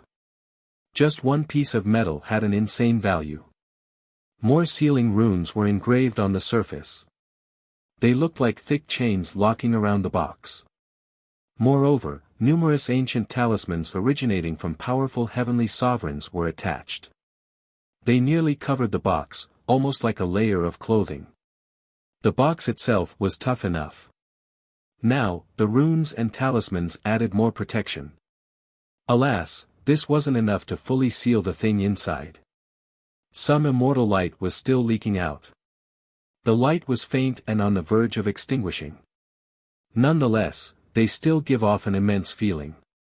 The spectators felt that an unimaginable power was contained inside, something to an invincible true dragon in the legends. Li Qie actually got up from his seat. His eyes narrowed and became bright. What is in there? Yang Ling could tell that the thing inside the box was definitely incredible. Its power was palpable. We don't know. The first ancestor of the Xiong smiled wryly. The ancestors sealed it right away and no one else saw it. They did say that it was an immortal whisk. You really didn't take it out for a look? Yang Ling asked. Easier said than done. The ancestor shook his head. First, putting aside whether we can even open it, the thing inside is too frightening. Our hands probably can't handle direct contact. Only a disaster will come, however. He couldn't finish because Li Qie grabbed the box with his bare hand. He didn't prepare a defensive formation or separation method. Remember, the 8 ancestors didn't dare to grab the box due to the power within. They needed to use a special technique just to move it. Li Qie didn't bother with such things. He seemed unafraid of this power. The ancestors were lost in disbelief and stared at each other in a daze. Li Qie didn't open the box. He gently caressed it, letting the immortal light touch his hand. He closed his eyes and took his time feeling it. He became immersed in this process. By this point, he knew what was inside without needing to open the box. Meanwhile, the ancestors were sweating for him. They were also afraid that something unexpected might happen. Alas, the immortal light played nice. Li Qie didn't suffer any negative setbacks. The ancestors heaved a sigh of relief and became ecstatic. This proved that Li Qie was capable. There was still a chance for their clan to rise again. I want this thing. Li Qie wrapped the box and put it away without needing permission from the ancestors. The curious youngling really wanted to see the item inside. Unfortunately, Li Qiye was fast in storing it. "Well, young master, what about our matter?" the first ancestor asked Li Qiye. "Since I have taken your item, I will assist you." Li Qiye said flatly before staring at them, "You should have 8 golden dragon pillars." Golden dragon pillars? The ancestors were confused. "We have something like that?" one ancestor murmured. They had no impression of these pillars. "Your ancestor is really an idiot. He obtained this great land yet didn't take the time to learn it, no wonder why it sank," Li Qiye said. The ancestors didn't dare to retort. They talked among themselves before ordering the manager to go check. "Yes, we do." The first ancestor smiled after the manager came back and told them, "We've been using them to support an old temple." "Destroy it, bring them here," Li Qiye casually said. The ancestors were flabbergasted. To destroy their clan's temple. This wasn't good because their forefather was the one who built it. Don't be dumb enough to use these pillars as mere support. Only idiots would do so. Li Qiye didn't hold back at all. The ancestors became embarrassed after hearing this. Since the temple was built by their forefather, Li Qiye was calling him an idiot. Alas, they couldn't bark back at Li Qiye right now. In fact, they had no idea that even if their forefather was around, he wouldn't dare to utter a single noise after being called an idiot by Li Qiye. Chapter 3652, After long deliberation, the ancestors finally made a decision. One of them said, "Do it, that's all we can do." They had no other choice because in just a few years, their clan would turn to ashes. Nothing would be left including that temple. Thus, even if the temple could survive, what would be the point when all the clan members were gone? A revitalization was absolutely essential and such a chance was right in front of them. The clan moved quite fast and the pillars were brought here in no time at all. Boom! Though the disciples let them down as gently as possible, the impact of each pillar hitting the ground was still loud due to their immense weight. All of them were now inside this palace, towering in front of Li Qiye. Their golden color has faded away, leaving behind faint yellow inlays depicting aggressive dragons. The golden dragons were looking up, seemingly wanting to fly out of the pillars. It would take 3 people with their hands stretched and connected to fully wrap around a pillar. It was made from unknown materials, looking like stone and wood but definitely neither. The shade resembled flax. "Young master, these are the ones you mentioned?" the first ancestor asked Li Qiye. Li Qiye stood up and walked around the hall once before nodding, "Yes. If you wish to pull up your territory and keep it stable, they will be essential. It's good that your ancestor wasn't dumb enough to throw them away. Otherwise, this would be futile." The ancestors exchanged glances, not knowing the importance of the pillars previously. They have been around for a long time to support an old temple. Plus, their ancestors never talked about them either. So many geniuses in future generations have come to the old temple to pay respect. None noticed anything peculiar about the pillars. Are they really that important? Our forefather has never talked or written anything about them. One ancestor was skeptical. Because your forefather didn't have a damn clue. The land was bestowed to him. Li Qiye said. Young master, you know this too. The ancestor jolted after hearing this. Their clan once had massive territories. During their peak, the land under their jurisdiction could match the present-day Buddha holy ground. Unfortunately, the Great Calamity changed everything. Even their land started sinking.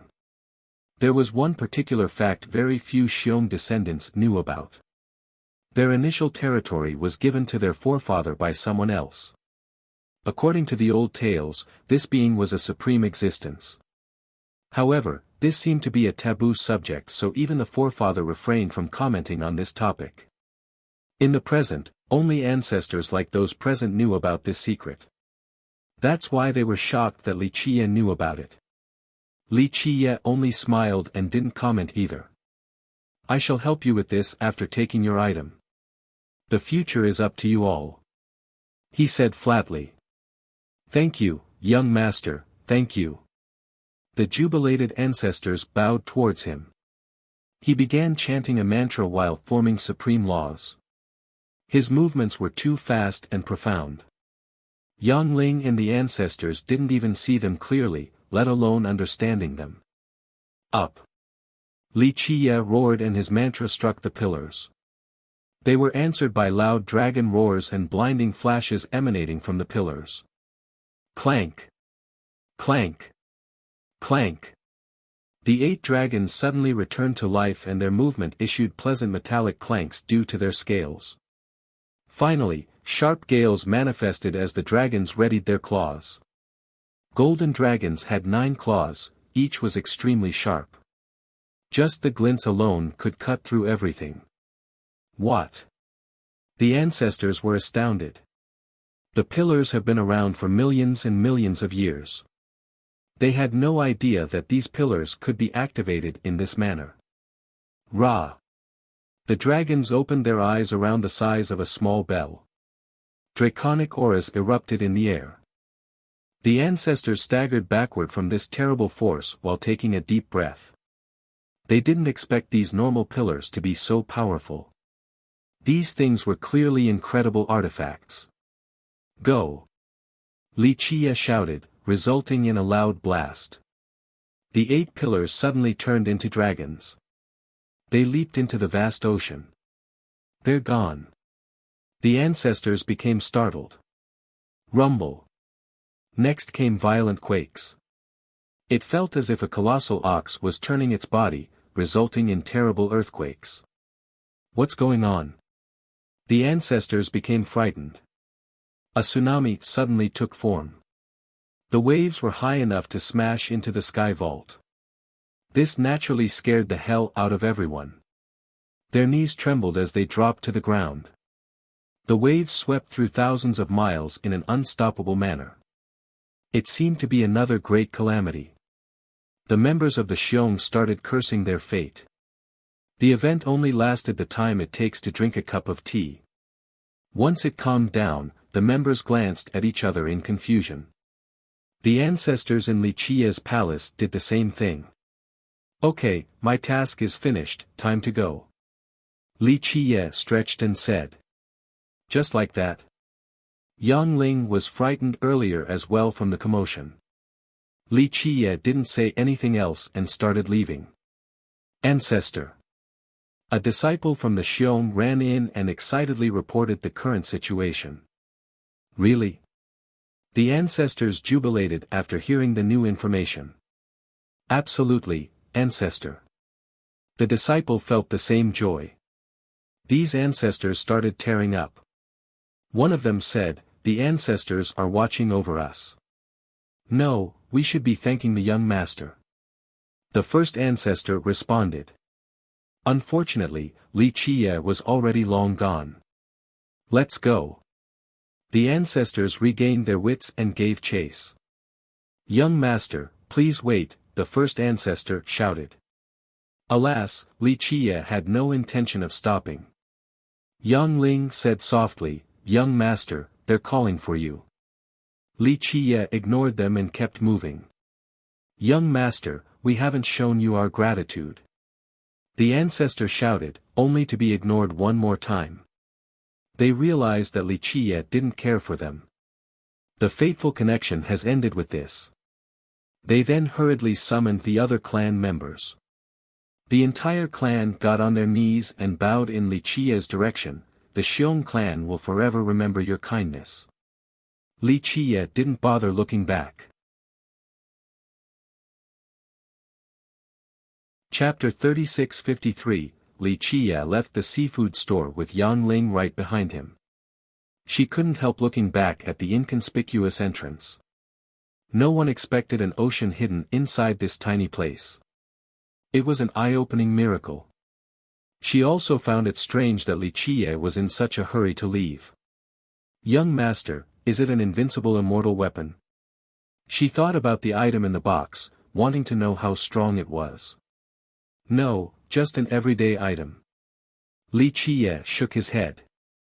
Everyday item? How can that be? She raised her voice in disbelief. The Xiong lost so many people, including heavenly sovereigns, for this item. Plus, the immortal light from it was immensely frightening. It should be a legendary weapon, not an everyday item. As old as the sun and moon. Li Qiye said, with enough time, there will be a mark and intent left behind. The owner of this item is more powerful than you can imagine. How powerful? She couldn't come up with an existence capable of making their everyday items so strong. Li Qiye didn't answer since this was beyond her station. Find a place to rest for a bit. He said instead. Our clan has a small courtyard in Wish Ward. We can go there if you don't mind, young master. She contemplated before answering. He agreed, so she led the way. The Yang wasn't considered a big clan in Metropolis. Nonetheless, Yang Ling's father was still a marquis with decent influence.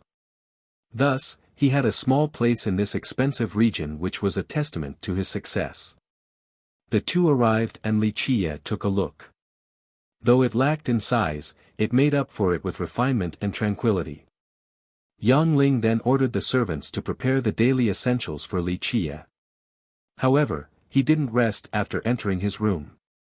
He sealed the area and opened a deep dimension. While inside, he created a grand formation to separate the yin and yang along with the 5 elements. He then assumed the meditative pose before taking out the broken rock.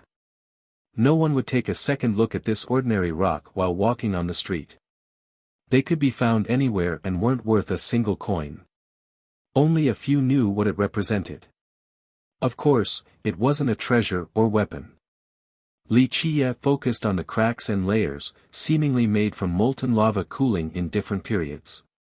With his heavenly gaze, the cracks and gaps became infinitely longer and larger. They looked like 3,000 worlds.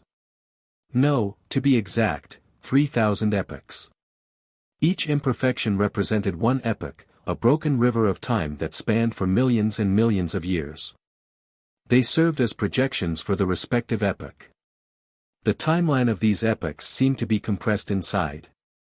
Those capable of understanding this would be in awe. This wasn't a rock but rather, a spatiotemporal compression, fragmentations of the epochs. Li Qiye began reversing the regular cycles in order to trace the source. Buzz. He pulled out one particular epoch. Particles of time splashed all around him.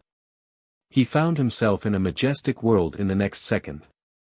This epoch was one of machinery. Explosions and metallic clanks could be heard from the armored giants. Each possessed boundless power and mighty life force. Anyone would be astounded while observing this world. Buzz. Li Qiye pulled out another crack. Different particles surrounded him and took him to another epoch. This one had a primal aura. He heard dragon roars and phoenix screeches. Sure enough, these magnificent creatures were flying in the air. After long eras, it was able to produce extremely strong creatures. Buzz. He went to another one. The particles this time consisted of sparks that engulf him. Powers seemed to be so pure. All existences had the most simple form, some virtually indiscernible. This pure power could be found everywhere and took on a form resembling mercury. Anyone here would find themselves melting down, becoming a part of this world. Epochs passed by in the blink of an eye. In these endless rivers, the power of one seemed less significant than a speck of dust. Numerous brilliant overlords and supremes turned to ashes with nothing left behind. Li Qiye took his time studying and appreciating this broken rock. Eventually, he looked up at the sky. Villainous heaven, what are you doing?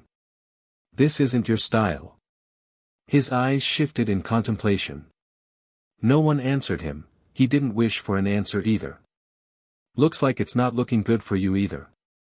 He chuckled and said, what a precarious situation, enemies inside and out for the inevitable pincer attack. He fell into silence next. Though the current momentum looked bad for the villainous heaven, this wasn't good news for him either. This was absolutely not a case of the enemy of my enemy is my friend. The situation grew dire for all sides. Let's see who'll be the last one smiling. He stroked his chin and said. Eyes were always observing this world. Not only the ones above but also those hidden in unknown regions. He put the rock away. It didn't matter how the rock got here, it was now an important record of history.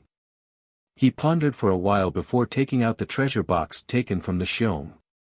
The leaking immortal light was weak yet all-penetrating. He gently touched the box and said, an irrefutable piece of evidence. Powerful masters and sects disappeared in the river of time. Nothing was left of them. Nonetheless, a few things were eternal and untouched by the withering of time. Whether this item was purposely left behind or fallen down by accident, its power was clear because it continued to exist. Chapter 3654, Li Qiye eventually formed a mudra and chanted, activating a powerful mantra in order to remove the seal on the box. This mighty seal had no chance of stopping Li Qiye's mantra. It gradually crumbled until a buzz could be heard. The runes and lights dispersed from sight. This allowed the immortal light from within to become brighter. Click. Li Qiye opened the box and looked at the item inside. Numerous resplendent rays oozed out afterward. Particles scattered downward, enough to engulf 8 decilaises. Strangely enough, the holy rays weren't blinding. They were rather gentle and comforting. They didn't prick Li Qiye either despite being quite powerful. Nothing in the world should be able to stop them.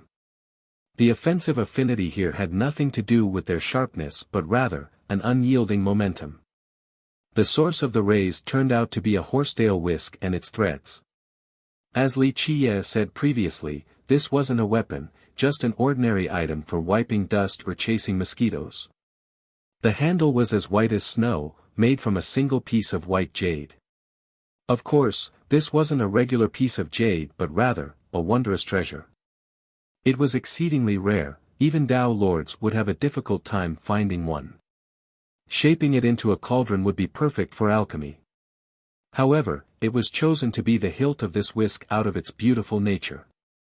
It looked like melted snow, still flowing despite being solid. The flowing lines derived obscured profundities, enough to mesmerize any spectator. As for the threads, they were made from Draconic Empress threads. The world certainly had no idea of this name or what they were. Li Qiye was one exception. Though he has lived through eras and traveled across the realms, he only saw this thing 2 or 3 times. Without taking the materials into account, the only thing special about the whisk was its radiance. Nothing else was of note. People would think that the Xiong's ancestors wasted their time and effort to seal this whisk. Li Qiye continued staring at the whisk and began to ponder. The hand holding the handle should be that of an immortal, pure white or possessing the glow of the stars, or perhaps possessing the flow of time.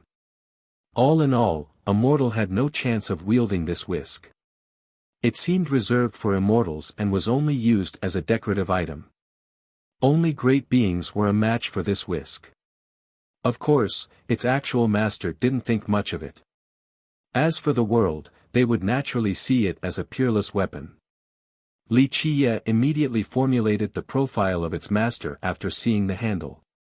Only 2 or 3 beings in existence were worthy of this whisk. It wasn't him nor was it the villainous heaven. Who else? Li Qiye didn't care about its power or materials, only what had transpired. An eternity is nothing more than the blink of an eye. He said, maybe it's just a long wait until the right moment. The master of the whisk, the villainous heaven, and Li Qiye were the only ones understanding the significance of these hidden secrets. He then took a deep breath and slowly reached forward to grab the handle. Boom! A terrible flame swept through the myriad realms, more than enough to reduce invincible supremes to ashes. Top Grand Dao, peerless merit laws, untouchable treasures wouldn't be able to stop it. Everything was as brittle as dried branches. If this flame were to hit 8 decibels, all existences and landmasses would cease to exist. Though Li Qie was in a deep dimension, numerous dimensions nearby were instantly melted. If some gods or emperors were unfortunate to be traveling through these dimensions, they would fall as well. Li Qie disappeared in this split second, replaced by an indomitable will lasting for an eternity. One thought of his could turn into 3,000 worlds and all things within. This one thought represented everything. Its power stemmed from the indomitable Tao heart. The flame could certainly take down all defenses. However, only the indomitable Tao heart could survive under the harsh circumstances. The destructive flame eventually subsided and Li Qie returned once more with the whisk in his grasp. His hand was ordinary. It wasn't eternal and didn't have the flow of time, lacking special laws. It wasn't the hand of the high heaven either. Nonetheless, it belonged to Li Qie. This made it possible for it to grasp anything. It didn't look out of place holding the wondrous whisk. In fact, the two seemed to be a perfect match. The whisk could have been misunderstood as being created solely for him. Li Qie was another being capable of wielding this whisk. Regular cultivators would have been reduced to dust the moment they made contact with the handle. A hush fell over as both the handle and Li Qie seemingly ceased to exist. The newfound peace and void could calm all unrest hearts. Here, there was no beauty or ugliness, no light and darkness, no Tao laws or any specks of existence. This seemed to be the original source of all. Li Qie sat there, unsurprised. By this point, someone sat directly in front of him. There was only a faint figure and the gender couldn't be assessed. They were only inches away yet the distance seemed like billions and billions of years.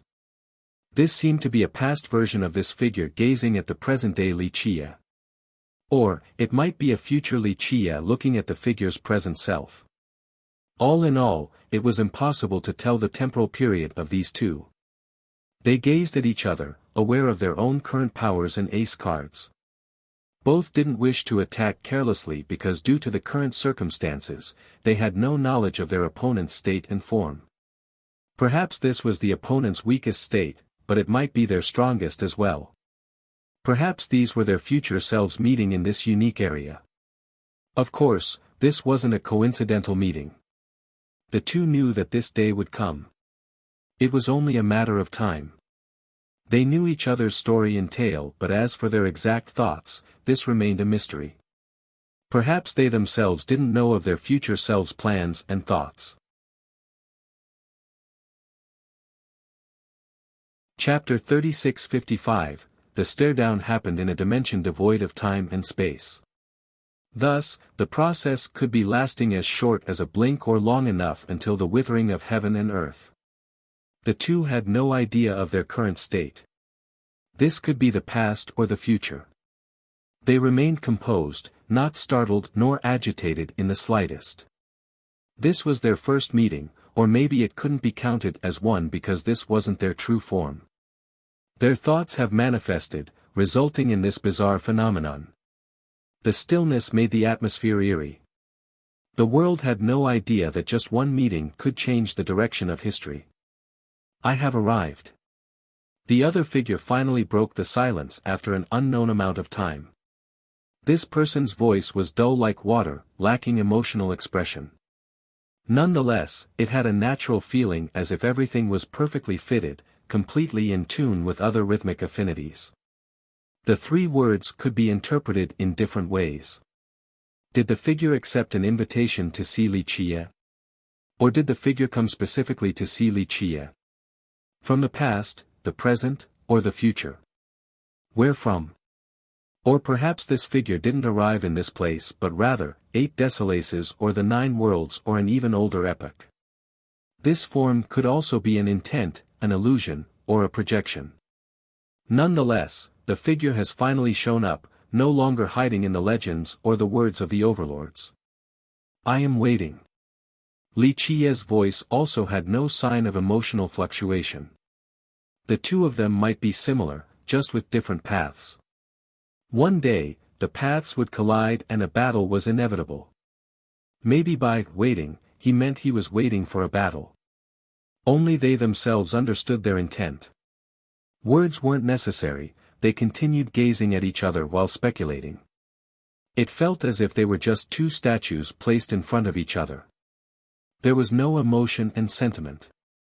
The two eventually dispersed, leaving not a single clue behind. The length of the meeting couldn't be calculated since time didn't exist.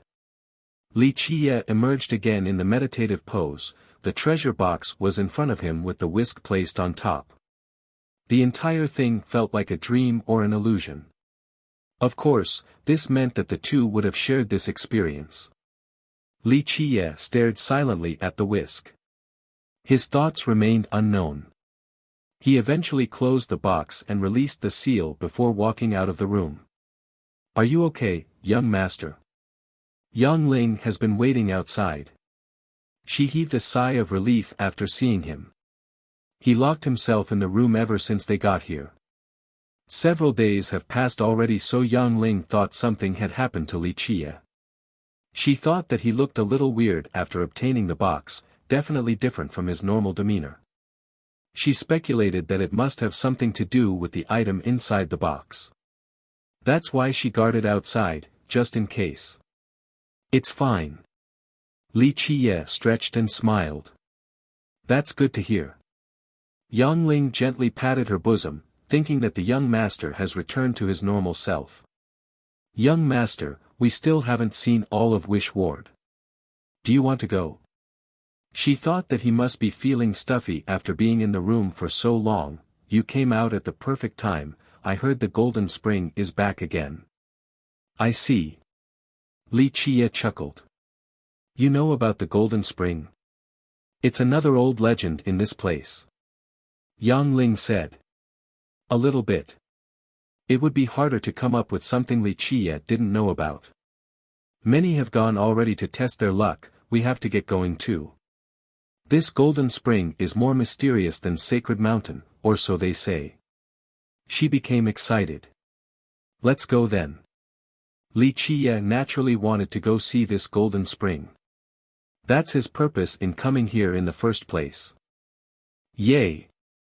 She gestured excitedly before speaking. "Your luck has always been good, young master, maybe you'll get an unmatched fortune there." Li Qiye smiled.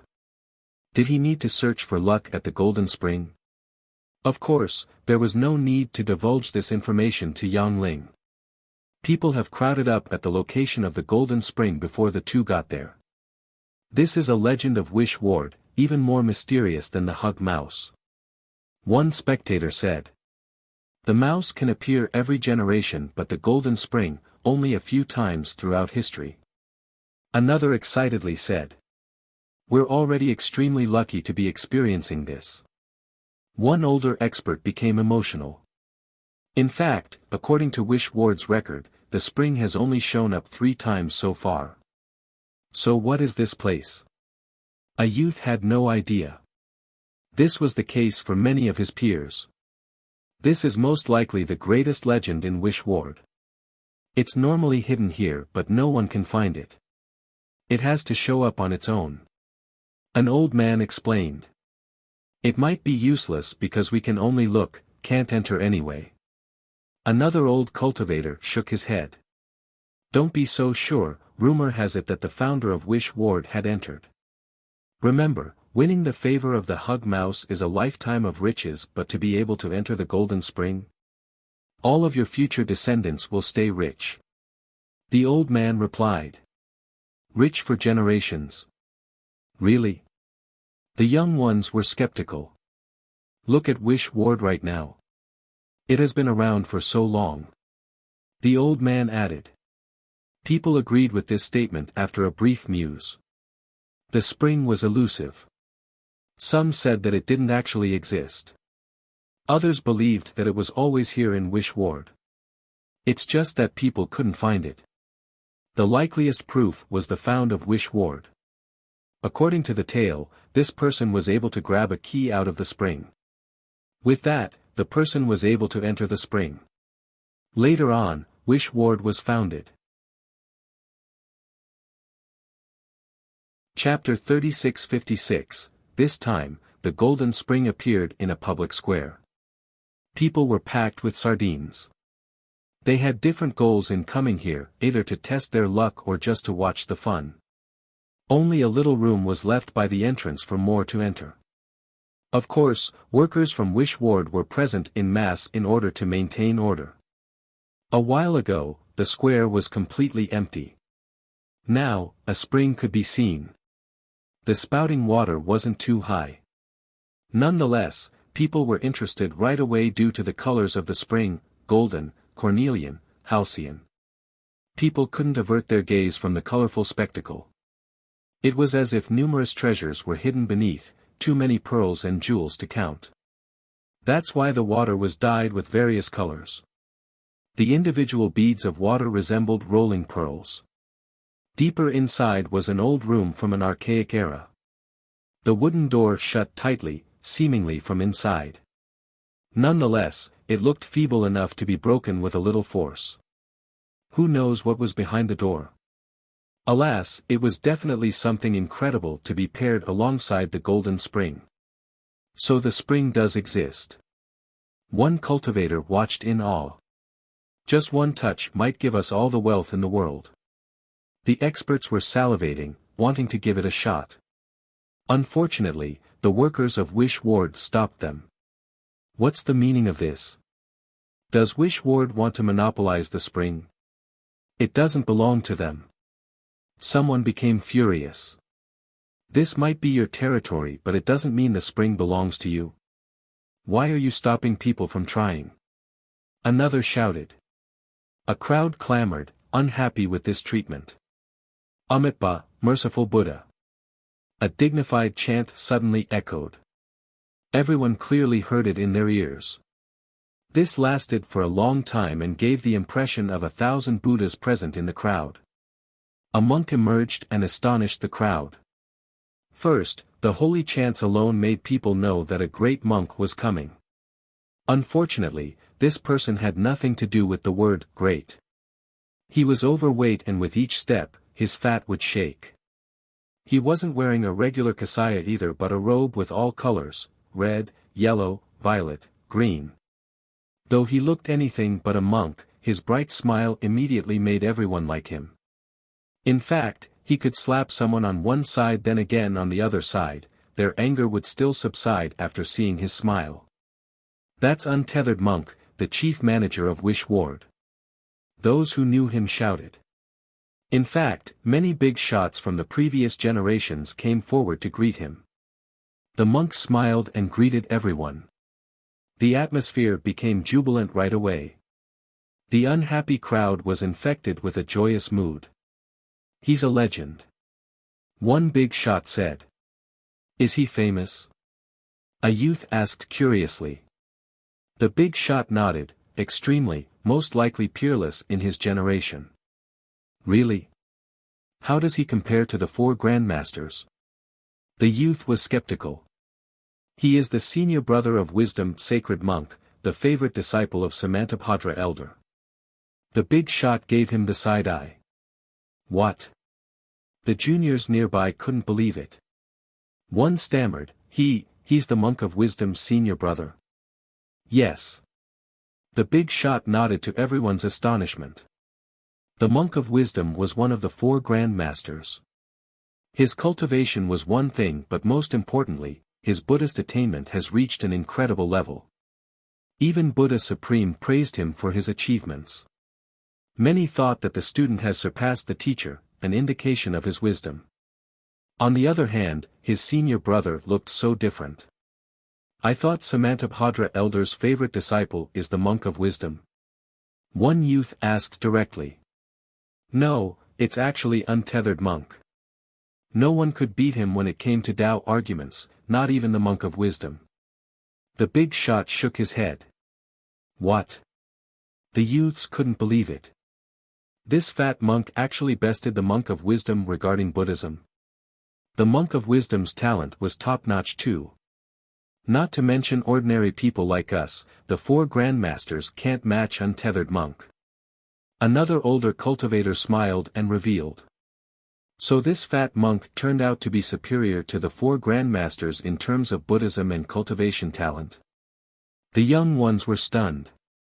How did he turn out like this? One youth asked. He has always been like this. The old cultivator smiled. This genius went out dining, wining, whoring, and gambling. This line shook the youths even more. A monk from Heavenly Dragon Temple with boundless potential chose to be a young master. Just think about it, top geniuses were usually transcending and flawless. Now, this monk seemed more vulgar than regular mortals. The flaws most mortals didn't have, he possessed them all. The old monks at Heavenly Dragon Temple must be exasperated with this genius. Rumor has it that his Buddhist title was given to him by his master. The latter hoped that he would eventually surpass Buddha Supreme, also known as ruleless monk. Others refuted this speculation. They thought that he himself chose his title because he wanted to follow the footsteps of ruleless monk. No one knew the actual answer. However, later on, he decided to leave Heavenly Dragon Temple and became a waiter in Wish Ward.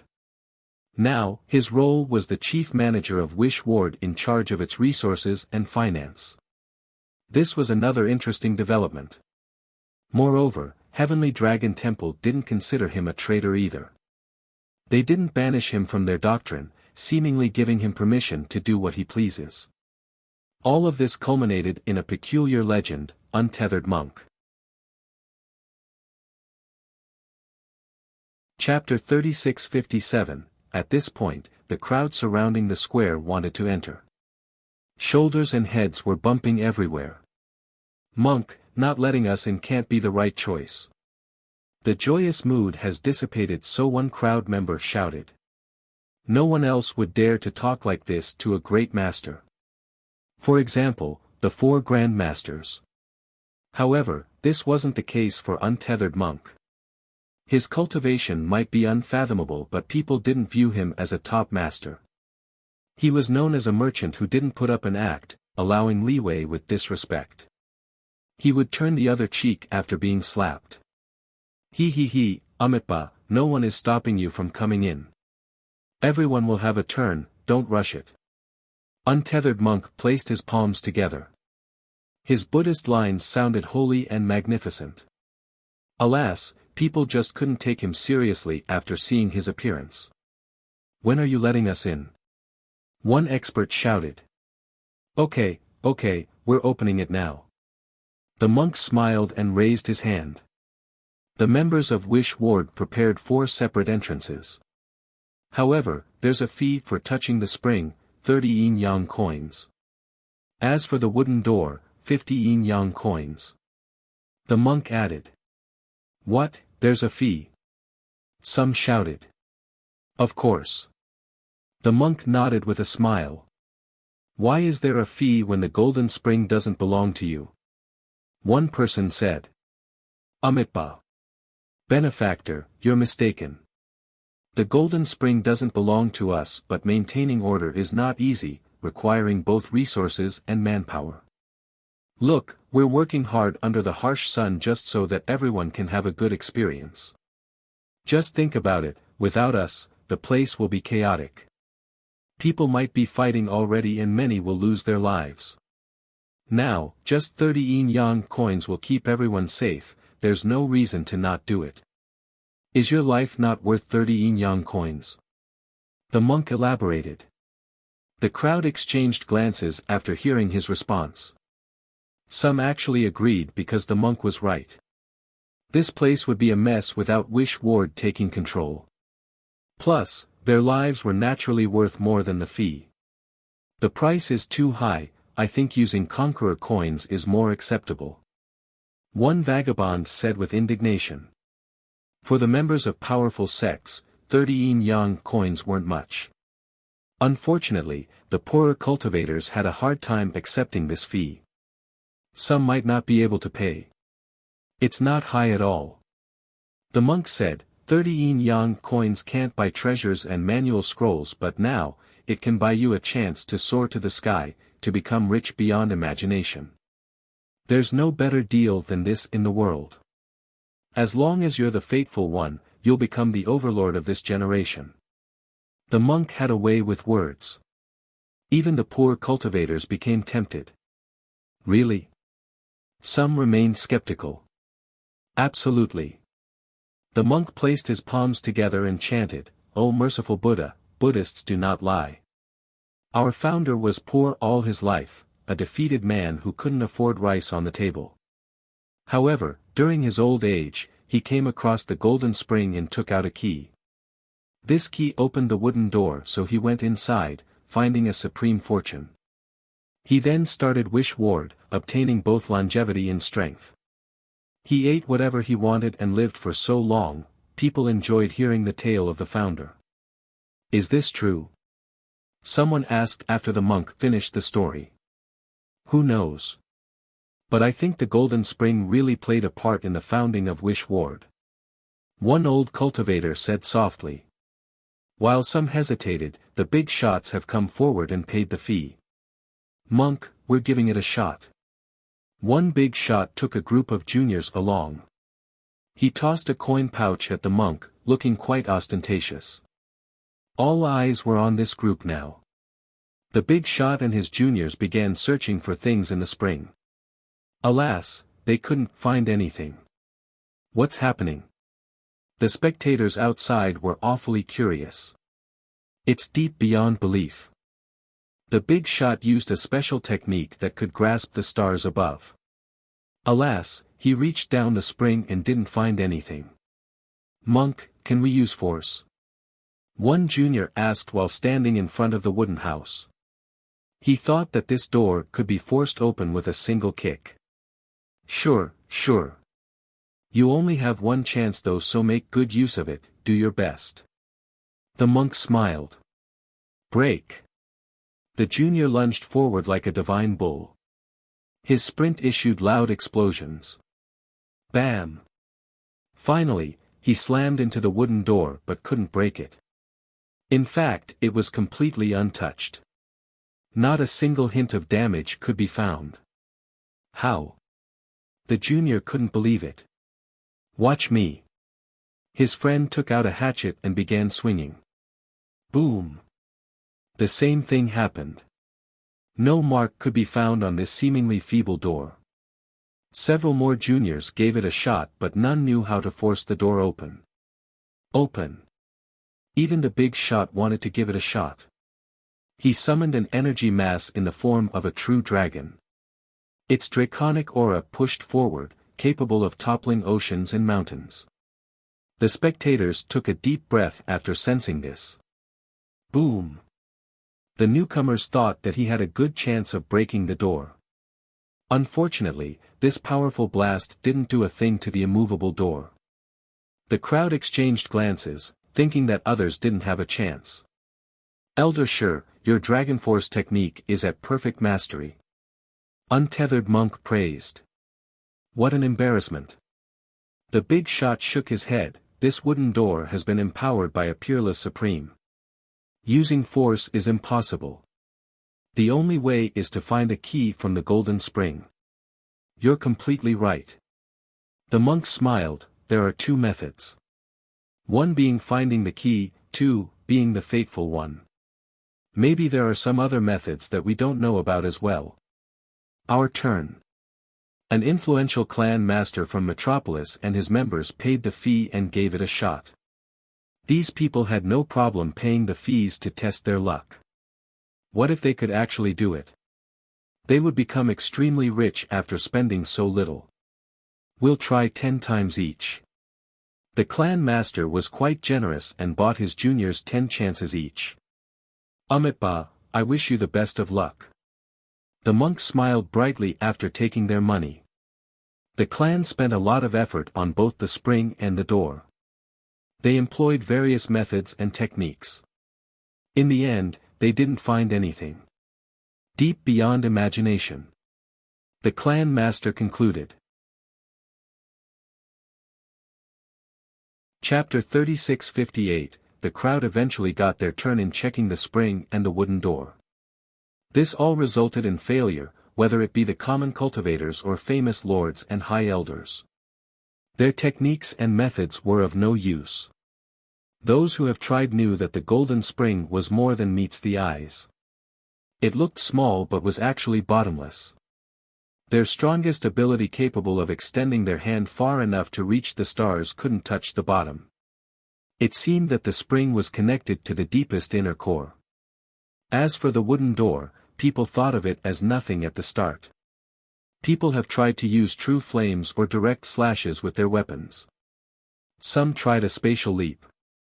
None of these methods worked. Thus, they had no choice but to give up. How bizarre. One guy shook his head and said, "No one can get anything from this. Even if the spring had the most precious treasures and the wooden house had the greatest artifacts, it was all meaningless. They could only watch and sigh. That's why the workers aren't even trying. They just want to rake in money from the fee. This is impossible anyway, they're tricking us." One person murmured. "Maybe the whole thing is a farce, they just want to make some money." Someone else spent enough money to try dozens of times and became angry. "It's not like that." One expert disagreed, "This is an ultimate technique available to the Supremes. Wish Ward might not be able to create something like this. Plus, someone capable of doing it doesn't care for tiny benefits." Others thought that he was right after seeing the phenomenon for themselves. A Supreme naturally wouldn't care about a few coins. Wish Ward clearly knows that no one can open the door, that's why they started this. People were still annoyed. After all, this was understandable after the repeated failure and not gaining anything from it. Amitba. Untethered monk had good hearing and noticed the hushed complaints. He said, "Gentlemen, we can't be blamed for this. The rules are laid out, it is up to the participant whether they want to try or not. Plus, this is only a labor fee, several hundred members are here to serve." Only a few among the crowd voiced their complaints. After all, most were rich enough to not care about the sum. "Monk, so what kind of person can actually get something from this?" A big shot couldn't help but ask. No one showed the same politeness and reverence to the monk as they would to another master. After all, he was a businessman and didn't mind needless formalities. However, he was definitely a figure of authority. He had more knowledge and insight than anyone else here. Even the big shots had to ask him for advice. Merciful Buddha, that's hard to say. The monk placed his palms together and said, "In order to find something from the golden spring or the wooden house, perhaps one needs to be a Tao Lord." Tao Lord? What's the point of saying this then? None of us can grab a damn thing. The crowd clamored. No. Remember what I said earlier, there's another type. The monk shook his head. What? Someone else became impatient. The fateful ones. The monk said. What constitutes one? Another asked. Who knows? Well, our founder was one. The monk laughed. The crowd thought about it and agreed. At the very least, some people have gotten a fortune from here before. In the end, most no longer wanted to try. They still stuck around in order to see if someone else could get the fortune.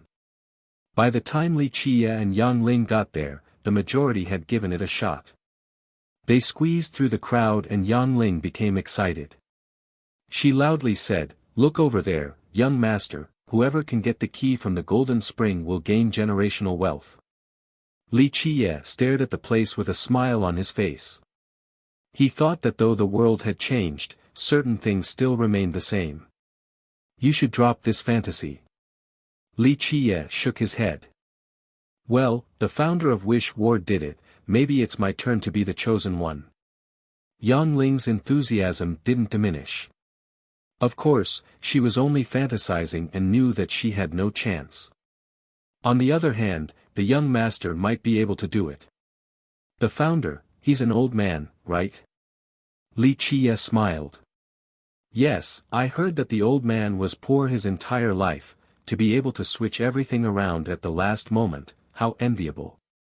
Yang Ling chuckled. Poor old man, huh? Li Qiye smiled and didn't say anything. A few things continued to exist, albeit with a change in form and method. We meet again, brother. Someone came up to greet them, the Crown Prince of Vitra. He was different from others since despite being a crown prince, he never put up an act and normally wore simple clothes. Li Qiye smiled as a greeting. On the other hand, Yang Ling bowed towards him, Your Highness. We're outside, no need for formality. The Crown Prince exempted her. Li Qiye didn't say anything else and continued staring at the spring and the wooden house. The Crown Prince stood next to him and did the same. Your Highness, are you going to take a look? Yang Ling became curious. He smiled wryly and shook his head, Spare me, my cultivation is mediocre and I'm not the heaven's favorite. I'll only make a fool out of myself. Yang Ling didn't reply because she had heard of some rumors. The Crown Prince didn't have many supporters. In a sense, his title was empty because he might be replaced in the future. Thus, he kept a low profile, more so than anyone else. A princess. Someone shouted. The crowd became rowdy and youths ran over. A girl has arrived with many powerful followers. She wore a phoenix robe, her features were exquisite and gorgeous while still maintaining a regal aura. Guys certainly became infatuated at first sight. The second princess of Vitra. Others recognized her. The most talented and beloved princess. People bowed while the young ones tried to curry favor. After all, everyone wanted to be the king's son-in-law. It's the second princess. What do you think? She's the king's favorite. Yang Ling elbowed Li Qiye while having an amused expression.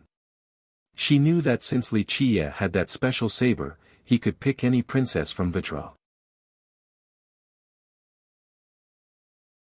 Chapter 36:59, Li Qiye chuckled and didn't bother to look at the second princess.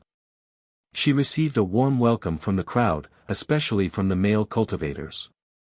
She had a companion, one of the 5 heroes of duality, Stallion Silver Spear, Zhang Yunzi.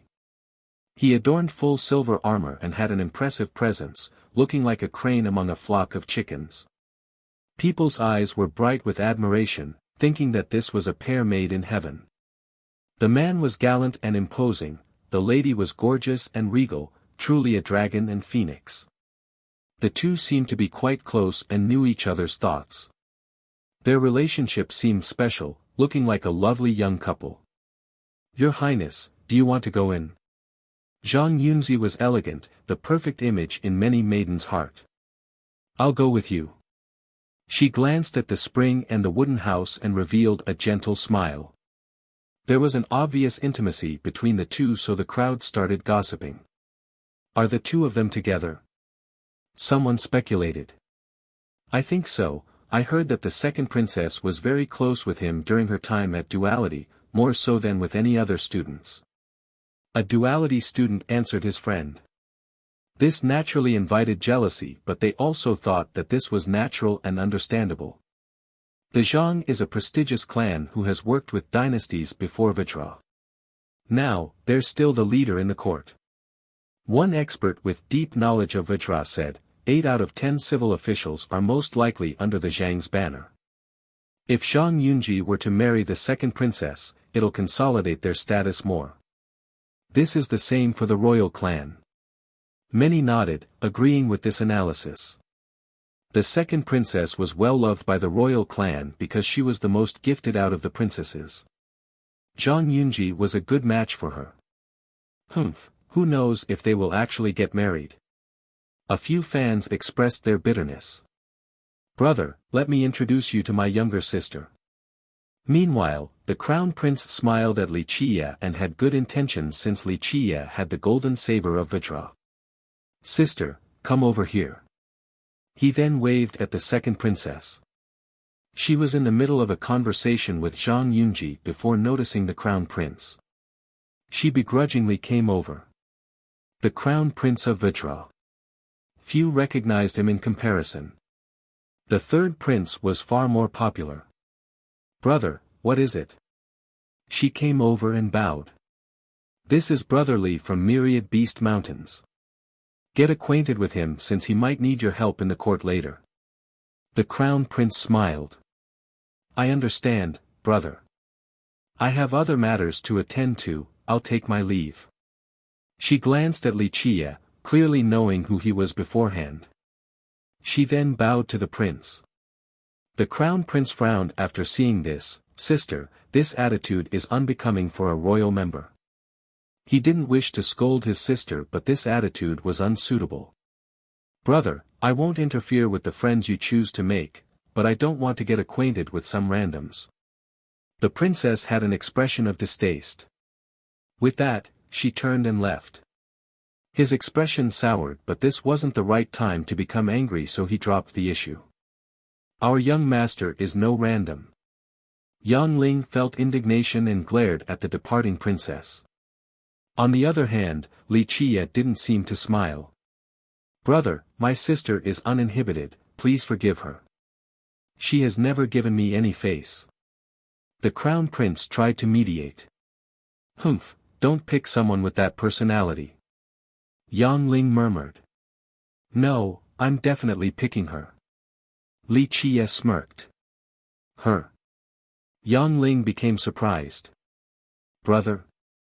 Do you mean that you like my sister? The Crown Prince felt the same way and didn't know what to say. I'm not allowed. Go tell her. Wuxia chuckled. My sister is prideful and arrogant, she'll be unhappy with this. The prince glanced at the princess and shook his head. Unhappy? Is it up to her? Wuxia nonchalantly said, what do you think this saber is? Your dynasty gave it to me only for wood chopping. The Crown Prince pondered. His father, the current king, wasn't qualified to have this saber. The only one was their strongest ancestor, the true ruler of Vitra. In reality, many knew that the current king was searching for immortality while abandoning his duty. Some criticized his ability. Nonetheless, Vajra remained strong because it had powerful existences behind it. This ancestor must have had a reason for giving the golden saber to Wuxia. It's up to me to decide, yes. Wuxia concluded. You're right, brother. The prince admitted. He had no idea why the ancestor gave this outsider the saber. Alas, the truth of the matter was that Wuxia was in possession of the blade. What if I use it to decapitate some royal members? Wuxia's smile grew wider. The prince felt suffocated and was rendered speechless. You can do that? Yang Ling said.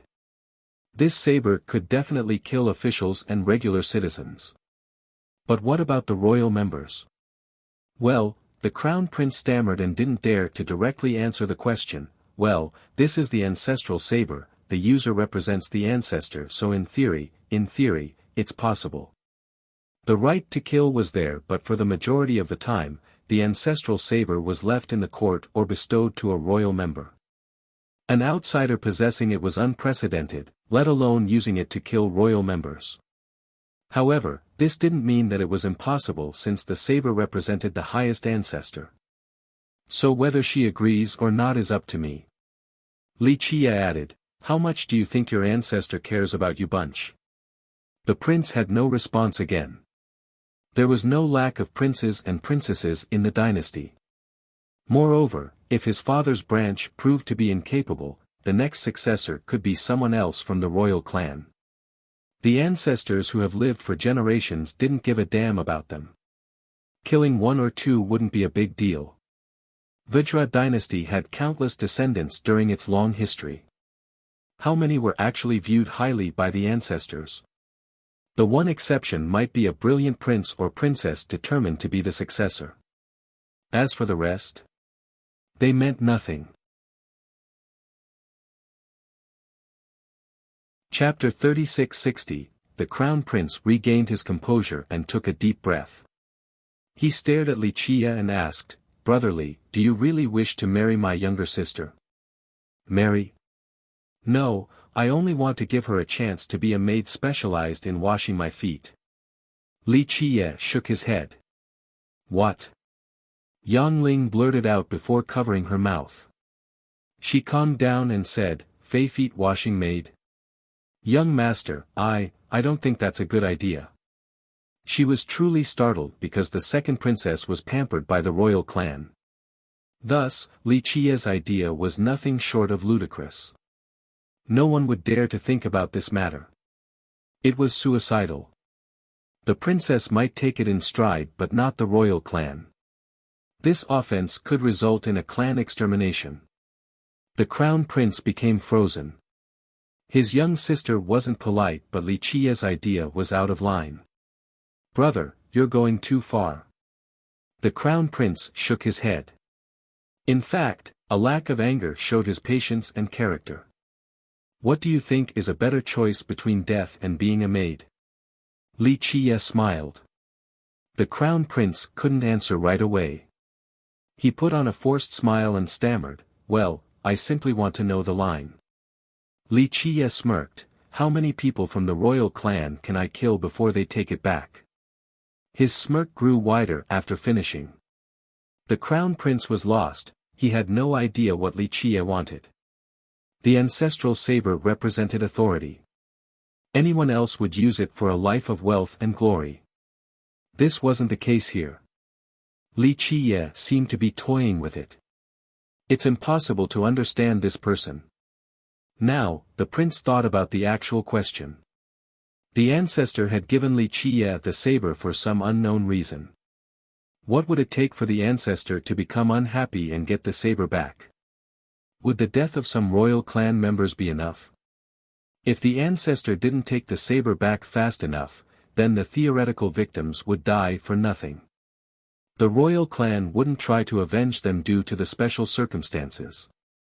For example, the crown prince thought about himself. What if he was the first victim or maybe the second princess? Would the ancestor do anything about it? He had no idea where the line was drawn. Perhaps his father, the king. This saber was given to such a crazy person. Maybe this was part of the reason why the ancestor gave him the saber. Who do you think I should cut first with this saber? Li Qiye stared at the dazed prince and tapped on his shoulder. The prince kept to himself but this didn't mean that he was a fool. In fact, being alive for this long was a sign of his intelligence. The comment had plenty of implications. Li Qiye's first victims in the royal clan, whoever they might be, would change the current political landscape. I don't know what's on your mind, brother. The prince smiled wryly. Call me young master. Li Qiye said. Deference is no substitute for obedience. The prince bowed. I like smart people. Li Qiye smiled and said, go, have a talk with your sister. I will but I can't guarantee anything. The prince smiled wryly, accepting his fate. That's fine, just send the message. Li Qiye actually didn't care about this matter. This was only a whimsical decision to make things more interesting. However, this casual choice of his was going to decide the fate of many, even that of a dynasty. The prince had no choice but to walk towards the second princess. Young master, do you really want the second princess as a feet-washing maid? Yang Ling quietly asked. Why not? I'm merciful enough to give her a chance to live. Li Qiye said. What do you mean? Yang Ling asked for elaboration. Look at this saber again, is it only for wood chopping? Li Qiye smiled. Yang Ling was a simple and innocent girl, not interested in political intricacies. Alas, she was born in an official's family and still heard a few things. Her father told her that by this point, many powers and officials have chosen either the crown prince or the third prince. Now, why did the ancestor of Vajra give Li Qiye the golden saber?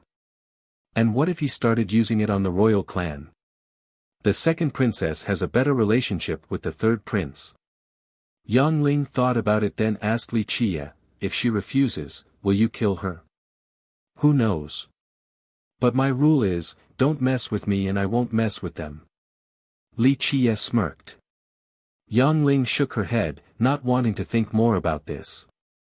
She didn't understand nor care for the constant strife in the dynasty. By this point, the crown prince was next to the princess and began a quiet conversation. Of course, the prince tried to pick his words carefully, never directly stating Li Qie's intent about the whole maid thing. Unfortunately, his tactful choice didn't matter. A while later, the second princess glared sharply at Li Qie as if wanting to cut off pieces of his flesh. This was also the case for Zhang Yunji, his eyes brimmed with murderous intent. He didn't try to hide his bloodthirst in the slightest. The crown prince never said anything about wanting her to be his feet-washing maid. However, just his expressed interest in her alone was intolerable for the princess. This went double for Zhang Yunji. The two of them have nearly confirmed their lover status. Their marriage would be supported by both the royal clan and the Zhang as well. Thus, Li Qie clearly wanted to steal his woman. Just imagine the fire of anger rampaging in his mind right now. If it wasn't for the crown prince, he would have jumped out to kill the guy before the princess needed to do anything. The crown prince went back to Li Qie alone and smiled wryly. He waved his hand and said, "My sister is still young and unrestrained." Li Qie smiled and continued to stare at the golden spring. "Are you interested in this spring?" The crown prince was glad to change the subject. Li Qie nodded. "Young master, you should test your luck, maybe you'll find eternal wealth." Yang Ling urged him, "After all, you were the chosen one with the hammer." Little did she know that someone else had very good hearings, untethered monk. He walked over at Li Qie with a grin on his face. He placed his palms together and asked, "Amitba, benefactor, do you want to try? Perhaps you'll be the chosen one." This attracted the attention of the crowd.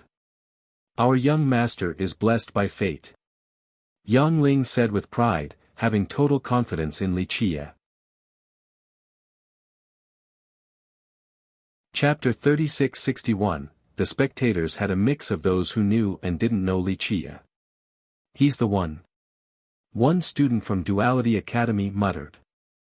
"Who knows, maybe he's really blessed by fortune. Remember, he's the only one who lifted that hammer in Myriad Cauldron when others failed. Teacher Du believed in him too." Another student hesitated for a bit before commenting. "Just because he's lucky at Myriad Cauldron doesn't mean that the same thing will repeat here." One more friend didn't agree, "It's not like he'll get all the good luck or it'll be too illogical." "Don't be so sure." The second student shook his head, "Strange things happen on a daily basis, maybe this year is a special year. He's extremely devilish back at the mountain range, so he might be special." "I am indeed the chosen one." Li Qie smiled at the monk. Everyone thought that Li Qie would be humble for at least a few sentences, not outright admitting his superiority. "This brat doesn't have an ounce of humility in him, way too confident," one listener said. "Overly boasting can backfire. He'll throw his face away soon." Another stared at Li Qie with disdain. "At least we'll have a fun show to watch, we're not the ones looking like fools." Another happily gloated. "A frog wanting to eat swan meat." A voice filled with scorn sounded, "Take a look in the mirror first before bragging in this place." The speaker turned out to be the second princess of Vajra. The crowd was surprised because how did the golden jewel of Vajra know a woodchopper from Myriad Beast Mountains? Plus, princesses always had poise and composure. Now, this was clearly an attack on Li Qie. Her expression showed blatant disdain for him, as if wanting to tell him to stop daydreaming. Everyone became curious about the feud between these two.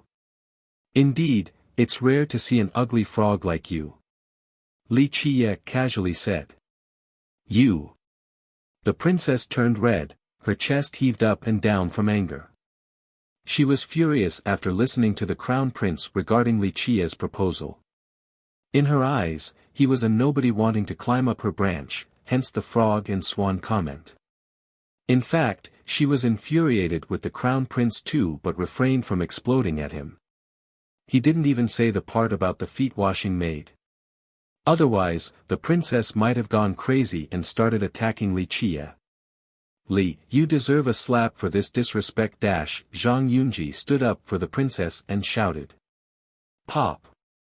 However, he couldn't finish the sentence before being slapped and seeing stars. Li Qie was the one who did it. Yunji simply didn't expect the guy to take the initiative. The crowd couldn't believe it. Li Qie had offended the second princess and slapped Zhang Yunji. This was akin to offending all of Vajra. The crown prince smiled wryly but didn't get involved. He wasn't an idiot. The second princess was closer to the third prince. Moreover, the Zhang also leaned towards the third prince. Now, Li Qie had the ancestral saber that could be used against the members of the royal clan. It was better for the crown prince to watch this development in silence. Rebellious fool. This is a crime worthy of clan extermination. The princess' eyes became murderous. This wasn't an empty threat either. Vajra was strong enough to carry out this punishment against virtually everyone. Want to exterminate my clan? We'll see if you can live long enough to do so. Li Qie narrowed his eyes. Li, how dare you? Yunji was livid. It was one thing for Li Qie to always go against him. But now, offending the princess and slapping him in public? A famous genius like him couldn't swallow this indignation. I will kill you now. Yunji summoned his silver spear and pointed it straight at Li Qie. Brat, come accept your death. Now we have a show. One spectator became excited while moving to the side. Of course, some thought that Li Qie was being too arrogant. Does the brat not want to stay at the holy ground? Offending the Zhang is one thing but the court too. He has no place to go. Li Qie chuckled at the challenge, not caring at all. Amitba. Untethered monk stopped Yunji from attacking. He smiled and said, benefactors, this is a place meant for business, not fighting. If you wish to try your luck, you're more than welcome to. But wanting to fight? Wish Ward will kick you out. Though he spoke with a friendly smile, no one would question the ward's ability. Just the monk alone deterred all troublemakers. Yunji turned red, stuck in a predicament.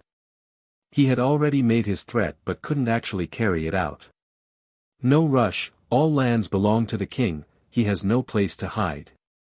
We'll take his dog life later. The princess told him before glaring at Li Qie. It became abundantly clear that she wouldn't forgive him for his transgression today. Some stared at Li Qie with pity. They thought that he was awfully unwise for offending Vajra. He might be able to survive today but not tomorrow. Yunji put away his spear after hearing the princess. He snorted at Li Qie, I'll kill you later. Li Qie ignored the two. Benefactors, don't be angry now. Untethered monk smiled, come, spend a few coins for the chance to earn unimaginable wealth. Didn't you say that you were the chosen one? The princess said with contempt, since you're so confident, then go see if you can get anything from the golden spring. Broaden our horizon now, O faithful one. Easy enough. Li Qie lazily said. His attitude only increased her hatred for him. She replied, ridiculous, so many important characters and geniuses have failed.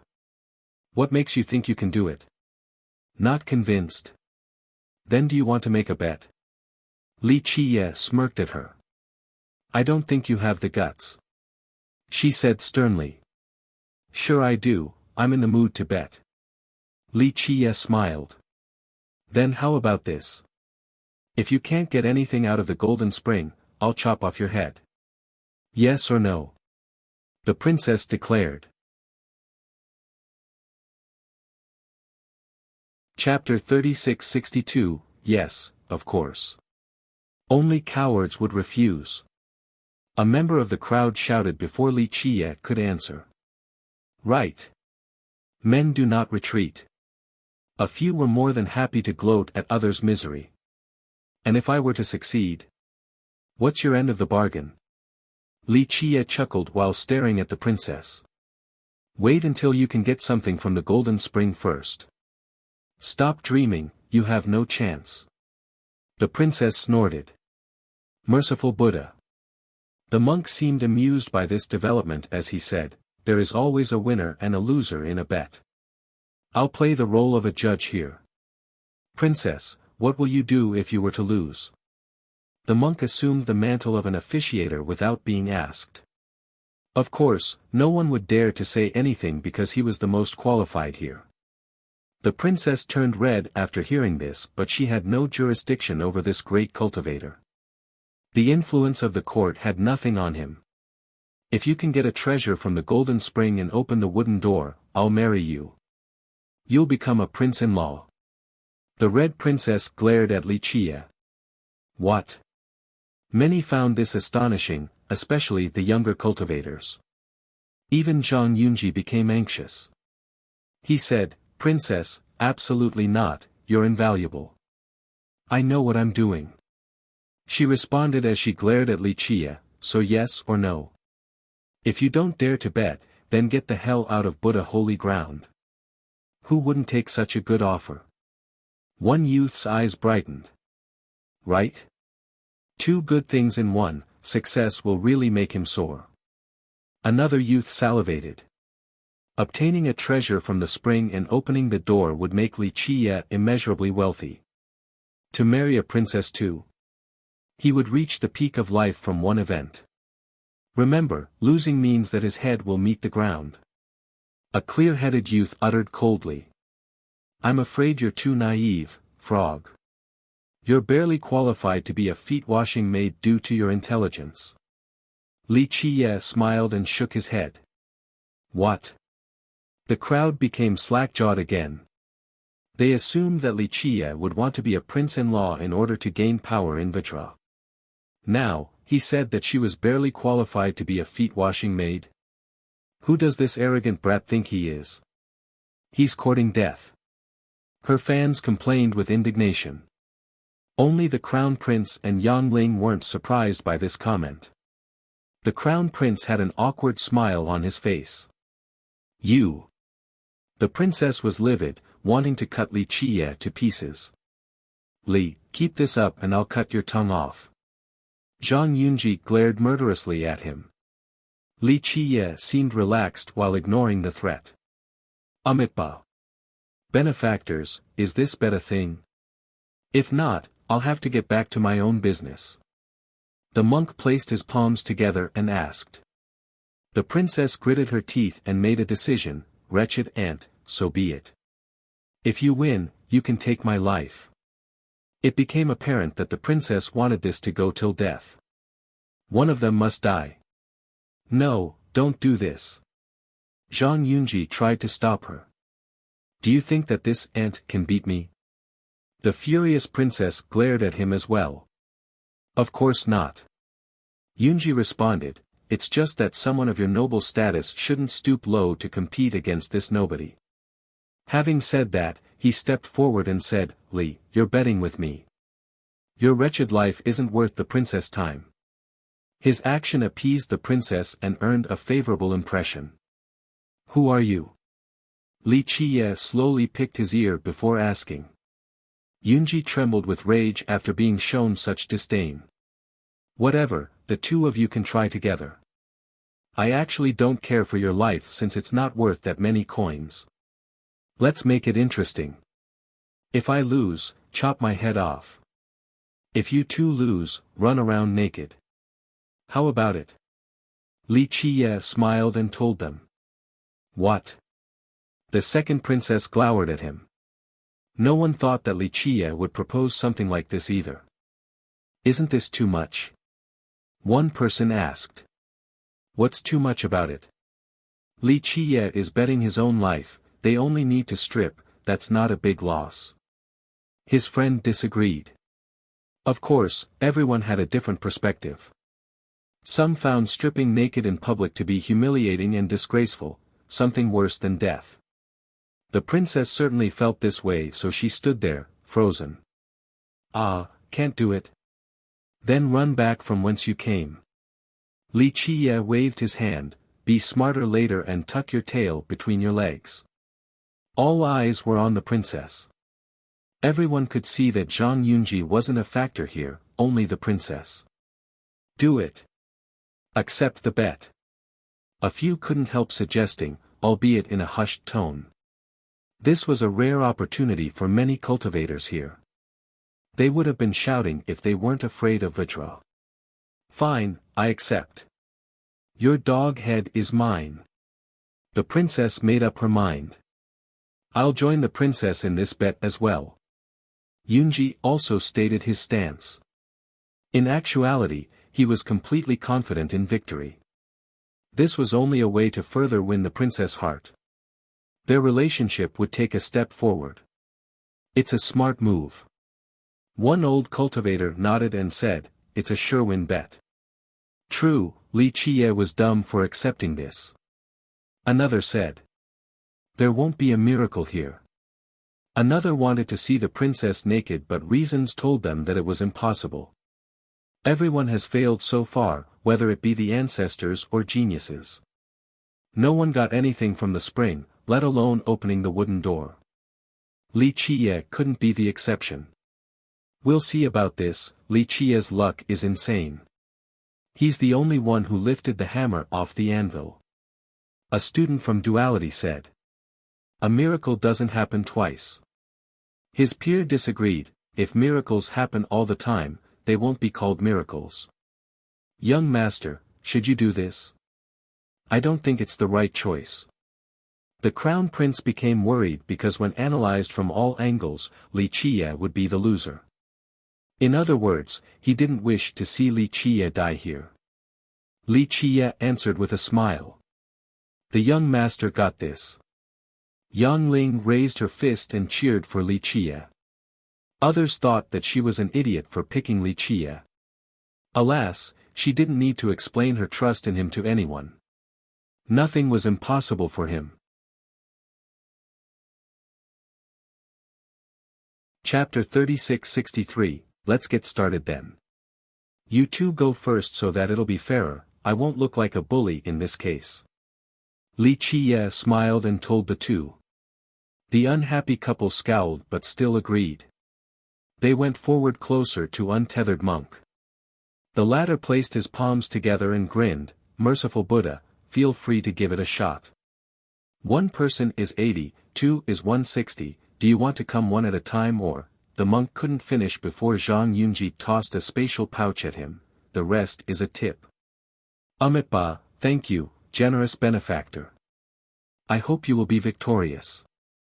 The monk happily caught the pouch and wished the best for the two. The interesting monk was absolutely on the same level as the four grandmasters. After all, one of them was his junior brother.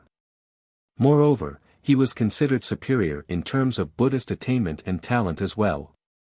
Normally, masters of this level would be shown nothing but reverence by regular people. In reality, Zhang Yunji wouldn't have dared to do this to any senior of his. Plus, big shots wouldn't think much of the small sum either. It was akin to adding salt to an ocean. That's why this interaction was unique and could only be seen with untethered monk. People easily forgot his status and power. They didn't care that he was a top cultivator and the person in charge of Wish Ward. They considered him as a businessman and a bad monk. This was what set him apart from other masters. Zhang Yunji and the second princess entered the square.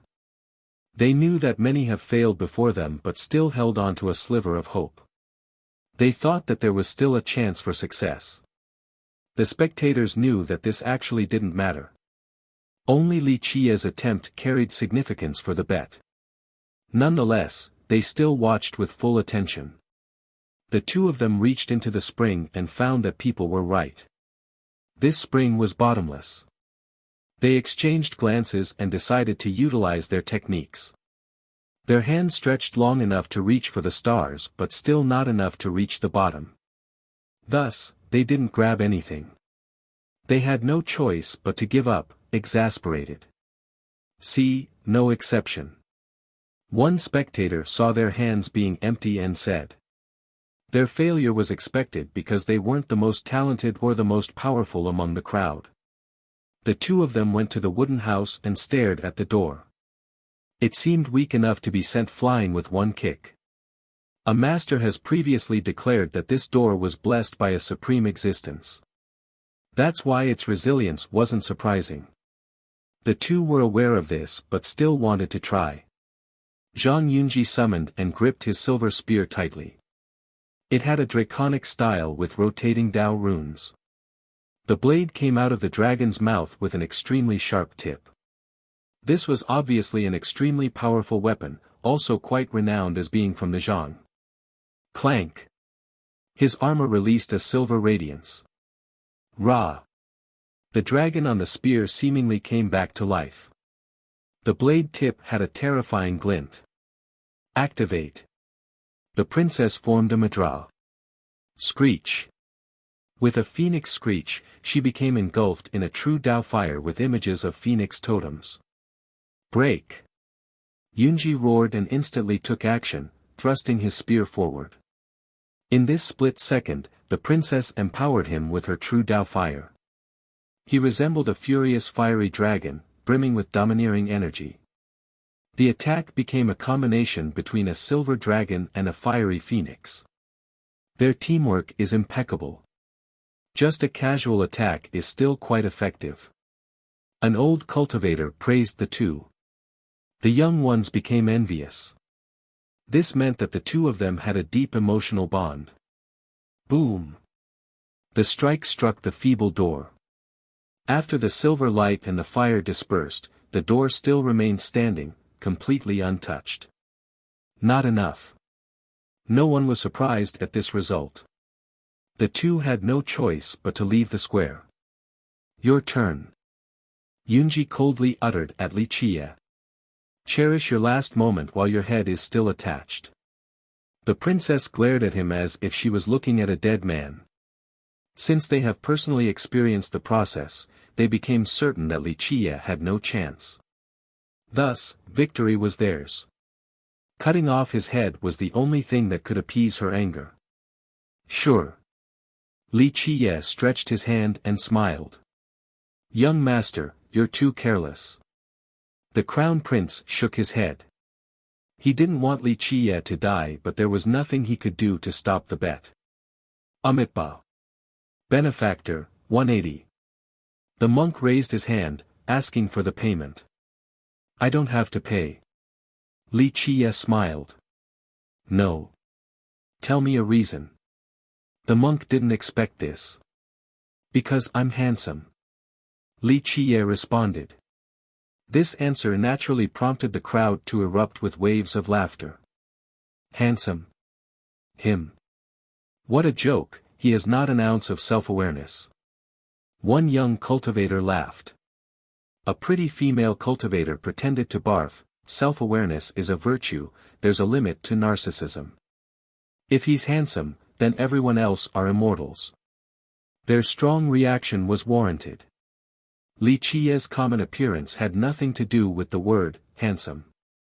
Insanity, take a look at yourself in a puddle of piss. The princess couldn't help but say some foul words due to her hatred for him. However, untethered monk took another look at Li Qie, this time with increased sincerity. He then placed his palms together and sighed, Benefactor, you possess an immortal physique shrouded in wondrous radiance and freed from a single imperfection while brimming with grand Tao affinity. I feel ashamed of my inferiority while standing in your presence. The word handsome fails to adequately describe your flawless appearance. Please come in. The first part was elegantly put and befitting that of a wise monk. However, the entire thing was mere flattery. Everyone became flabbergasted. Why would this monk go so far in praising Li Qie's appearance? I don't find untethered monk's shamelessness surprising, he'll praise anyone for a few coins. An older cultivator said, but there's nothing in it for him, in fact, he's losing money. What the hell is wrong with the monk today?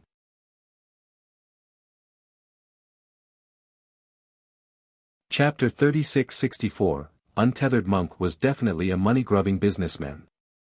When paid, he could flatter someone with a deluge of praises. Otherwise, he would still put on a bright smile. However, to get him to lose money? That's more unbearable to him than flaying off his flesh. That's why the crowd was stunned, because this monk was losing money on top of praising Wuxia for his looks repeatedly. Those who have dealt with the monk before couldn't believe it, thinking that they had misheard.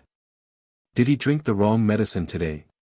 An old cultivator murmured. He would argue over one coin with the monk of wisdom. The sky is about to be turned upside down today. Not just the monk of wisdom, even his master couldn't get anything from him when visiting Wish Ward.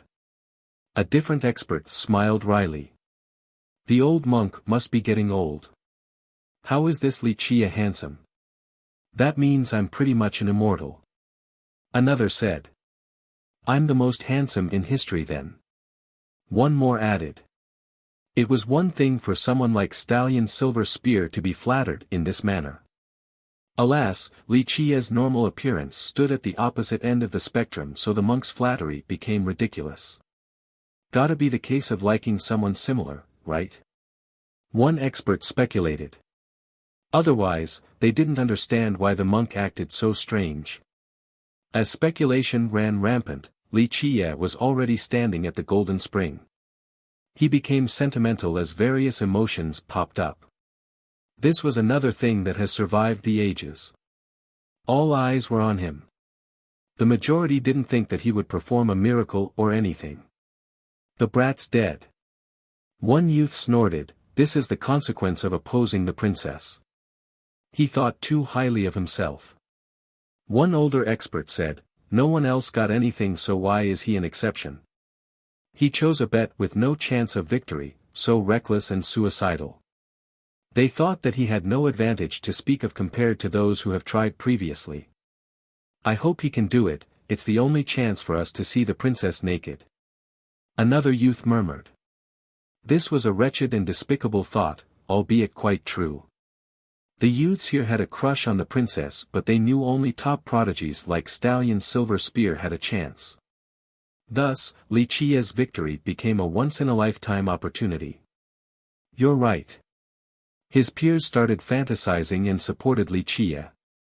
What are you waiting for? Zhang Yunji snorted since Wuxia was just standing there.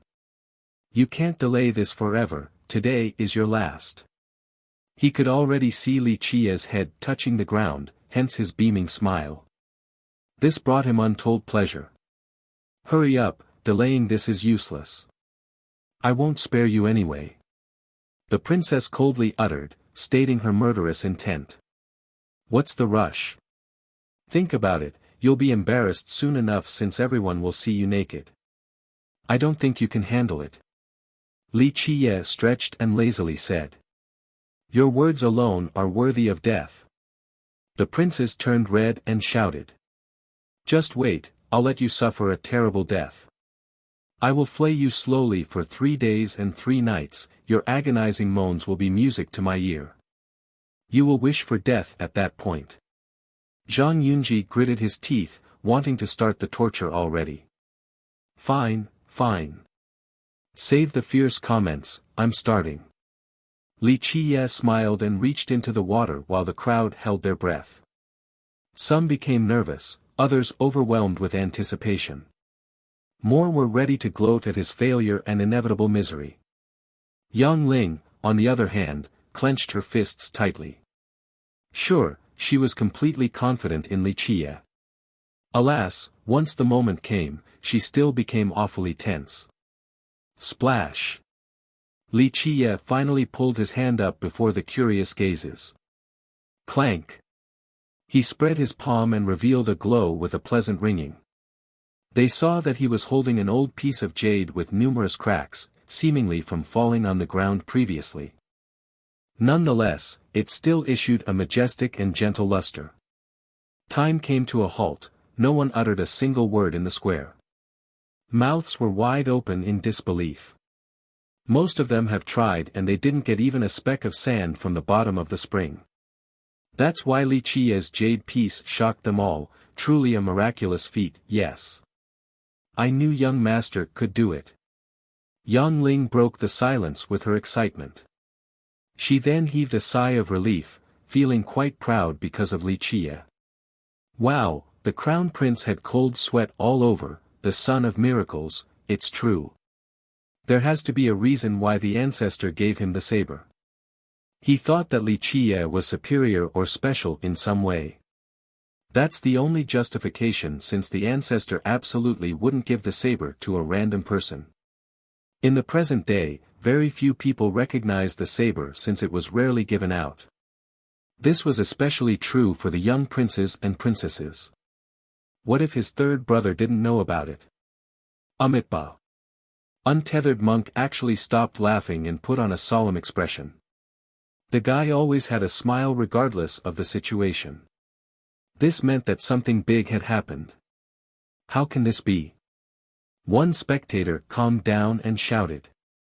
Some even roughly rubbed their eyes, thinking that they were only seeing things.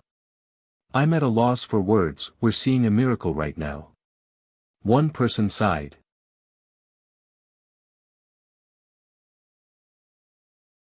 Chapter 3665, Impossible. Zhang Yunji bellowed after seeing the jade piece in Li Qie's hand. He had no choice but to accept the grim reality of the situation. The Son of Miracles did it again. First is the hammer from Myriad Cauldron, now a piece of jade from the Golden Spring. He does what no one else can, he's clearly the heaven's favorite. One student from Duality said. Right, no one else can be so lucky. The other students agreed. It seemed as if the heaven had been paying attention to Li Qie, always instilling fortune upon him. Miracles were nothing, just another meal to him. There has to be a problem here, he must have cheated. The second princess loudly shouted, so many people stronger and more talented than him have tried yet they got nothing. How could a nobody like him get something from the Golden Spring? She had lost her cool and bearing due to fear. The crowd stared at her. Sure, they were astounded by Li Qie's feat just now. However, the majority didn't go crazy like her in trying to refute this fact. It was impossible for him to trick everyone. They didn't notice him doing anything special. This could only be attributed to fate and luck. Amitba, there's no problem here. Untethered monk announced. His comment decisively ended this cheating accusation. No one here could compare to him in terms of prestige and cultivation. The princess trembled with rage after hearing this. She was stuck in a precarious situation and fear started rearing its ugly head. Open the wooden door, let's see what's inside. One spectator shouted at Li Qie. Yeah. Do it. One expert wished that he could be Li Qie right now, maybe there's a great treasury in there. He salivated after saying this. According to the legends, opening the door meant gaining eternal wealth. The only thing separating Li Qie and this was one wooden door. All the spectators became excited with the exception of a few.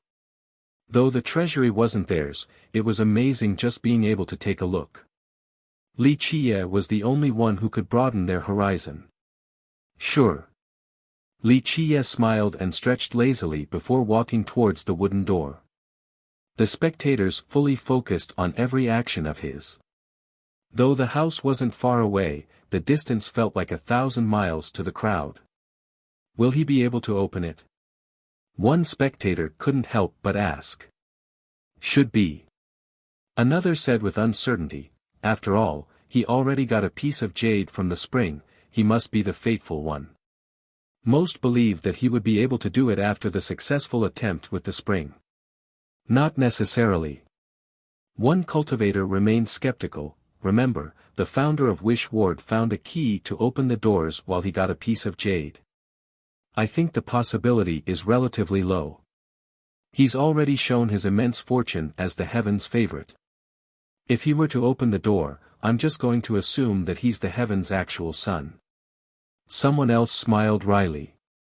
Others also paid attention to the princess and Zhang Yunji. The wooden door became the crucial moment of the bet. Of course, this group wanted Li Qie to win so that they could see the princess naked.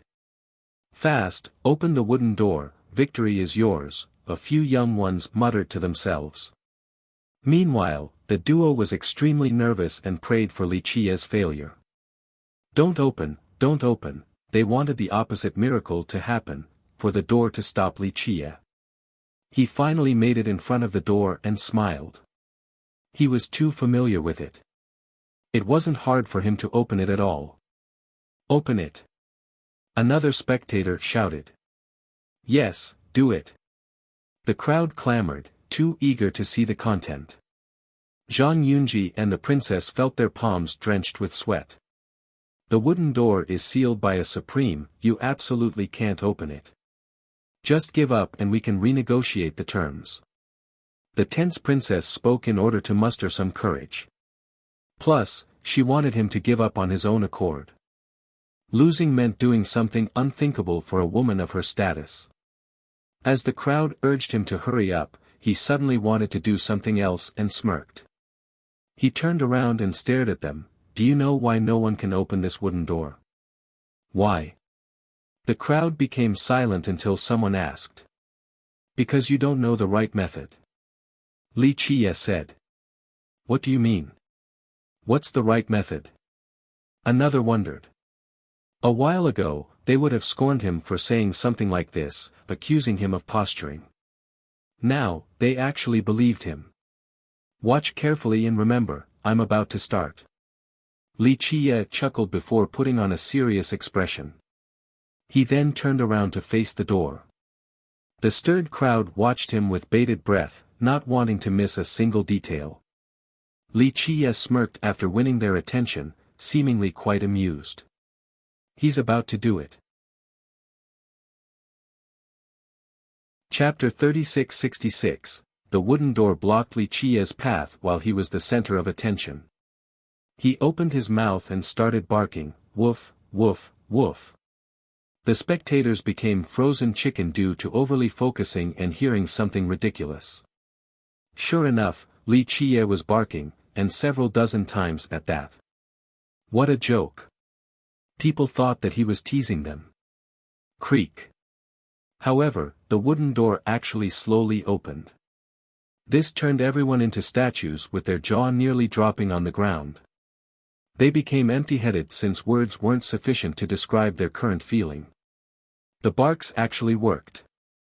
Li Qie wasn't just messing with them. A while back, people have employed numerous methods. One used his strongest merit law, another relied on a mysterious treasure. Now, it seemed that they should have just barked. Some big shots witnessed this entire thing. They had plenty of experience and saw many wondrous and strange things. This was still unprecedented. It was dark inside the wooden house, but there were dancing wisps of light, seemingly tempting spectators. Due to a lack of visibility, they had no idea what treasures were emitting the lights. Many eventually regained their wits and exchanged glances. The events today have been illogical and unbelievable. Did anyone try barking before? A guy asked his friend nearby. The group smiled wryly. It seemed that people did everything but bark like a dog. If anyone had suggested barking to open a sealed door, they would have been laughed out of the square and branded as a madman. Now, the whole thing seemed rather reasonable after Li Qie's success. I would have barked if I knew this. One person said with regrets, it's so damn simple, I'm so stupid. The entire crowd shared this sentiment. They wouldn't have minded barking several hundred times in order to open the wooden door. Young master, you're the best. I knew you could do it. Yang Ling jumped from excitement. I have nothing to say, the crown prince shook his head. It seemed that he had needlessly worried since Li Qie had everything under control. He thought that he lacked knowledge and vision, unable to see the depth of Li Qie's abilities. Thus, he was inferior to Yang Ling in this regard. Meanwhile, the second princess and Zhang Yunji became ashen. Not in their dream would they expect something like this. The bet should have been a sure win. Li Qie's head should have met the ground. After all, what made this woodchopper different from the rest? This could only be explained as a miracle, that the god of fate had bestowed immense fortune upon Wuxia. The impossible became possible, a sure win has turned into a nightmare for them. How can this be? The second princess had not a single clue regardless of how much she racked her brains. Go in, check the treasures in there. One spectator told Wuxia while looking at the flashing lights. He would have rushed in if it wasn't for the workers from Wish Ward surrounding the square. Yes, there must be some special treasures in there. Another had saliva dripping out of his mouth. Yang Ling herself couldn't wait and felt happy for Wuxia since he was about to be rich. Unfortunately, Wuxia shrugged and smiled, not interested, I don't want to be rich. He turned and left, then the door behind him creaked and shut tightly once more. What? This shocked people even more than the barks earlier. Is he crazy?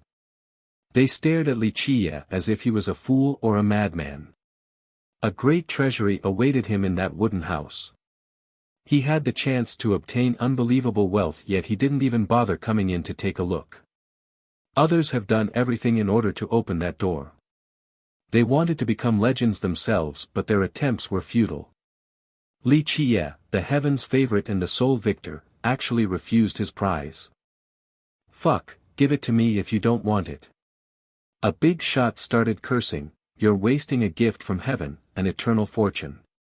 Does he not know the significance of the things inside? People wished they could be him to make a different choice. A true prodigal son, to say no to everlasting wealth. Others felt a strange pain.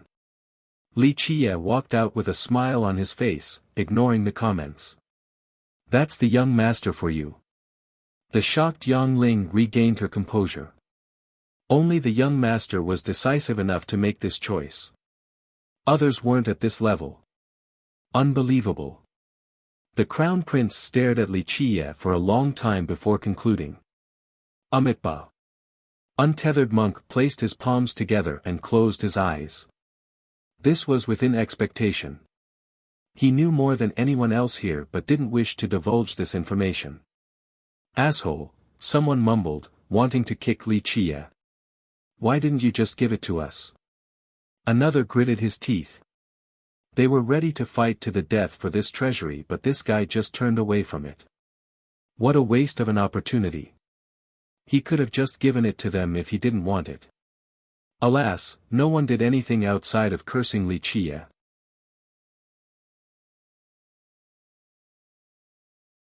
Chapter 36-67. Everyone found it hard to stay calm because Wuxia had delivered several shocking blows in a short time. First was the jade piece from the spring, then the opening of the wooden door. Lastly, he went as far as abandoning the treasury inside. Others criticized his wasteful choice while still being astounded. After all, how many could have made the same choice? What about the princess? They eventually calmed down and looked over at the princess. However, the princess and Zhang Yunji were nowhere to be found. Over there. A sharp-eyed spectator noticed the two trying to secretly sneak away. They didn't utter a sound and retreated in a meticulous manner. Unfortunately, someone still spotted them. Go! The two no longer cared about being spotted and leaped to the sky in order to fly away. They want to run. A cultivator shouted. The rest of the crowd realized that these two were going to play dirty. This will ruin their clan's prestige and reputation. An expert from the last generation shook his head. Of course, the two didn't give a damn about that. Stripping naked in front of the crowd was humiliating and worse than death. Thus, they chose to run away. In their opinion, they just needed to fly at their fastest speed and Wuxia wouldn't be able to catch them. Amitba. Untethered monk started speaking. Benefactors, a bet is a bet, you must not renege.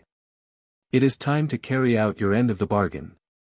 The two naturally didn't listen. If they actually wanted to strip, they wouldn't be sneaking away right now. Looks like you're not showing me, the arbitrator, any respect. The monk wasn't angry but his voice was still imposing. He spread his palm and reached for the duo. Boom! The two fell to the ground. They mustered all of their strength in order to fly again. Alas, this was futile. They looked like doves struggling to fly. Excuse me then. The monk pressed his palm down. Boom! The duo's clothes were torn off and evaporated. Ah! They immediately became naked. Stealthing techniques weren't effective either. The two of them naturally shouted in horror. They started running again with everything they got to get the hell out of this place. The crowd saw a naked man and woman sprinting out of the square. Some people became elated. One guy whistled and shouted, "I can see everything clearly." Me too. Another youth's eyes brightened. Commenters started voicing their opinion while the princess and Yunji wanted nothing more than to jump into a pit to hide from everyone. "Li, I will never forgive you." The princess gnashed her teeth in anger. Her voice was filled with hate and viciousness. Everyone could tell that when given the opportunity, she would cut Li Qiye to pieces. Li Qiye heard her and simply shrugged. "Young master, you are something else." The crown prince came forward and praised. This result truly broadened his horizon. He thought that Li Qiye was dead for sure, but a miracle occurred instead. Now, he realized that the ancestor must have seen something in Li Qiye. Li Qiye smiled and told Yang Ling, "Let's go back." He started walking away with Yang Ling right behind him. "I want to try the spring again, 10 chances." Numerous cultivators became impatient and waved their money at the monk. 20 for me, no, 30. I want 50 chances. People poured towards the entrance, wanting to be the first instead of lagging behind. A while ago, they viewed this as a waste of money. Li Qiye's success changed everything. It was possible to find items in the spring. Most importantly, Li Qiye didn't take the treasury in the wooden house. Everyone still coveted the things inside. Umitba, no rush, benefactors. Everyone will have a chance. The monk was elated to see the pile of chaos stones and coins in front of him. He sold more than 10 times the ticket as before. The square became filled with cultivators once more. Some worked on the spring while others focused on the door. Woof! Woof! Woof! The strangest thing occurred. People started barking repeatedly, whether it be the old masters or young geniuses. Even the girls were barking. An unknown passerby would think that the square had hundreds of dogs inside. Alas, copying Li Qiye didn't work. Their throat became sore before anything happened to the wooden door. Why isn't it opening? They simply didn't understand. The door opened for Li Qiye when he barked. Yet, they have done so thousands of times so far to no avail. You did it wrong. One senior told his young disciple, Li Qiye's barks had a peculiar rhythm. I remember it very well, he went like this, woof, woof, woof dash, that's not completely right. I remember that his hands were touching his stomach and I clearly felt a power ripple. He must have channeled Dao power from his dantian to his voice, a sonic attack against the door. Another senior started touching his stomach with both hands. Still incorrect. One more senior said, I saw his location clearly, 1.5 meters away from the door. He must have paid particular attention to this spot, perhaps it is the seal location. Discussions popped up in just a short time. People disagreed on how to bark, the rhythm and volume, the action and stance, the strength utilized. All in all, the barks became varied and continuous. This lasted several days and newcomers thought that Wish Ward had become a city of dogs. As for Untethered Monk, his coffer was filled with money by this point. Moreover, Li Qiye became the best advertisement. People from the 4 oceans heard about it and came running. They wanted to be the next fateful person to obtain everlasting wealth. Sadly, none found success regardless of their effort and method. The monk stuck around the square with a smile on his face and kept on chanting, Amitabha, merciful Buddha. He naturally didn't believe this barking nonsense. He knew that it was just bullshit. Li Qiye was able to open the door because he understood the innate profundities. It had nothing to do with the barks. Nonetheless, he wouldn't tell the truth because he was profiting from this nonsense. In fact, he vigorously propagated the story of Li Qiye's barks. Chapter 3668, Yang Ling couldn't come up with an explanation for Li Qiye's refusal. She had to ask, "Young master, why didn't you enter the wooden house for that famous treasury?" Given the chance, others would ask the same question. Li Qiye walked away without taking one step inside and looking at the treasury. That's why they branded him as a prodigal son or a madman. Why should I enter? Li Qiye smiled. Because of that wondrous treasury. Your future generations will benefit too. Yang Ling replied. Li Qiye only smiled in response. Wait, so there's no treasury in there? She found his smile quite strange, as if he knew something. It depends on your definition of a treasury. Li Qiye smiled. Everyone has a different definition. Of course, you're not wrong to call it one capable of granting everlasting wealth. So it's actually there. She became surprised. Yes, according to your definition. Li Qiye nodded. Yang Ling was shaken. Now, this confirmed the existence of one, which made Li Qiye's decision even more impressive. You already knew that was one in there? She asked. Li Qiye answered with a smile again. It's not enough to warrant your attention, young master. Yang Ling pondered for a bit before quietly asking. She didn't harbor the same criticisms others did regarding Li Qiye's refusal. She simply thought that he just didn't care for the treasury. It wasn't enough to enter his eyes. This was a bolder speculation. Thus, his definition of a treasury must be insane. Don't think too much about it, it's only a bait. Li Qiye smiled and shook his head. A bait? Yang Ling didn't understand. Why is that everlasting treasury a bait? Li Qiye didn't answer once more, so she stopped asking about it. What about the jade piece? Is there any special use for it? She switched to another topic and stared at him with her bright eyes. Li Qiye forewent the treasury but brought the jade piece with him. Perhaps this was his goal in the first place, so she became curious. I'll let you take a look, but you won't get it. Li Qiye smiled and tossed the jade piece towards her. She caught it and became excited while meticulously perusing. It looked ancient and had numerous thin cracks, looking like Dao rays. She was worried that it might break if she held it a bit too tight. What is it?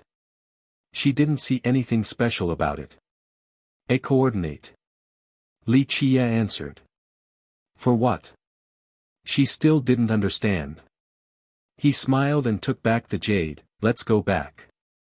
Yang Ling stopped speaking. She found that Li Qiye clearly came to Wish Ward for a reason. After returning to his courtyard, he entered his room and sealed the area before taking the jade out. He took his time looking at it instead of starting, seemingly falling into remembrance. Eventually, he chanted and released light from his palm. The jade resonated and also issued light strands. This was a spatial opening process. Crack. The jade suddenly crumbled into dust from a powerful force. Li Qiye blew the specks off his hand. As he said previously, the jade served as a coordinate point. Others had no chance of finding it. Spatial radiance flashed in the next second with the force of a tsunami. It pulled Li Qiye inside, leaving an empty room behind. He appeared again in a boundless space. Even the strongest master would be lost forever without understanding the coordinate system here. He performed several spatial leaps through the dimensions to eventually reach the destination. A great peak that has experienced countless sunrises and sunsets. Everything stayed the same regardless of the great calamities. This place only existed in the myths. The knowledgeable ones even thought that it didn't exist. Creak, a stone entrance opened and Li Qie entered with a smile. What awaited him was a treasury with too many treasures to count, invincible weapons, supreme merit laws, eternal arts, worldly essences and immortal artifacts, wondrous materials and resources. If any of them were to show up in the world, it would start a bloody competition. That's why the treasury in the wooden house was only a bait. It was completely inconsequential compared to this one. Yes, the latter was one of Li Qie's secret treasuries. Alas, he didn't pay much attention to the items here. He sauntered around and enjoyed the process, not needing to look at each one for a long time. Each item and place had a special spot in his memory, so he only needed to feel with his heart, not with his eyes. Finally, he reached the end and saw a wooden frame containing top merit laws and manuals. Just learning one of them could make someone invincible in their generation. Alas, his eyes were fixated on an iron box instead. He stared at it for a while before taking it away. To the back of the treasury was a courtyard with a master chair. Green vines covered the area along with pleasant winds. It was a great place to read some books and enjoy the serenity. He sat down in silence, not opening the box right away. It was left behind by Jian Wenxin. He hasn't opened it before and left it behind in this treasury before leaving the 9 worlds. Her title was Ocean's Wisdom. She understood the Dark Crow the best out of anyone and left behind this box for him. He never opened it since certain things shouldn't be done and shouldn't exist. Alas, times have changed. He gently caressed the box before letting out a soft sigh, then opened the box. At the top was a sealed letter reserved for those capable of opening it. He took it out and saw 4 floating characters, "Read and remember me."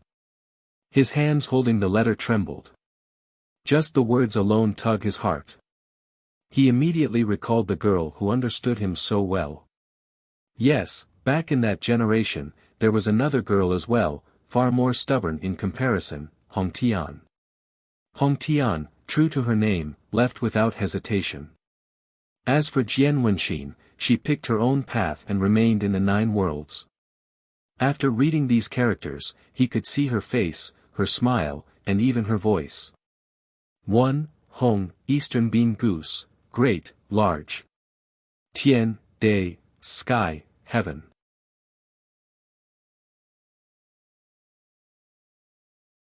Chapter 3669, The reading experience encompassed deep warmth and consideration, the same way it used to be in the past. Jian Wenxin simply understood the Dark Crow too well. Though the letter mentioned Hong Tian, it was still warm like sun rays brimming with optimism. They managed to reach all the nooks and crevices in the heart. All previous feuds have disappeared like smoke. In history, the Dark Crow had no lack of friends and followers. Nonetheless, Jian Wenxin stood out among the rest. It was impossible to forget about her. Mist built up in Li Qie's eyes while reading the letter. He sighed and actually felt rejuvenated. He folded up the letter and murmured, "People always have attachments, to let go is also a type of happiness." He looked up in the sky and shook his head. He couldn't do so because he was the Dark Crow and Li Qie. Moving forward was his only path, not stopping. Some in history have asked him this question, who would be able to keep him from moving on? He didn't answer because he knew that he would never stop. Jian Wenxin also asked him this before. In reality, she already knew the answer given her intelligence but still wanted to hear the words from his mouth. Nonetheless, she still supported him regardless of the future. Alas, she chose to stay behind in the end. Li Qie also respected her choice. After all, everyone had the right to follow their heart. "I pray that you'll always be in good health for the eternal journey." Li Qie murmured and became emotional. Perhaps this was the best result. Back in their generation, the two of them naturally had ways to prolong her life. Alas, she chose to let her lifespan run out. The line above was the last thing she said during their last meeting. Millions of years have passed and he was still walking on this endless road. He met many people and saw different things. Alas, he remained alone, his shadow extended in a lonely manner. The iron box didn't only have a letter. It had another item with a great origin. Very few could recognize it. As the Dark Crow, Li Qie had knowledge of it since he had participated in the event but didn't get it. Hong Tian. He touched the item and said, "Silly girl, the path is arduous with so much time left, no need to rush it." He sighed with disappointment afterward. Empress Hong Tian was his pride, the most brilliant female emperor. However, he was more proud of her hellbent determination than her power. Unfortunately, this stubbornness was also the reason why they went their separate way. It became a mess towards the end, but he never hated her. Plus, it's been so long that all negative sentiments are gone. As someone who saw her grew up, he hoped for her to go further instead of being hindered by this issue. Will she still hate me when we meet again? He smiled wryly while touching the item. The truth was that he noticed her clear markings in history. Her intent was obvious, but he chose not to go. It was better not to meet until the time was right. Perhaps everything will end then. Silly girl, I hope you're still doing fine. He commented before sitting there in silence. Today, Wish Ward became lively again because the hug mouse has been spotted. The mouse really appeared? People remained skeptical. Absolutely, someone saw it with their own eyes. One cultivator said. Who knows if it's that mouse? It might be something else. Another questioned. No, it's the real thing. I think the national teacher of Vajra is here in person for the mouse. Unfortunately, he couldn't find its location. A cultivator with a good information network revealed. Another student from Duality saw its shadow, but it was just too fast. One youth said with regrets. Duality again. People from other powers became annoyed. It was a student from Duality last time. Is it gonna be them this generation too? So unreasonable, stealing all the opportunities. Someone from Divine Ghost Division complained. It's not their fault. A senior shook his head. The mouse is sentient and smart, it is actively making a choice. So we just need to catch it. A youth thought about numerous methods to catch the mouse. Easier said than done. A knowledgeable expert disagreed. First, no one knows where it will appear and when. Its speed is comparable to a Tao Lord too. Don't think about keeping up. So how the hell does anyone see it? A junior asked. He has been walking around Wish Ward without seeing any clue. It's just luck. It's still better than sitting in a room. One might see it in a corner somewhere. His senior answered. Everyone was going crazy to look for this mouse. If Wish Ward wasn't powerful, they would have excavated the entire market. Nonetheless, some still tried to dig up the existing holes in secret. Let's not waste time speaking. We gotta keep looking. The appearance of the mouse actually hindered business at the ward. People stopped going to the Golden Spring and focused on this new event instead. After all, Li Qie was the only one who found anything. Sirs, please give it a shot, maybe you'll be the next. Untethered Monk became nervous and tried to stop the guests from leaving. He looked like a madam in a brothel. Alas, this was rather futile since only a few actually lingered around. Boss, should we stop here and look for the mouse instead? One worker asked after seeing the empty square. Stop fantasizing. The monk answered, you think just anyone can meet the mouse? It's a special animal. Those capable of seeing it are exceptional with boundless potential. As for the common men, forget about it. We just want to join the fun. The worker replied. What fun? No, we're going to start a new business. The monk said. An auction? Isn't that the responsibility of the second manager? The worker said. First, go look for some old temples with mouse holes. We'll sell information on the potential locations of the mouse and force them to pay an entry fee. The monk smiled. Ah. Boss, aren't we scamming people then? The worker hesitated. What scam? How do you know the mouse won't appear there? The monk replied. The worker actually agreed with this. No one knew the location of the mouse anyway. They weren't exactly lying. Chapter 3670, Young Master, You're Out. Yang Ling hurried to greet Li Qie after he left the room. She looked rather enthusiastic. You're in a good mood. What's the event this time? He stared at her with a smile. You know already. She didn't expect him to know before she said anything. He answered with a mysterious smile.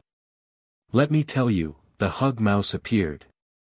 She waved her hands in excitement because after hearing this news, the first person to pop up on her mind was him. Oh. He remained nonchalant. Are you not excited? She found his lack of reaction puzzling. Should I be? Because you're definitely the fateful one, the hug mouse will bring you a great gift. No one else but you can win its favor. She responded, thinking that it was a matter of course for Li Qie to obtain all the fortunes tied to fate in this world. She has grown used to seeing miracles around him, from myriad beast to duality and now, wish ward. In her opinion, this miraculous man was the heaven's favorite. Everything was his from the start. Is that so? He was amused by her blind confidence in him. Of course, fewer than few were able to lift the hammer on the peak, and then how many got a treasure out of the golden spring? Young master, you did all of this, so no one but you will win the favor of the mouse. She proudly declared. Forget it, it's fine to not get involved in this. He shook his head. Why not, everyone is searching for it right now. She became surprised. To earn the attention of this mouse was an honor and an immense opportunity. Not interested. He smiled and elaborated, that little thing will give some decent stuff, but they don't mean much to me. Yang Ling was okay with this response after thinking it through. After all, this was someone who refused the great treasury in the wooden house. The hug mouse was also a great opportunity, just not enough to interest him. Okay, forget it then. She lowered her head dispiritedly. You really want to take a look? He asked. I heard this mouse is very mysterious and I haven't seen it before. It would be nice to see what it looks like. She replied. That's not difficult. Since you want it so bad, I'm sure you'll have your wish granted. Let's go. He smiled. Really? We can really see the mouse. Dejection turned into excitement right away. Yes. He nodded. Then let me go get ready, we can leave right away.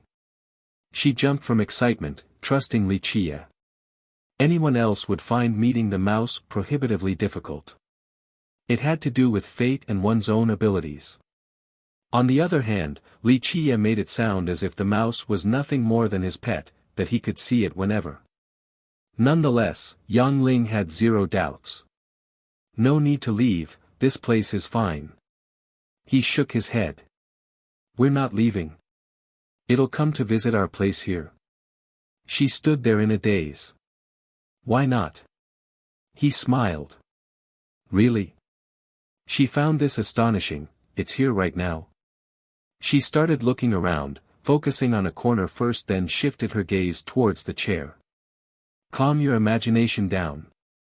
He said, it's not here, obviously, but we can bring it here. What do we have to do for it to come? She asked, feeling quite lost. Ready some corn kernels, white mast flowers, black olive beans, ardent goat fur, he listed a dozen strange things. Of course, they weren't expensive and could be found anywhere. She wrote them down on a list and told a servant to go buy them. It didn't take too long due to the relative availability and cheap cost. He then fried them with a strange technique never seen by her previously. Finally, a plate filled with various grains and crops was presented. The only similar characteristic was a golden color. She swallowed her saliva after just looking at the plate, not even considering the alluring aroma. Her stomach started making sounds. That looks delicious. She wanted to grab a handful for a bite. It's not for you, unfortunately, you won't be able to handle the added vigor. It'll turn you red like a cooked shrimp. He smiled. She looked embarrassed after hearing this, turning slightly red. He placed the plate on the table and pulled her closer. Okay, watch carefully, the show is about to begin. She watched with bated breath, feeling quite nervous before the mouse even got there. She clenched her sweaty fists tightly. The plate's tantalizing aroma was irresistible, but she had no choice other than restraining herself. Nothing was happening for a long time, so she started losing her patience. Right at that moment, something flashed on the table. The mouse. She blurted out before covering her mouth. Strangely enough, the mouse that came out of nowhere didn't hear her. This was the famed creature, looking like a squirrel with a long and fluffy tail, also far more pleasant to look at. Its fur was golden from top to bottom with the exception of its eyes and whiskers. Each strand seemed to be made from delicate strings of gold. The tail, in particular, made others want to come and hug it. Its eyes were a dark blue, looking quite profound and insightful. The whiskers next to its mouth were gray, seemingly a sign of its archaic age. It's really the hug mouse, she thought to herself. Though she has never seen it before, she was certain that this creature in front of her was the famous hug mouse. The mouse looked cautiously around after landing on the table, ready to escape at the first sight of trouble. Yang Ling's heart was hanging on a thread, afraid of being spotted. For some reason, the mouse looked around and didn't see them. She realized that it must be due to Wuxia. The mouse then focused on the plate while saliva dripped down its lips. It couldn't help taking a deep breath to inhale the aroma. It still hesitated, afraid that this might be a trap. Unfortunately, it couldn't resist the temptation in the end.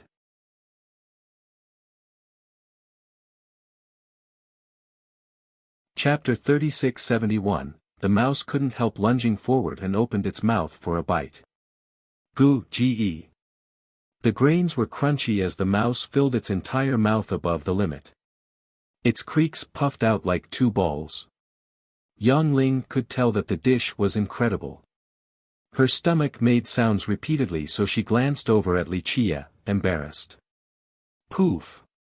Suddenly, flames engulfed the mouse. It even came out whenever it opened its mouth. The thing looked like a tiny fire dragon at this moment. It turned red from the heat. These flames seemed hellbent on reducing it to ashes. It squeaked from the unpleasantness and took out a jade bottle from its chest. Who knows what type of water was in there, but it started drinking. The flames subsided as a result. The temperature became bearable now, so it resumed eating from the plate, filling its mouth once more. Crunchy sounds made its gluttonous nature apparent. This caused the flames to go out of control. This time around, it had a golden color. Mystical runes also appeared on its fur. The hair loosened and became fluffier. It looked like a cute ball of fur. However, this cute thing was being assaulted by a terrible power. The runes could crush anyone in the blink of an eye. Nonetheless, it seemed to be enjoying the burning process. These golden flames felt like a warm bath.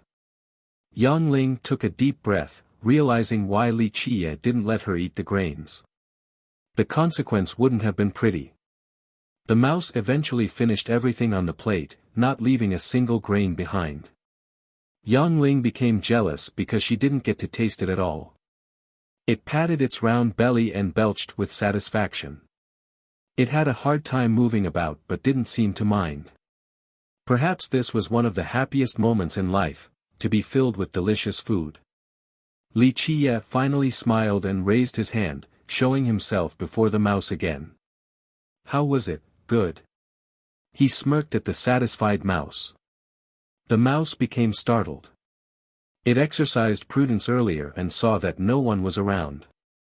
However, this man appeared completely undetected. It stared at Wuxia while being vigilant. Keep in mind that this mouse was a rare spirit beast. Though it was small, its spirit core far exceeded other top chaos primal beasts. This spirit core was there at birth, something extremely special. After taking a good look at him, it only had one thought on its mind: to run away as far as possible. Normally, people had a hard time seeing the mouse. This didn't mean that it was afraid of people looking for it.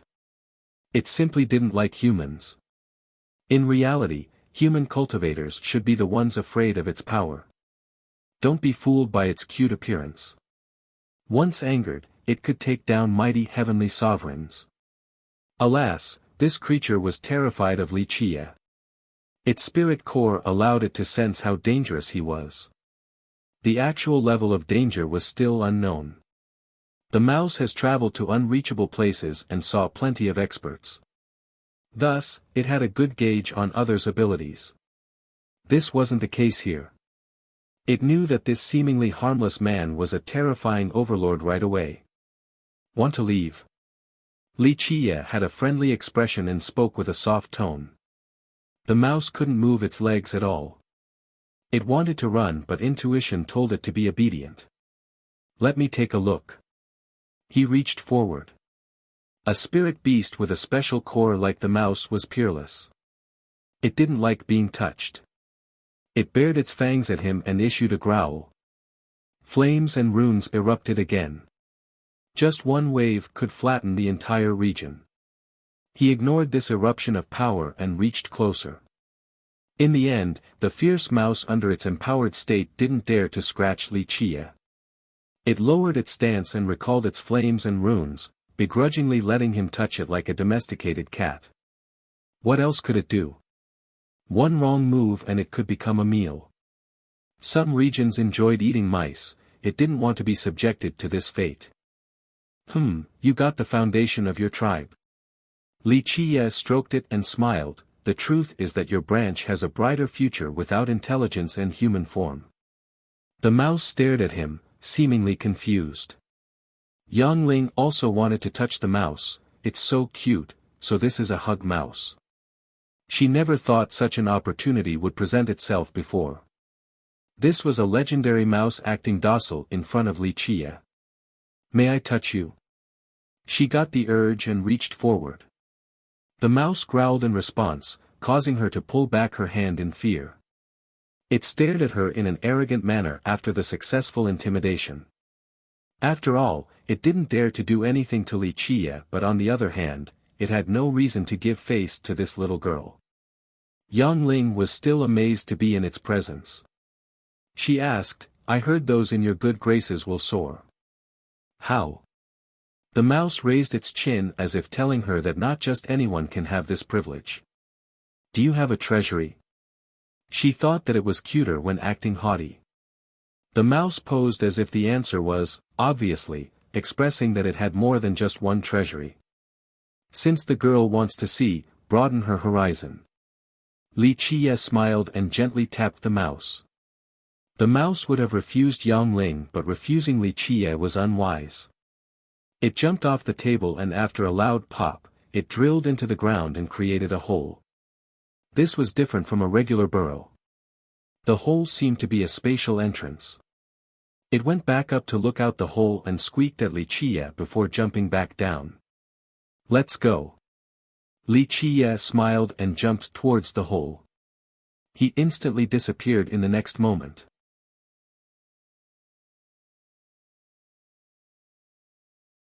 Chapter 3672, Yang Ling jumped into the hole, as excited as can be.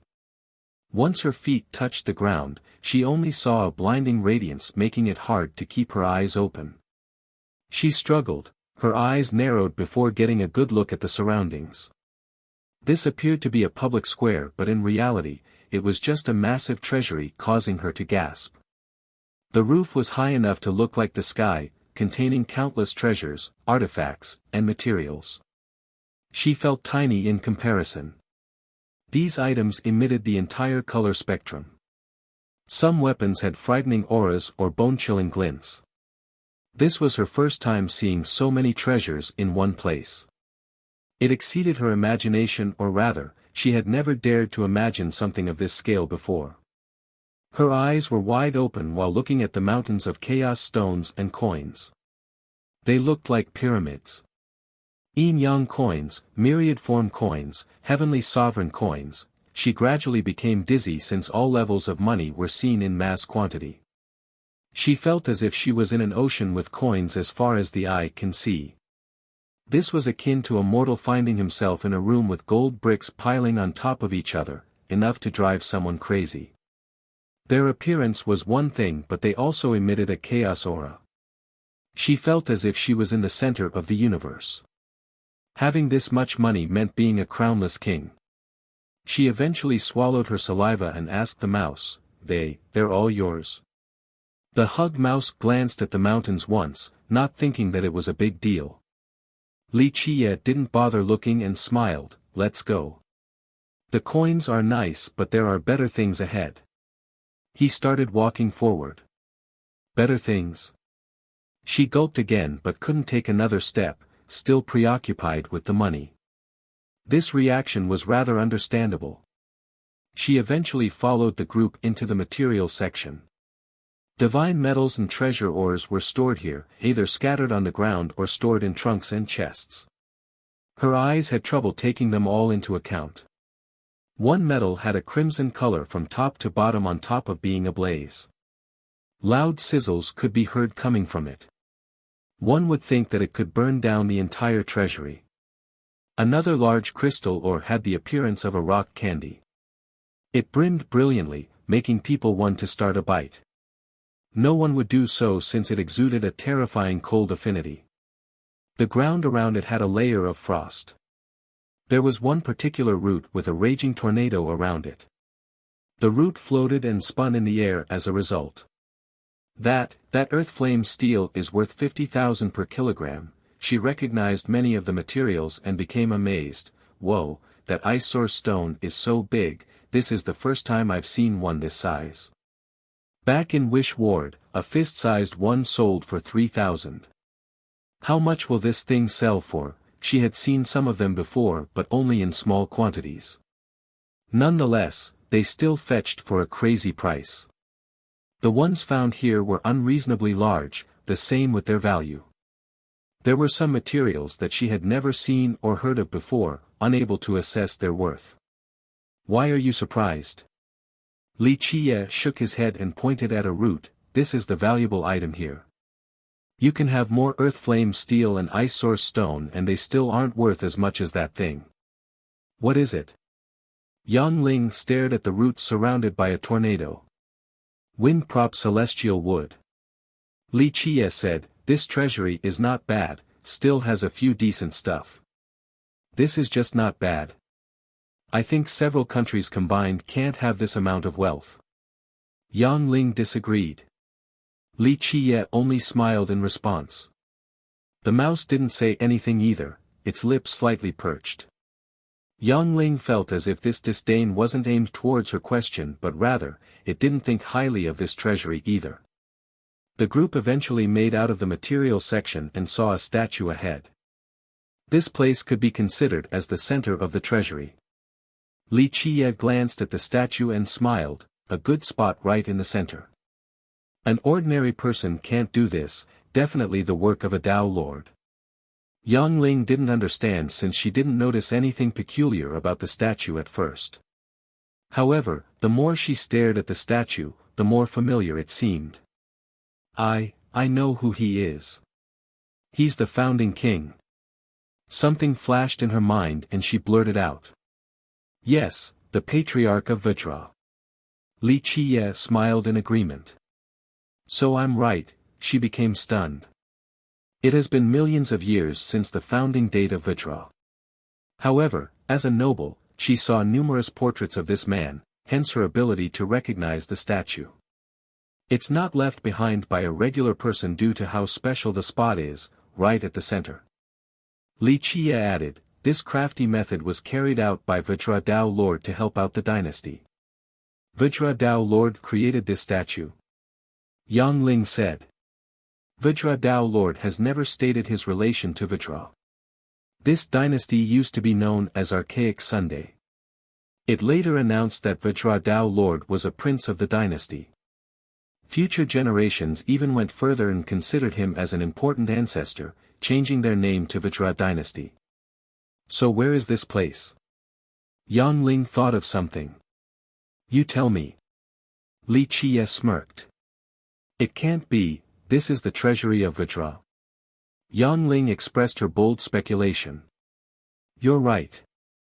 This is the national treasury of Vajra. Li Qie chuckled. The national treasury, Yang Ling stammered, not expecting this to be her current location. This treasury was one of the highly guarded locations in the dynasty. It had plenty of seals and defensive measures. Not to mention an outsider, even the royal members of the clan needed permission from the ancestors to enter. There were stringent rules for entry as well.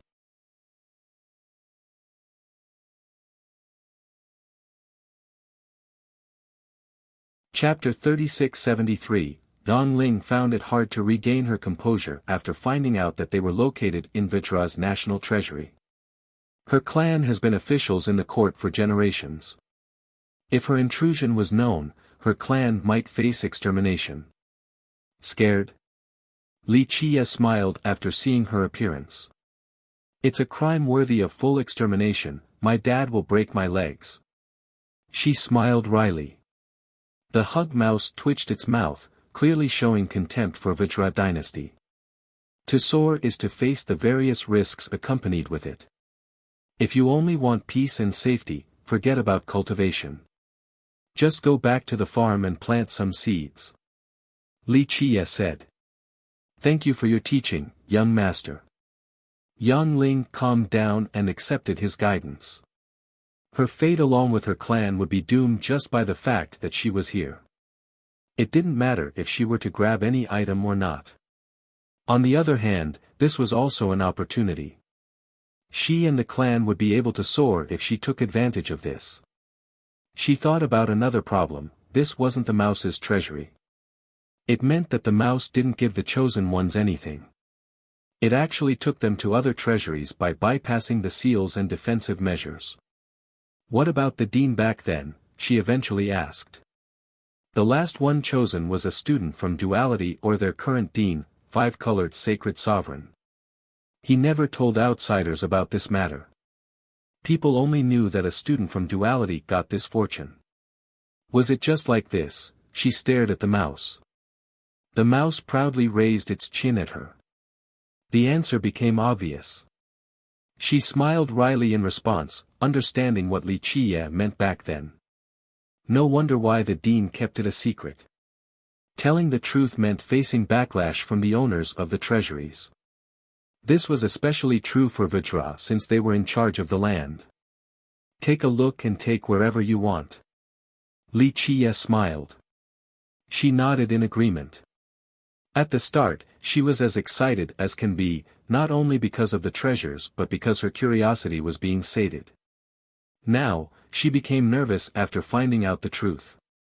Just one wrong move could result in losing everything and dragging her clan down with her. On the other hand, Li Qie didn't mind at all and strolled through the treasury. They arrived at the weapon storage. Those at the lower level couldn't be seen at all. The starting point was the Grand Dao level. They varied in shape and form. One saber had a chilling glint, another sword had a five-colored radiance. One pagoda had waves emanating from it. Yang Ling became dizzy while looking at the treasures. A few of them had an unbearable divinity, this made it hard for her to walk. They stopped in front of a massive painting depicting magnificent sceneries, an endless mountain range and a river looking like a dragon. Trees blotted out the sky and various wondrous animals could be seen roaming about. A majestic power assaulted the spectators, akin to being hit by the momentum of all the places and things depicted. The mountain range resembled a suppressive pagoda. The river issued draconic roars. The beasts also howled in an intimidating fashion. The mythical archaic sun world diagram. This was once the strongest defining treasure of Archaic Sunday. As the dynasty grew stronger, they obtained greater treasures and it stopped being the symbol. Yang Ling was shocked. Before archaic sun became Vajra, it wasn't that strong. This painting was left behind by a top heavenly sovereign in that generation. It helped archaic sun weather many storms, allowing them to eventually establish a strong foundation. Yang Ling heard stories about it from the seniors in her clan before. Today, she got the chance to see it in person. The coloring is okay. Li Qiye quickly assessed. She was at a loss for words. If people from the court were to hear this assessment regarding their once-defining treasure, what would be their reaction? Some princes might go crazy. After all, this used to be their pride for a long time. They only became stronger later on, especially after the appearance of Vajra Dao Lord.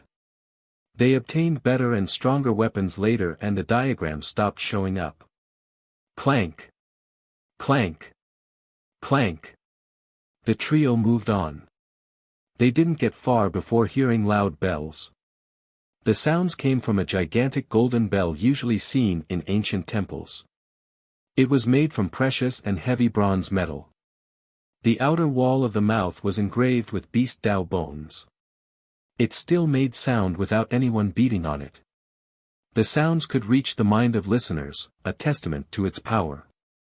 This is Devourer Bell, one of the strongest weapons during the era of the Eight Saints. It appeared in the crusade to the south, completely unstoppable. Yang Ling stated the history of the bell. She didn't expect to find it here. Monkeys are kings when there are no tigers around. Li Qiye chuckled and wasn't interested. Young master, the era of the Eight Saints is the strongest period of Buddha holy ground, with 2 from Vajra. The holy ground wanted to conquer the south. The 8 saints and 9 venerables joined the expedition and were unstoppable. This bell was quite famous then, able to slay several famed heavenly sovereigns from the south, Yang Ling elaborated. They just didn't find the right opponents yet.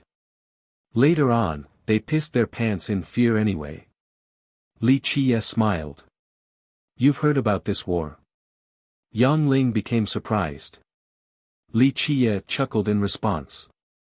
I heard the wild South 8 kingdoms managed to invite an ancient empress. Yang Ling knew this history quite well. The world changed color due to her appearance, realms started floating up and down around her. No one in the holy ground could stop her. The 8 saints and 9 venerables joined forces and still lost. The great army was utterly defeated. She paused for a moment and murmured, what kind of existence is this ancient empress? Just an old woman. Li Qiye replied. But people say that she's very pretty, not old at all. Yang Ling hurriedly replied. Li Qiye naturally knew who she was, the same with the so-called worldly immortal. Yang Ling was right. The ambitious holy ground wished to conquer the south in the past. They would have won if it wasn't for the ancient empress. 1. It was east in the older chapters. South makes more sense. I'll change it to south if the next mention is south too.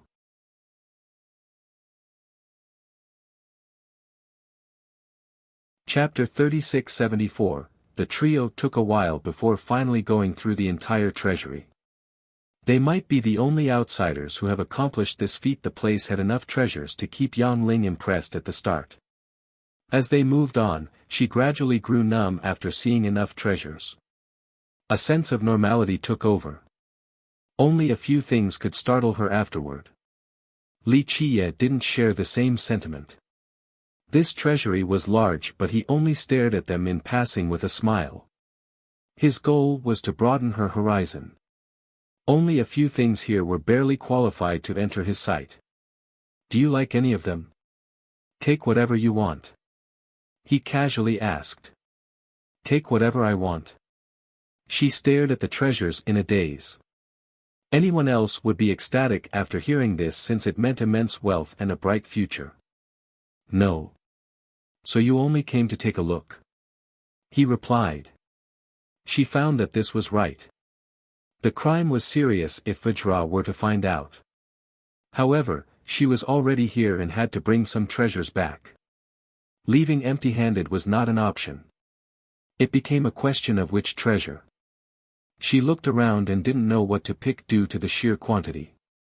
She was naturally excited before entering the treasury. Now, all of them were up for grab and she had no idea what she wanted. Which one should I pick? She asked, bewildered. If you don't mind grabbing too many, just take all of them. He chuckled. Ow, all of them? I don't think that's a good idea, she trembled after hearing this.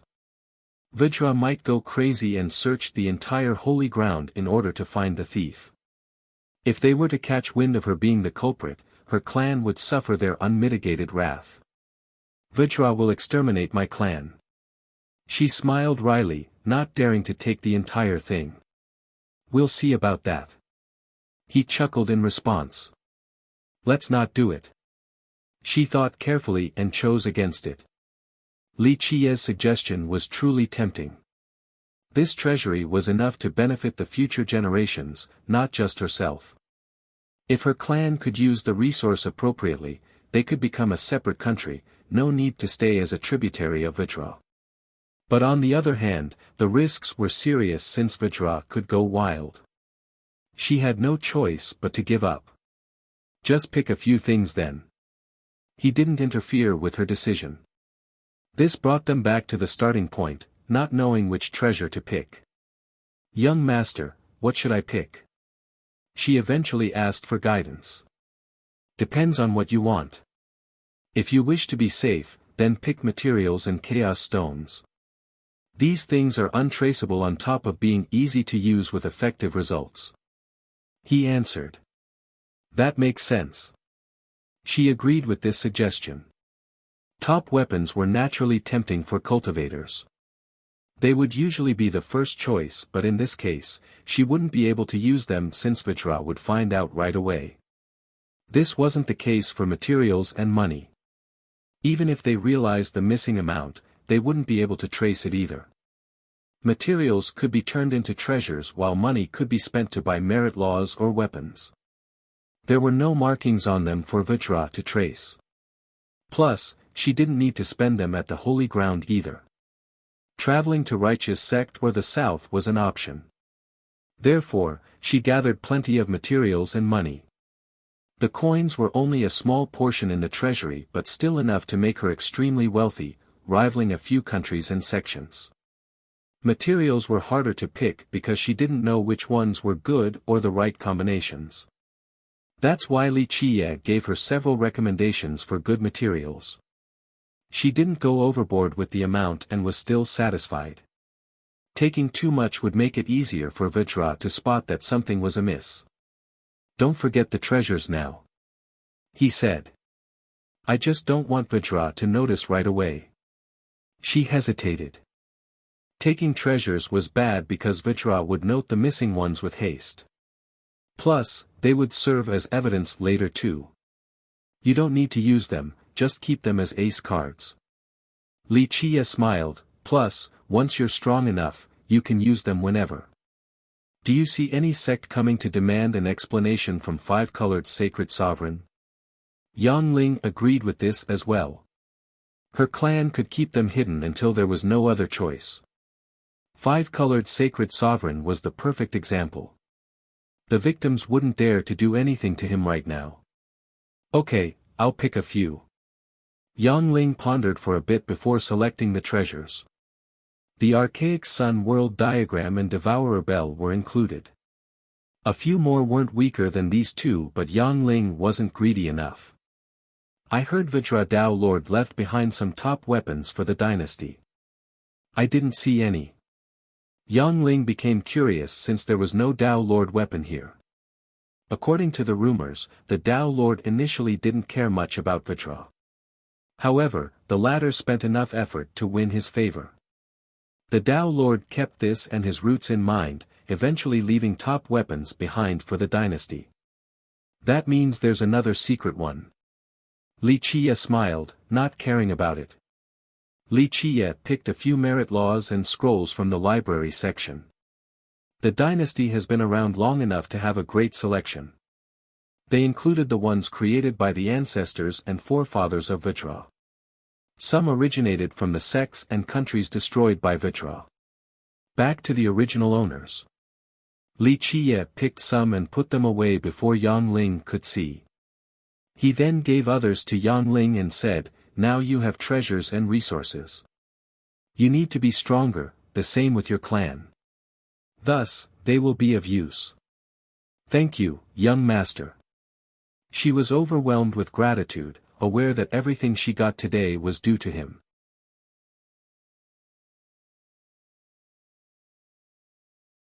Chapter 3675, Anything else you want? Li Qiye asked after handing Yang Ling the manual scrolls. No. She looked back at the colorful treasury and shook her head, having a firm grasp on greed. She was satisfied with what she got. "Then we're leaving," he said. "You don't want anything, young master." She found it surprising because out of all the treasures here, Li Qiye only took a few scrolls.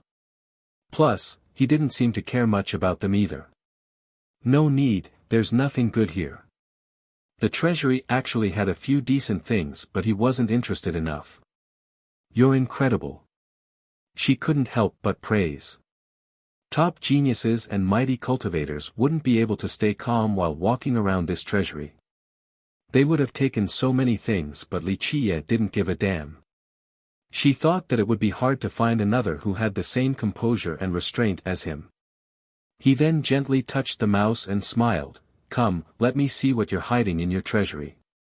The mouse answered and waved its hands, looking quite proud. Yang Ling could tell that the mouse had some good stuff in order to act like this. "It has hidden treasures too." Yang Ling blurted out before realizing that this was obvious. The mouse was able to move freely across numerous treasuries. It naturally took some good stuff as well. These things were certainly exceptional, perhaps even better than Vitra's treasury. The mouse then drilled into the ground, creating a spatial hole. Li Qiye jumped in with Yang Ling right behind him. Once she landed on her feet, the area was surprisingly dark. There were no colorful lights emanating from treasures. After taking a closer look, she found that they were in a dark and remote alley. People rarely visited this place. It looked quite old as well, erected from an unknown era. "This looks like Wish Ward," she eventually concluded despite not knowing the exact location. The mouse kept on moving and the other two followed despite it being a dead end ahead due to a high wall. The mouse leaped up and touched one particular brick. She didn't get a good look because it was simply too fast. Its furry paws formed a madra and caused the brick to light up. Creak, the brick slowly moved out of the wall. "This is the hidden treasure." Yang Ling thought that the mouse would have a huge treasury. This was only an old wall. Even after all the bricks were removed, the place wouldn't have that many treasures within anyway.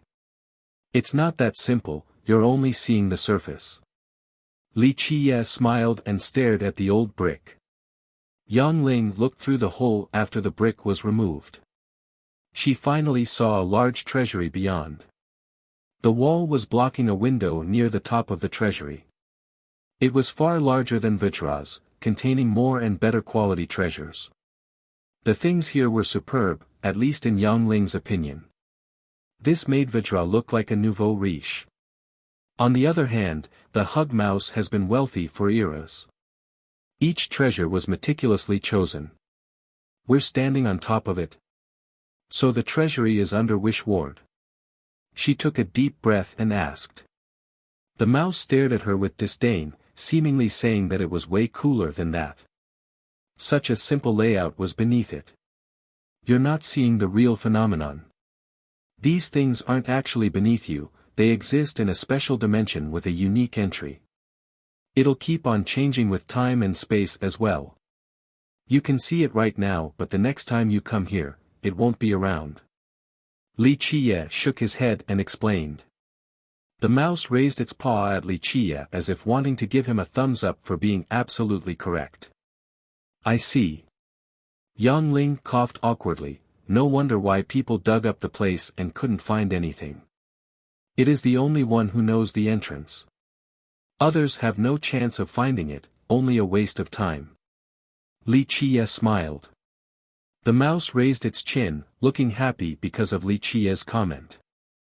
Li Qie then took a look inside and nodded approvingly. Not bad at all, looks like you didn't waste millions of years. The mouse squeaked happily, clearly thinking that it was a great honor to be praised by Li Qie. Yang Ling sympathized because Li Qie didn't give a damn about Vajra's treasury. Now, he wasn't stingy with his words. This treasury was clearly superior. But all in all, they're still inessentials. Li Qie added, just external items that can only serve as support. The thing that will allow you to reach the top is still your spirit core. If you're relying on them to improve yourself, I would say that it is a mistake, neglecting the root and pursuing the tip.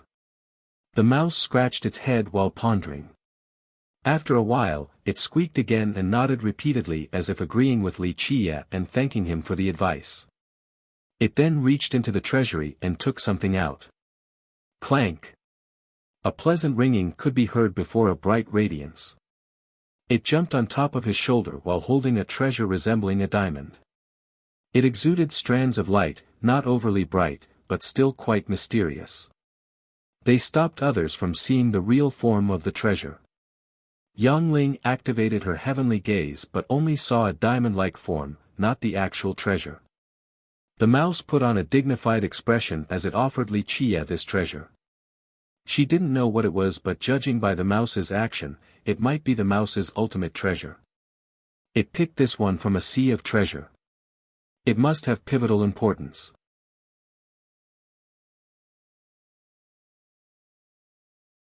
Chapter 3676, Yang Ling watched the gift offer with bated breath. This diamond-like artifact must be peerless, the top treasure of the mouse, hence its dignified appearance. The atmosphere became frozen, even the wind stopped blowing. Bang! A loud sound startled her, causing her to turn around with haste. A cultivator somehow got to this alley and saw the hug mouse and its treasure. His jaw nearly dropped to the ground. The mouse!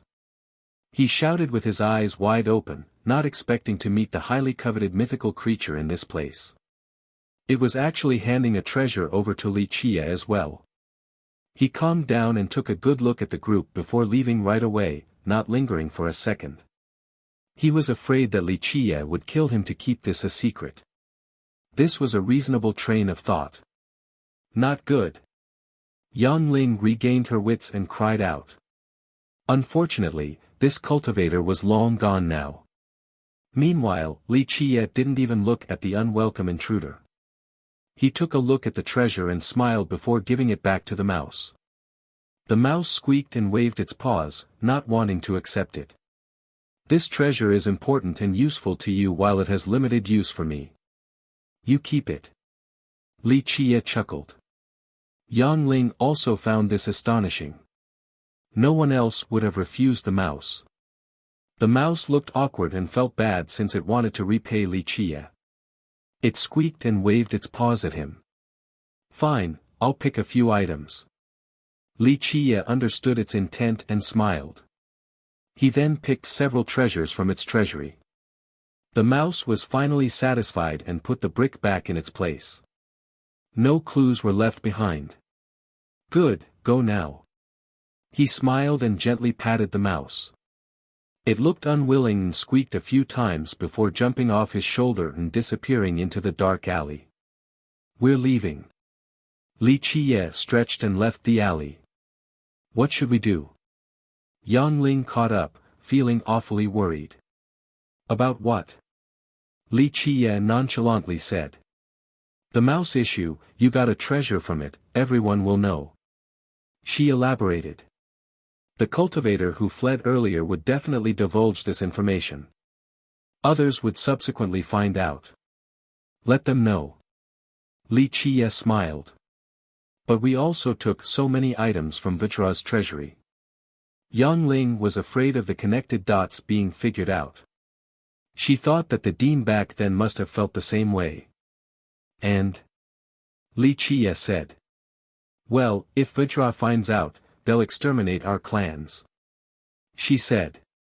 They could become the prime suspects due to the circumstances once the dynasty figured out the missing treasures. Don't worry so much. The fact that I took their treasures is an honor for them. They need to act smart or risk destruction. Li Qie chuckled. She has grown used to his overbearing style before, but this had reached the next level. He made it sound as if he was showing kindness to Vajra by taking its treasures. The members of the royal clan might go crazy after hearing this. She smiled wryly and said, "What about if others start to scheme against us?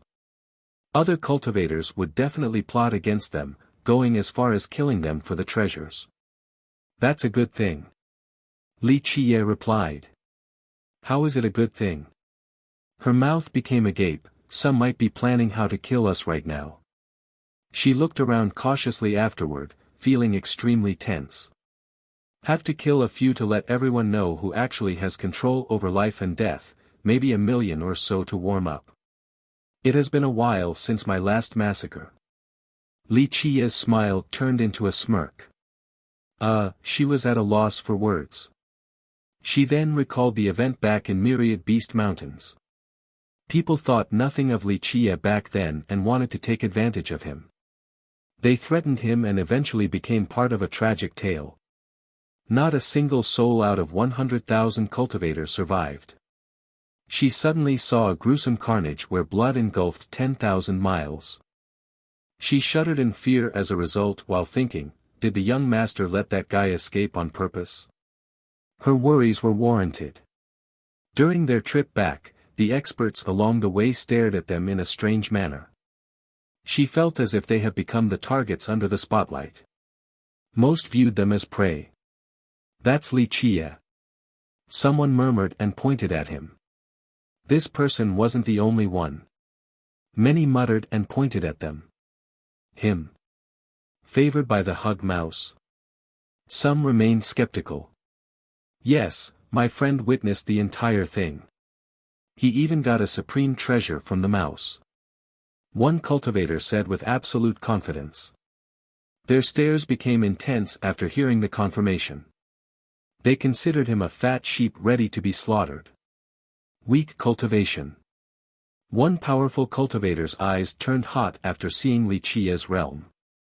It would be too easy to subdue Li Qie and take his treasure. There's no way he can keep it. Others had no intention of doing anything to Li Qie. They were just ready to gloat at his inevitable suffering. Of course, everyone had qualms in taking action at Wish Ward. Robbing someone in broad daylight was akin to disrespecting Wish Ward and Vajra dynasty. They had to wait until he was in a desolate area before killing him and taking the treasure. This brat is so devilish. On the other hand, those from the previous generations remained prudent. One guy stared at Li Qie and judged, a treasure from the Golden Spring, opening the wooden door, now the hug mouse too. He gets all the good things in this world. How bizarre. Not just that, he lifted that hammer up in Myriad Cauldron Peak. A student from Duality nearby said with envy, the heaven pampers him too much.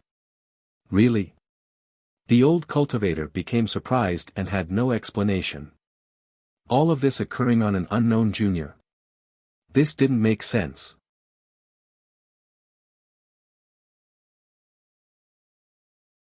Chapter 3677, Yang Ling was uncomfortable and restless due to the greedy gazes. She also had treasures herself and could become a target as well. This made her move closer to Li Qie. If she were alone right now, she would have been trembling with fear or run away instantly. On the contrary, Li Qie still leisurely sauntered through the street as if unaware of the gazes. Congratulations, Brother Li. A young cultivator enthusiastically came closer to the group. He was handsome with a touch of elegance. His cultivation was exceptional and his robe made it clear that he was from Duality. Li Qie glanced at this enthusiastic youth acting too familiar. Do we know you? Yang Ling asked, perplexed. You don't remember me, senior sister Yang. I am Lil Lin, we've met many times before. The student had a bright smile, acting as if they were close friends. Yang Ling thought about it and found him familiar. However, there were too many students in duality. They might have met but she wouldn't be able to remember anyway. Brotherly, you're truly the heaven's favorite and the son of miracles. How enviable. The student loudly said, it is the Academy's honor to have a student like yourself, we are blessed to be your fellow classmates. He unleashed a deluge of praises at Wuxia. The cultivators on the street found this quite strange. Other students from duality found it nauseating. I'm not a student of duality. Wuxia stopped the youth. The interruption made it awkward.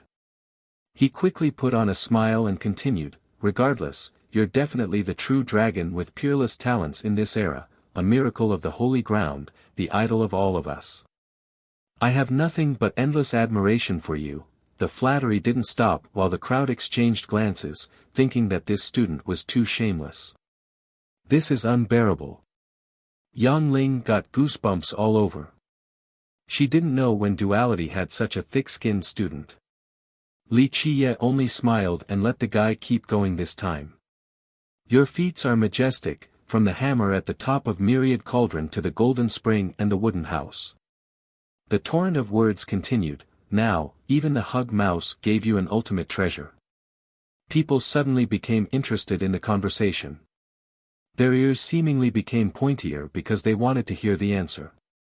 And? Wuxia chuckled, still keeping a natural expression.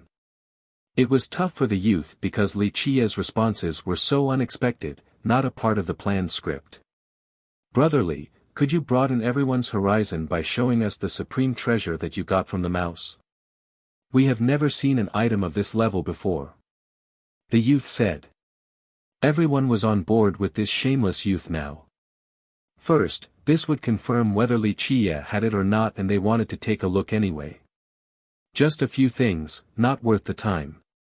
Wuxia smiled and said. This casual response carried serious weight because Wuxia had just confirmed that he got some items from the hug mouse. It's true. A skeptical listener finally believed the rumors. God damn, he's so lucky. Another cursed and became jealous of Wuxia's luck. The eyes focused on Wuxia became redder with greed. A majestic man such as yourself must be on a mission given by the heaven. The student went on, it blessed you with such fortune in order for you to spread its generosity to everyone else. You mustn't forget this goal. How do I spread its generosity? Wuxia smirked. Since you have so many treasures and fortunes, you should give a few of them to everyone. They'll be affected by your auspiciousness and overwhelmed by the generosity of the heaven. The youth spoke without turning red in the slightest. Why should the young master share his items? Yang Ling couldn't help joining in. Because he is absolutely blessed. His existence means that others' fortunes are taken away from them. That's why, surely, his mission has to be sharing this luck with everyone else. The youth responded. Not to mention Yang Ling, the rest of the crowd couldn't believe the audacity of this youth, thinking that he was too shameless. One needed to share their luck with everyone else. How ridiculous. There's no such thing. Yang Ling responded. The youth actually raised his voice and said, Gentlemen, let's be honest. We're all poor and miserable, struggling for insignificant resources in order to cultivate, losing blood over the tiniest treasure. What about Brotherly? He doesn't need to lift a single finger and is still blessed by the heaven, able to obtain the best treasures in the world. Isn't that unfair? Since he has that many treasures, shouldn't he share a bit with us? The heaven's will is to bestow happiness to all living beings. Unfortunately, something went wrong in the process and all the luck fell on Brotherly, that's why he should share a bit with us and can't monopolize everything. Am I right or wrong? He spoke with such conviction as if justice was on his side, demanding payments from Wuxia. Yang Ling trembled with indignation after hearing this but couldn't come up with a response because the whole premise was nonsense. Everyone exchanged glances. They realized that it was bullshit, but this was still a great opportunity. I think he's right, Li Chia can't monopolize everything. One youth was persuaded. Yes, he has all the luck in this world right now, he can't keep everything for himself. Another expert played dumb and repeated this notion. He should share the treasures with us, it's the least he can do after stealing all of our luck. The crowd clamored. What do you think, Brother Li? The student looked quite pleased with himself after the successful rally. I've never thought of it this way. Li Chia smirked. Of course, this is the will of the heaven. You know what to do. The youth smiled back.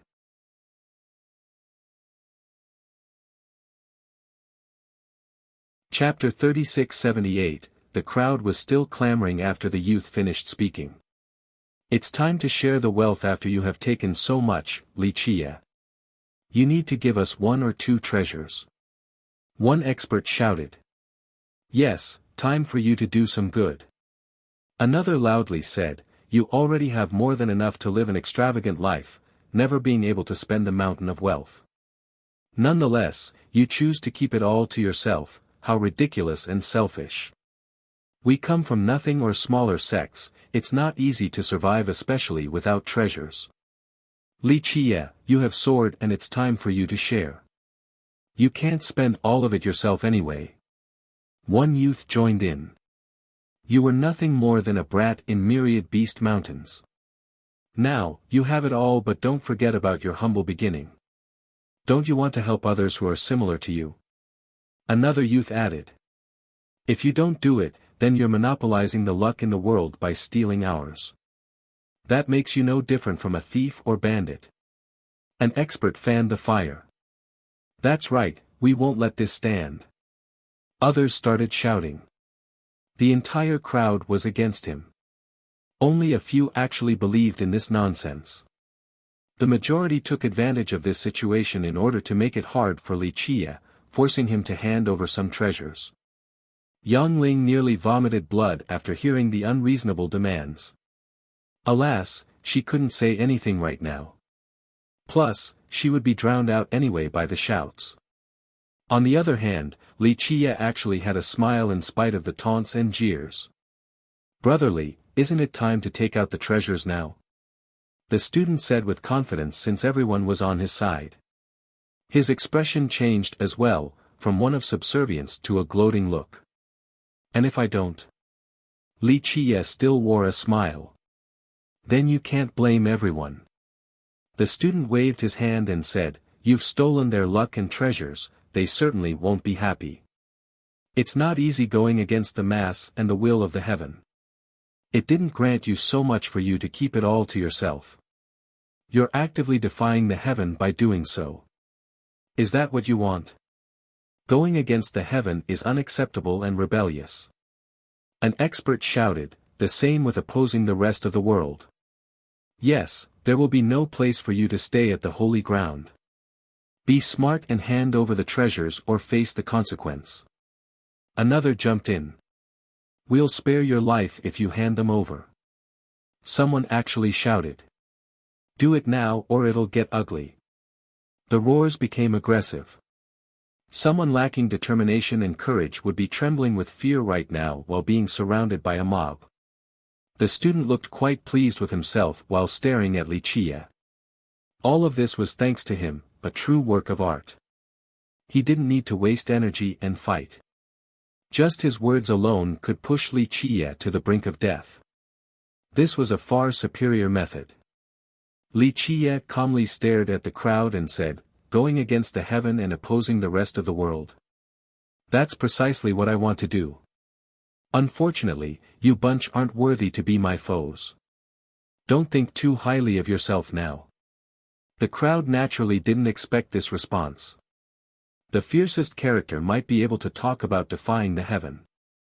However, antagonizing everyone else was a different story.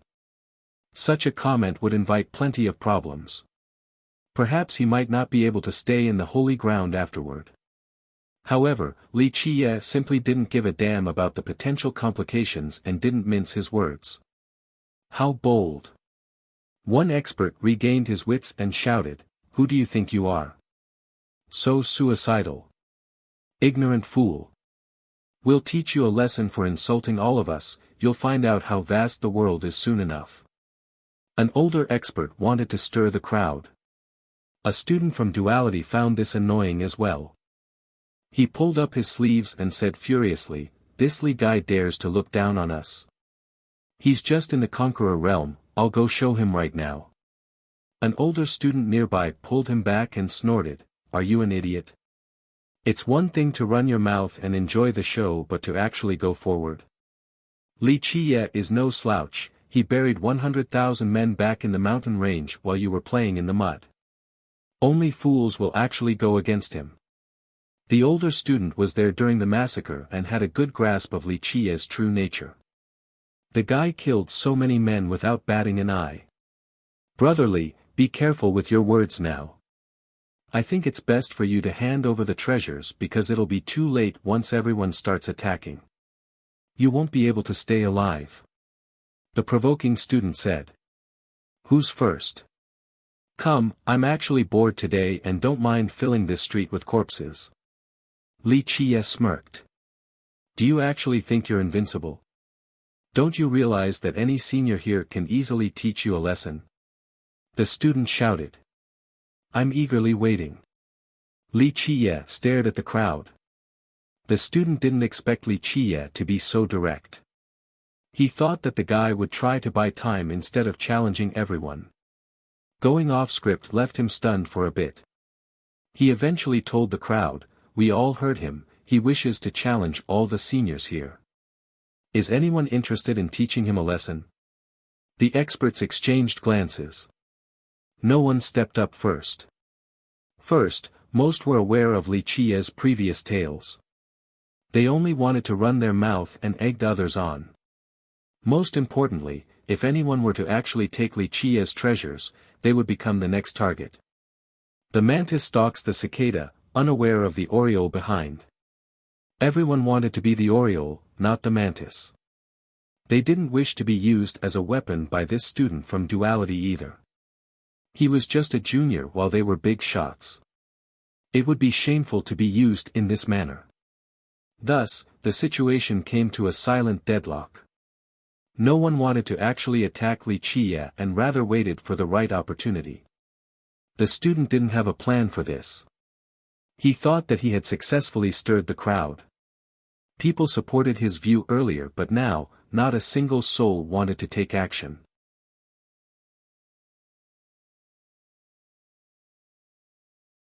Chapter 3679, The student had no idea that this would be the result. The crowd certainly had his back earlier, seemingly ready to take down Li Qiye. That's why he gloated and thought that just a little scheme was enough to take down Li Qiye, no need to put in any effort. Just a few words of his could lead the crowd by the nose, certainly a successful clarion call. Unfortunately, when it was time for action, the scene became silent right away, a stark contrast to the loudness prior. Since most chastised Li Qiye so blatantly, they should have maneuvered against Li Qiye, or so this student thought. He had an illusion of being in total control. "Gentlemen. Li Qiye is arrogant and views everyone with contempt, even the seniors present." The student had no choice but to keep on speaking. "Seniors, please teach this brat a lesson for insulting you. Young man, you spoke on the side of justice earlier, taking it as your responsibility. It's time for you to go up the stage and shine. Take the treasures away from Li Qiye." An older cultivator smiled. "Indeed, your words were admirable earlier. Do it, we have your back." Another said. In reality, only a few hot-headed youths were actually motivated by this student. Other experts, especially the older ones, were only playing along. They didn't want to actually be the first to take action. That would only turn them into prime targets. "Humph, I hope your ability is as amazing as your tongue." One expert actually didn't hold back. At the start, the student flattered Li Qiye continuously.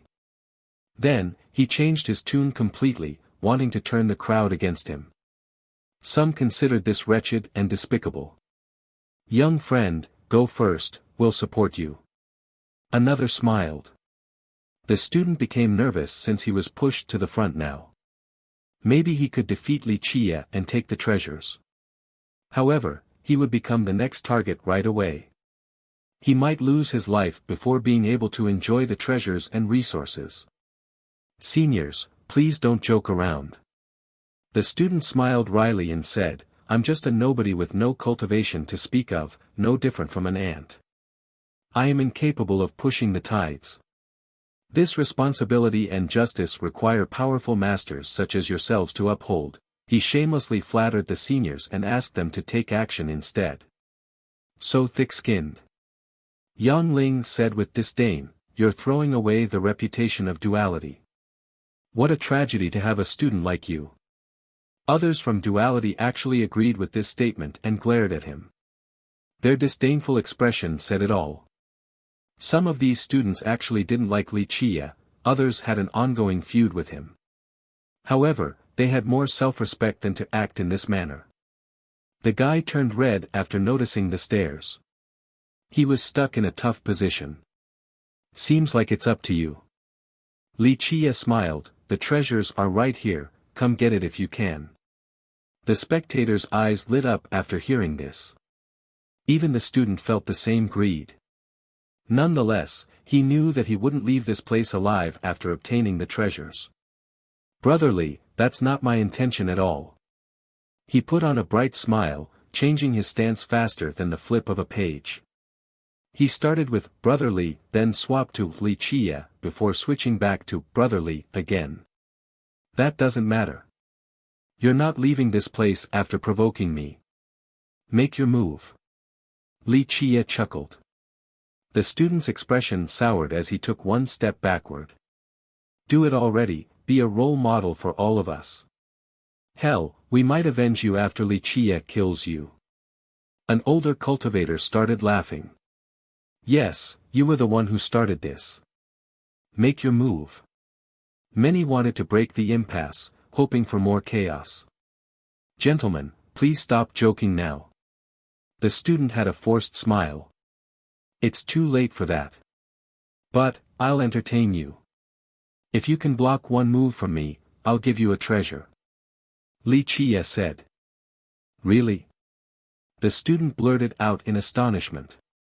Alas, he thought that this could go wrong, but it was too late to change his words. Yes, I'm a man of my words. Wuxia smiled. A few members of the audience actually wanted to give it a shot after hearing this. One move, one treasure. For real. One cultivator felt his heart beating faster. Get ready. Wuxia egged the guy. The student was certainly tempted. He thought that he would be able to stop one move. The problem was, how to leave this place with the treasure. You were so enthusiastic earlier, don't be a coward now. It's just one move. Yang Ling sneered. A student of duality has more courage than this. You're a disgrace. A different student uttered coldly. Hurry up, we want to see what treasure you'll get. The crowd started being rowdy again. Earlier, this student tried to force Wuxia to hand over a treasure. Now, he was the one being forced to fight. You're not lying. One move, one treasure. The student gritted his teeth and shouted. That's right, but I'm afraid you won't be able to survive. Wuxia answered. You're only a conqueror, don't think so highly of yourself. The student finally lost his cool and retorted, I, a student of duality, am absolutely stronger than you. Yeah, a student of duality. Not special at all, one move is enough. Wuxia interrupted him. Humph. Other students became dissatisfied with him after hearing this. Very well, I want to see how you'll defeat me with one move. The student doubted this, believing in his own abilities. It was time for him to teach Wuxia a lesson.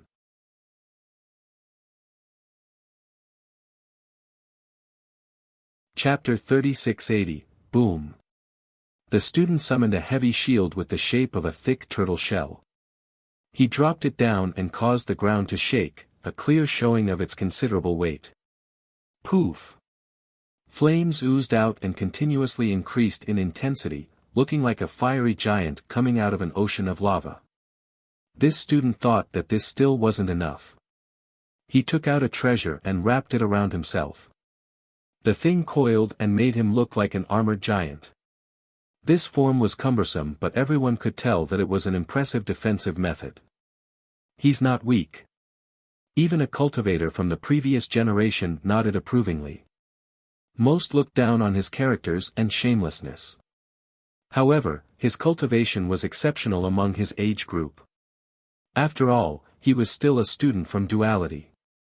Those lacking talents and power couldn't join this academy. Indeed, the treasure is good too, made from the Tao bones of a lava turtle. Its defense is tough. An elder focused on the shield. This treasure wasn't considered peerless or anything. Nonetheless, it was exceptional for a youth like him to have something at this level. The student's confidence grew after bolstering his defenses. He shouted at Wuxia, "Brotherly, come, I can definitely block several moves from you. I hope you won't take back your words then." He absolutely believed that he wouldn't lose to Wuxia regardless of the guy's method. He actually held back by not expressing his total confidence in winning. He wanted to wait until after the fact to teach Wuxia a lesson, humiliating the guy and taking away his treasures. In his eyes, someone weak like Wuxia didn't deserve all the fortunes and luck. He didn't have the right to act arrogantly either. You think too highly of yourself by thinking several moves. You won't be able to stop even one. I'll give you a chance and let you start. Wuxia shook his head. A bit exaggerated. A spectator murmured. The crowd had taken a look at Wuxia and thought that he had nothing to defeat this student. He's not exaggerating. His devilishness is impossible to fathom. A student from duality disagreed. The other party turned red after the contemptuous comment. He roared and unleashed his chaos energy and vitality. Wuxia, die. He rushed forward with his shield in front, looking like a raging bull. Rumble. The ground beneath his path became laden with deep footprints and broken tiles. His momentum seemed enough to push a mountain away. The spectators hurriedly retreated to make way. Boom! He immediately appeared in front of Wuxia in the blink of an eye, slamming his shield at Wuxia's chest without showing any mercy. The slam consisted of the shield's heavy weight and ample power, enough to break down a mountain or a person's chest. Moreover, he had yin-yang flames surging around him. They billowed ahead, wanting to incinerate Wuxia. He went all out at the start, wanting to deliver a fatal blow. Be careful. Yang Ling shouted to warn Wuxia. Many spectators were astonished by this multifaceted attack. They thought that they might not be able to stop the fierce blow. The student attacked fiercely and swiftly, not giving a chance for Wuxia to erect a barrier. In this crucial moment, Wuxia didn't bat an eye. He simply retaliated by kneeing the assailant. The kneeing didn't utilize momentum, his knee only moved a few inches up, but a terrible power erupted, enough to change the landscapes. Boom! The shield instantly crumbled after being hit by his knee. The student couldn't react in the slightest before Wuxia stretched his leg all the way up and kicked down like a whip. Upon contact with Wuxia's foot, the treasure wrapped around the student immediately disintegrated while he was pushed deep into the ground. The street was made from thick slabs. Crack! The entire section on this street was crushed, leaving a deep indentation with the student in the center. Blood flowed down along with rolling pebbles. The student's eyes were hollow as he stared at the sky, seemingly having lost all perception. The kick earlier had crushed all of his bones. He couldn't move an inch right now. The scene fell into a hush. Many spectators' mouth became agape. Just a while ago, they thought that Wuxia wouldn't be able to escape the fierce blow from this student. They didn't expect that he would only need one move to destroy the student's defense and cripple him. That was truly domineering since he only used his knee then leg in a simple manner. How did he do it? One expert calmed down and asked. No one had a clue how the simple movements managed to defeat that student. Li Qiye unleashed power from seemingly nothing. He's just an enlightened being at best, not even at the Samadhi realm. This doesn't make any sense. An elder took a good look at Li Qiye and shook his head. There was a big gap in cultivation with the duality student having the advantage. Another old cultivator murmured. Don't forget, he's the son of miracles. He even got something out of the golden spring and opened the wooden house. Nothing is impossible for him. A student from duality quietly said with a hint of helplessness. Miracles were too common when Li Qiye was around. The strangest part was that Li Qiye wasn't a supreme genius or something. Nonetheless, he could still perform any task in an effortless manner. An existence like him instilled despair to the rest. They could try and work as hard as possible and still wouldn't catch up with a lucky guy like Li Qiye. It felt as if the heaven was being unfair. The older experts exchanged glances and smiled wryly. True, considering Li Qiye's previous exploits, defeating a Samadhi realm student shouldn't surprise anyone.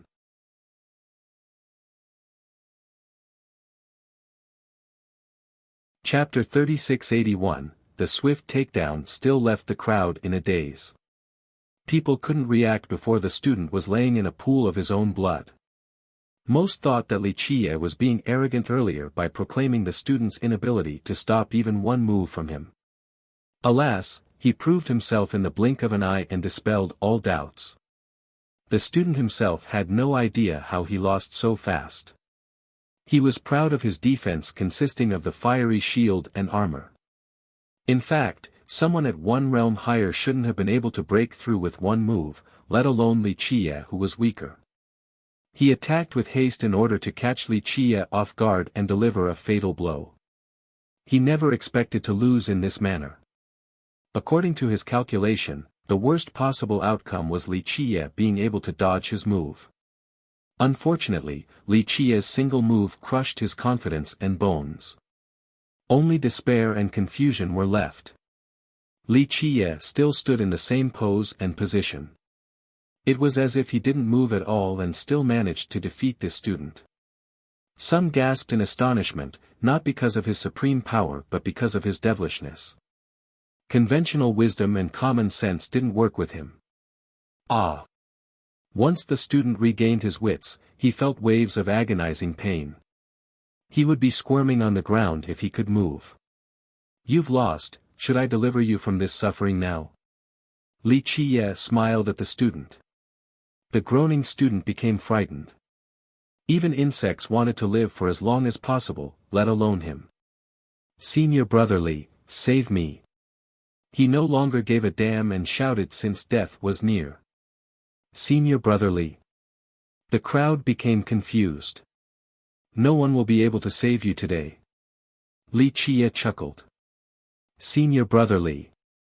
Senior brother Li. The student bellowed, each time louder than the previous.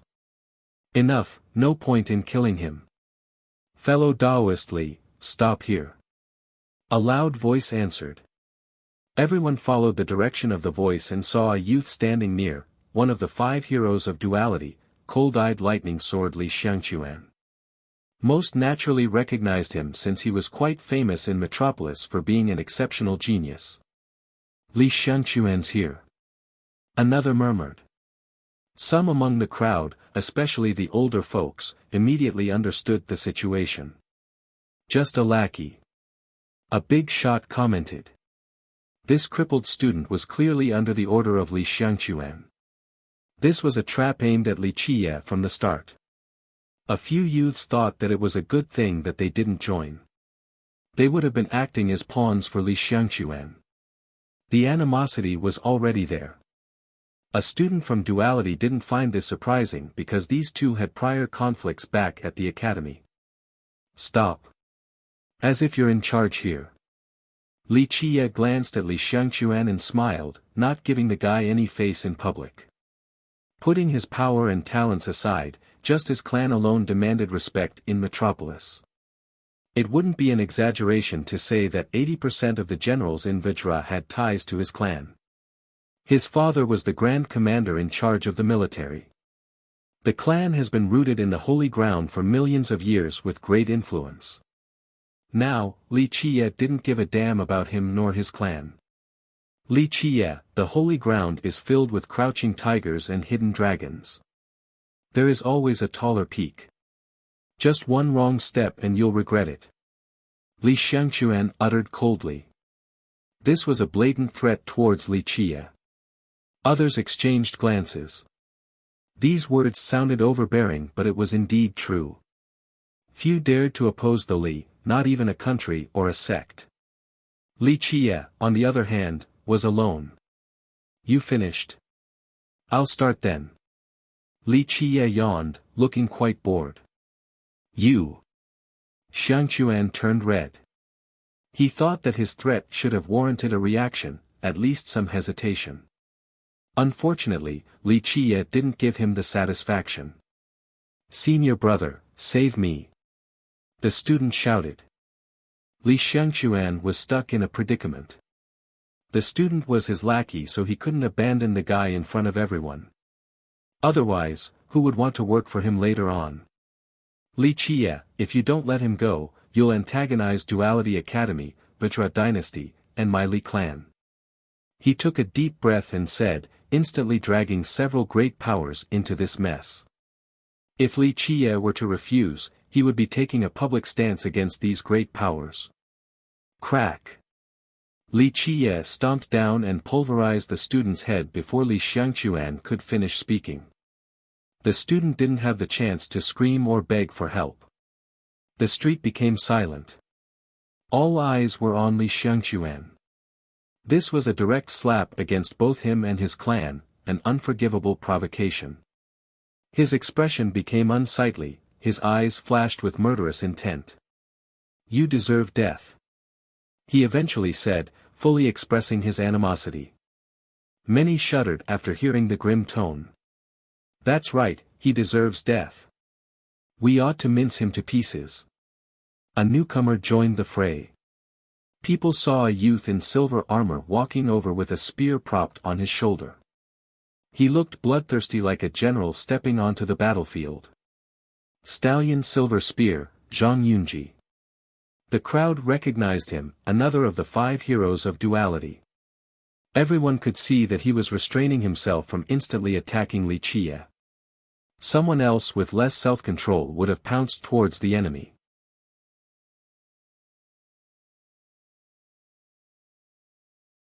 Chapter 3682, Zhang Yunji's appearance was surprising to the crowd, not his aggression. They understood why he wanted to kill Li Qie. The previous event was just too humiliating, being forced to strip in public. That was definitely the most disgraceful moment in his life. That's why he wanted nothing more than to cut Li Qie to pieces. This hatred ran bone deep.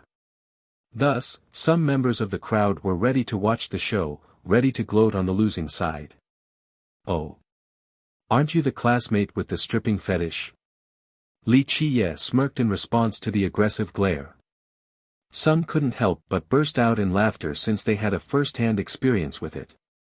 They thought that this was unsuitable and had to stop, resulting in an awkward expression. You.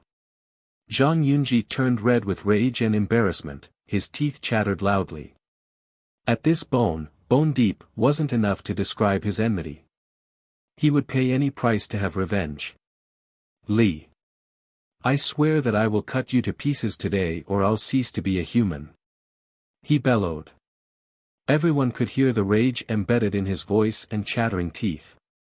I'm waiting. Li Qie casually waved his hand. You're not leaving this place today. It doesn't matter who your backer is, no one can save you. Li Xiangquan chillingly added. His feud with Li Qie was far from being as serious as Zhang Yunji's. Nonetheless, he clearly wanted to kill Li Qie. The Li and the Zhang are working together. Some were surprised at this unlikely alliance. It's just temporary to deal with Li Qie. An older cultivator replied. Zhang Yunji and Li Xiangquan were both students of duality and part of the five heroes. They grew up in Metropolis and have known each other since their youth. However, they were certainly not friends. They didn't have notable conflicts back at the academy but certainly disagreed on many issues. After all, their two clans have been competing all this time. Both were ancient clans of the Holy Ground and have served Vajra for generations. The Zhang had considerable influence over the civil court while the Li had the military under control. To a certain extent, these two clans could decide the direction of Vajra. Though they both worked for Vajra, they never stopped competing for political influence. This was the same case for their young generation. Today, this became a rare moment since they considered Li Qie a thorn on their side. Thus, it became imperative to work together and take his dog head. I've heard this so many times yet I'm still standing here while nothing is left of them but bones. Li Qie lazily said. You can drop that idea today. Zhang Yunji threatened, it doesn't matter how many ace cards you have up your sleeves, you're not leaving this place. Your head is mine. Li Xiangquan showed his determination. This new alliance caused the crowd to ponder. Li Qie is in trouble this time. A youth gloated and laughed, he definitely has a chance of leaving this place but it won't be easy for him afterward after offending both the Li and the Zhang. This is akin to offending the dynasty. He'll need to live with his tail tucked between his legs or like a fleeing rat. He'll have to hide forever in his shell. The brat is really playing with fire this time. An older expert nodded in agreement. These comments were reasonable. The two clans were as strong as individual countries and sections. Their influence could be seen all over the Holy Ground, not just limited to Vajra. We'll see about that. Someone disagreed, he had killed so many people with his trickeries before back in the mountain range. Isn't he still perfectly fine right now? That's true. Others voiced their agreement. Li Qie had plenty of enemies for what he had done yet he was still alive right now. Just watch, we'll find out soon enough. A member of the last generation remained patient. At this point, the duo had a hard time holding back from attacking Li Qie. Let's get started. Li Qie smiled at his foes and said, one at a time or together. They naturally didn't appreciate the disdain shown. As for the crowd, some were surprised, the students from duality became offended. Li Xiangquan and Zhang Yunji were two of the top students at the academy. So, to a certain extent, they represented the power of the student body. That's why if Li Qie looked down on these two, he was looking down on all students from duality. This Li Qie is too arrogant, does he not see how powerful the two seniors are? One student angrily said, how is he going to take on both of them at the same time?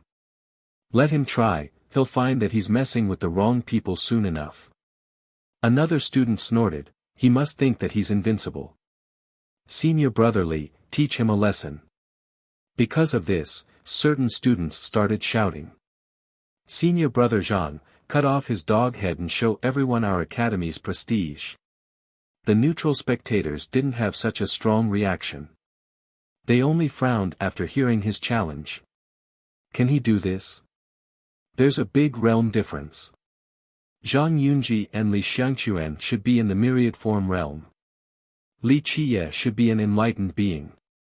Hell, even if he's in the Samadhi realm, he still has no chance. An older expert analyzed. I still believe in Li Qie. The things happening around him are too strange, he might have a heaven-defying means to change the tides. An elder shook his head. One big shot pondered for a bit before replying, well, he has a chance if it's one-on-one. But in this scenario, those kids are no slouches. They're the future successor of their clan. Everyone started debating with different opinions. Most thought that Li Qie was overestimating himself by suggesting a one-on-two scenario. Zhang Yunji and Li Xiangquan were famous prodigies, their fame wasn't empty. Do you really think you can defeat the two of us? Zhang Yunji's eyes were fierce. Obviously. Li Qiye stretched and said, forget it, just come together to save time.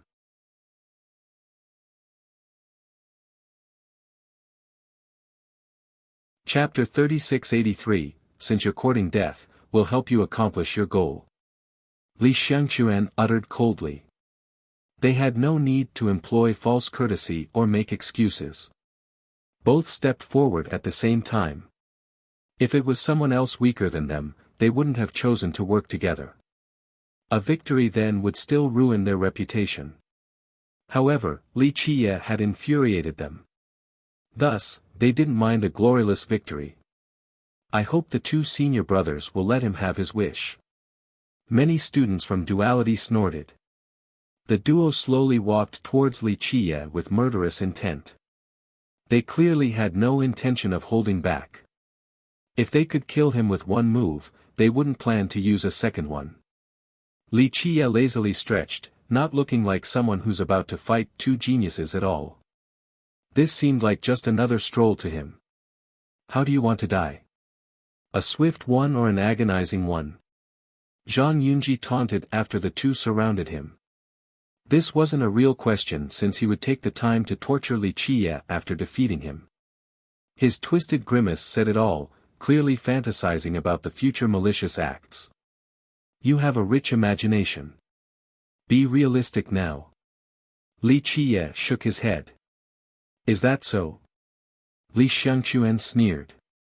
He thought that when the two of them were together, no one else in the young generation could take them on. In fact, he was confident going against Dugulan like this. You really think we can't beat you? He glared at Li Qiye. One move is enough. Li Qiye smiled. One move. The crowd found this astonishing.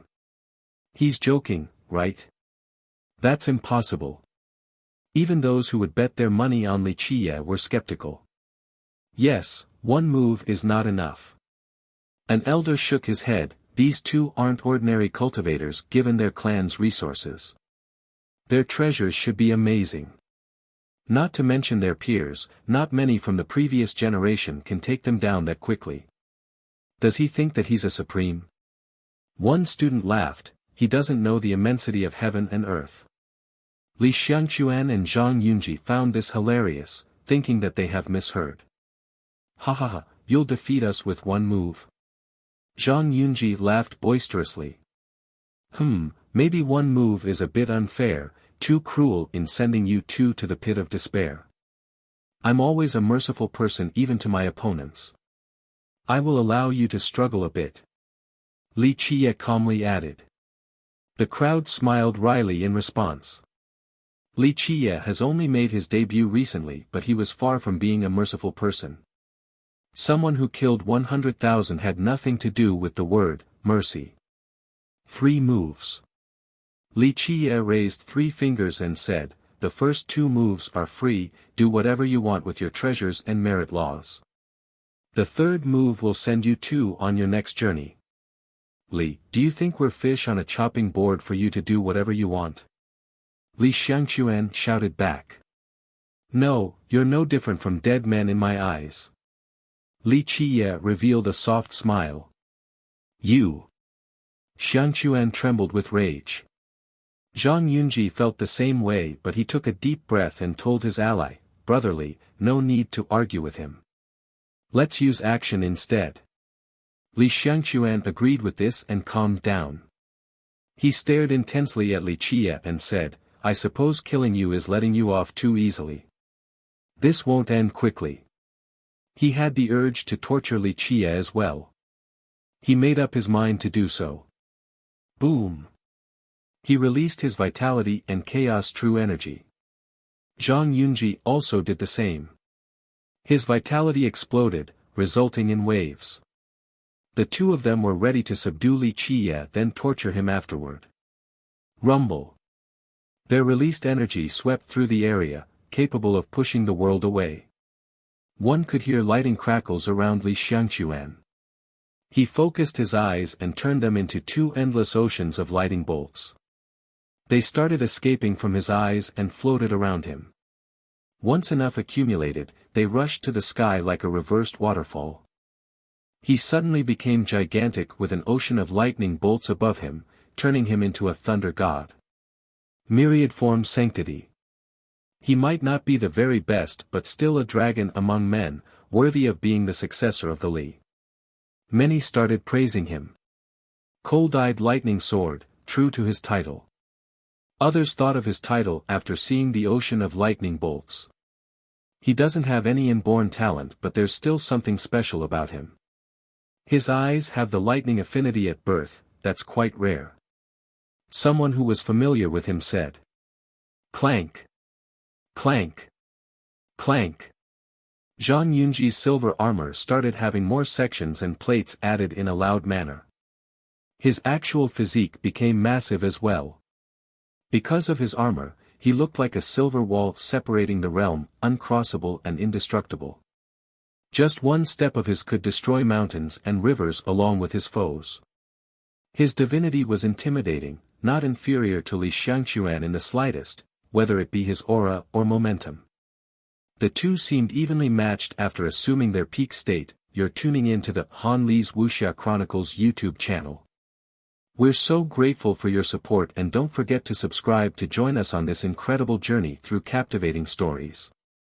Your generosity through donations truly makes a world of difference, as it's the primary source of revenue that allows me to expand and enhance this channel for you. Thank you from the bottom of my heart for being a part of this adventure.